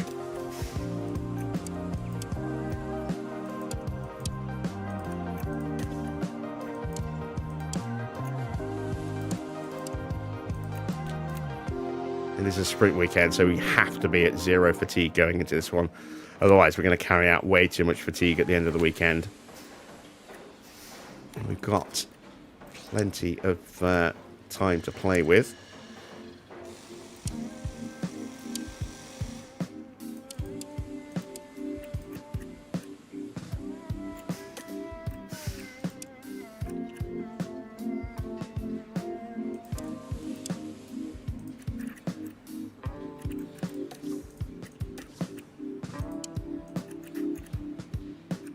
That's too much. You've got to take a day out.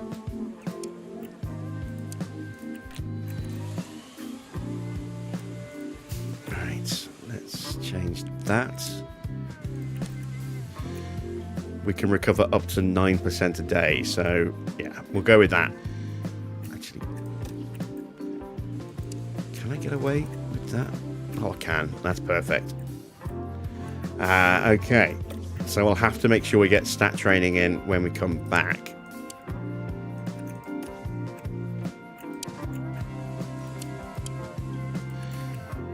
Fatigue's pretty high still.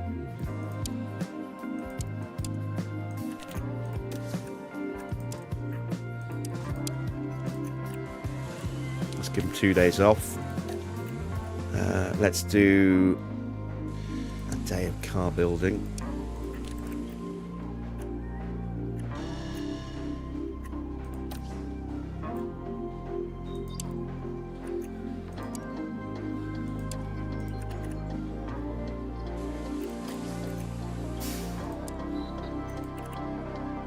Again, perfect. Going into Abu Dhabi for another sprint weekend. And then nothing on that day. Hopefully, that will reset our fatigue down to 0 for the next month as well, because we're just in well rested, right on the cusp. So let's confirm those changes. Sponsor money coming through in 2 days' time. There we go. So we achieve our sponsor targets. That nets us 3.9 mil, just under 4 mil. And we had 2 separate events for another 3.26 mil. So our total bank balance now up to 8.6. Fantastic. So first thing we're going to do is design a new suspension. We have ours available. And we're going to drop them all on the suspension. Because I really want to sort out our tyre wears, if possible.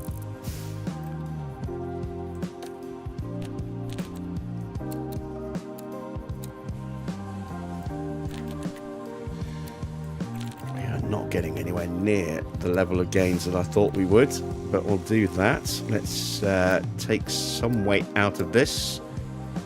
So we get slight gains in downforce, a little bit of loss of weight to boost the acceleration, 2.5% on tyre wear, and then we're going to go intense so that we boost the expertise for the next one. Hit confirm, and that's the last of the 6 parts getting an intense Mark II build. Let's see now what we can do with a new chassis. In terms of trying to find a bit more speed.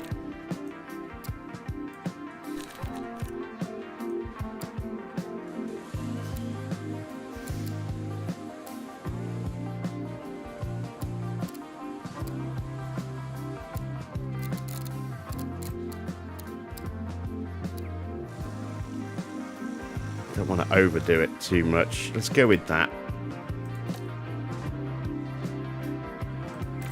Okay. How much have we got left? 4.6. Front wing.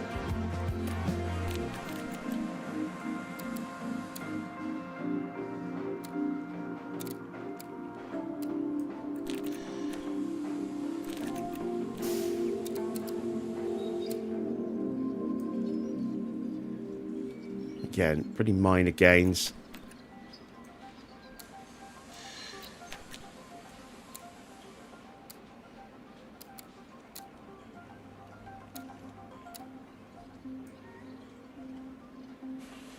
But it does all kind of add up a little bit.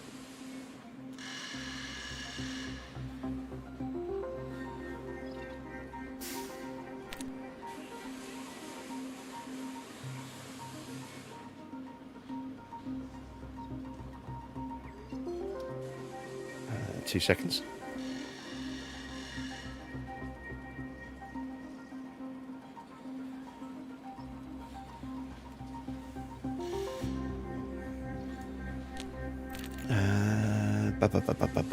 Let's ease off on that one for now. Let's check the rear wing.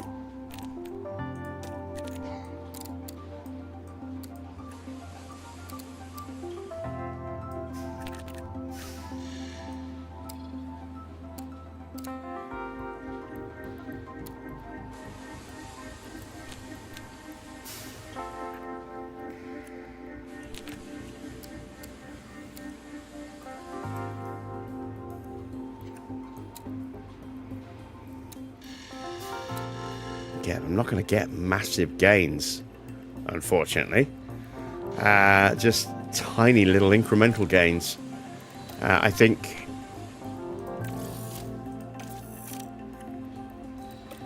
I'll focus on the areas where I know I can get some extra performance by stripping a lot of weight.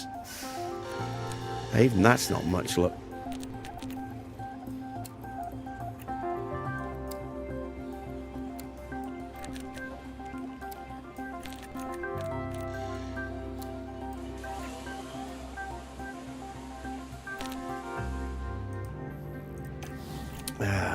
Damn it. All right. Let's hold off. Let's not spend any more money just yet. Let's wait and see. Well, I mean, the chassis is definitely going to be better, but let's wait and see what the research is going to be. We might have to jump straight to that. It could be massive regulation changes at the end of this season. What we will do, though, is we'll use that money to, at last, refurb the wind tunnel. That leaves me 3 million left. Is there anything else that's urgently needing attention? Not yet, but there are some things that are close to breaking. Let's do the sponsor plan. We've got another holiday package HQ tour. So once again, we're going to get boosted income from our tour centre. Fantastic. Got the hot lap experience as well. So we're looking at a mandatory income of 5.47 plus another 4 mil from engagement. Very nice indeed. Let's get Ricardo doing something, and there we go. That was it. That's all we needed to do.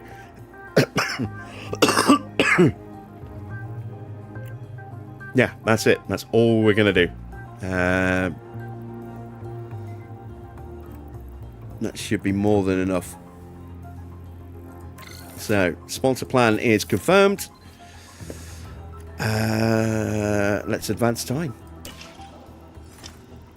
Wait for the factory to go out. And there we go. New regulation vote is coming up in a day or two. Factory is no longer on fire. Excellent stuff.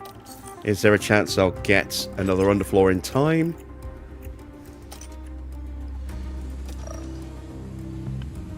Not till race day.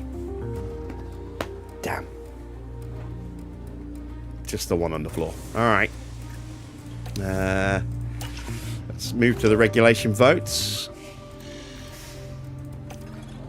Minor technical changes next season. Okay, so no big rule changes. It's going to affect suspension, underfloor, side pods. Oh, it's going to affect every part. Ooh. Okay, so we're going to go for cooling focus changes. Because that's going to hurt everyone else far more than it hurts us.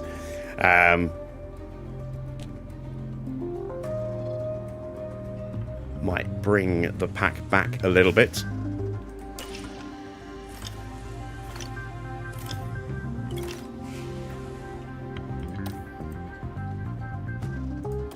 Alright, so it's going to be warm, not expecting rain.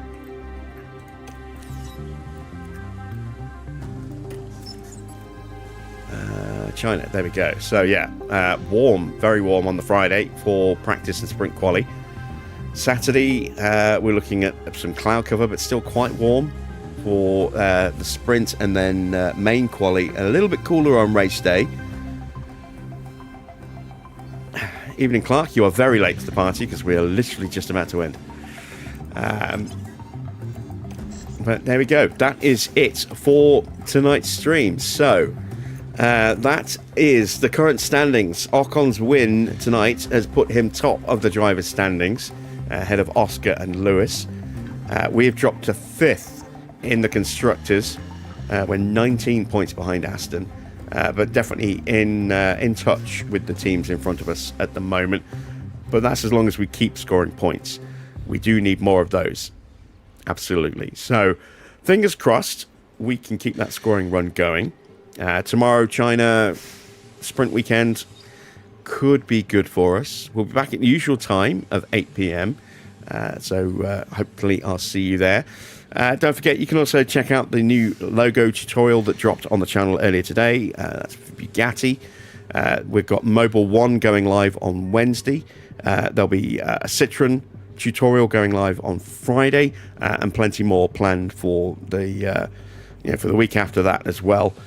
So I hope you've enjoyed tonight's race. If you have, a thumbs up would be much appreciated. If you're new and you haven't yet subscribed, why not consider hitting that subscribe button as well? And why not make sure you hit that bell for notifications as well, so you know when I go live. That's it from me. Thanks for watching. I am Jim Bob, and I'll be back with more F1 Manager very soon.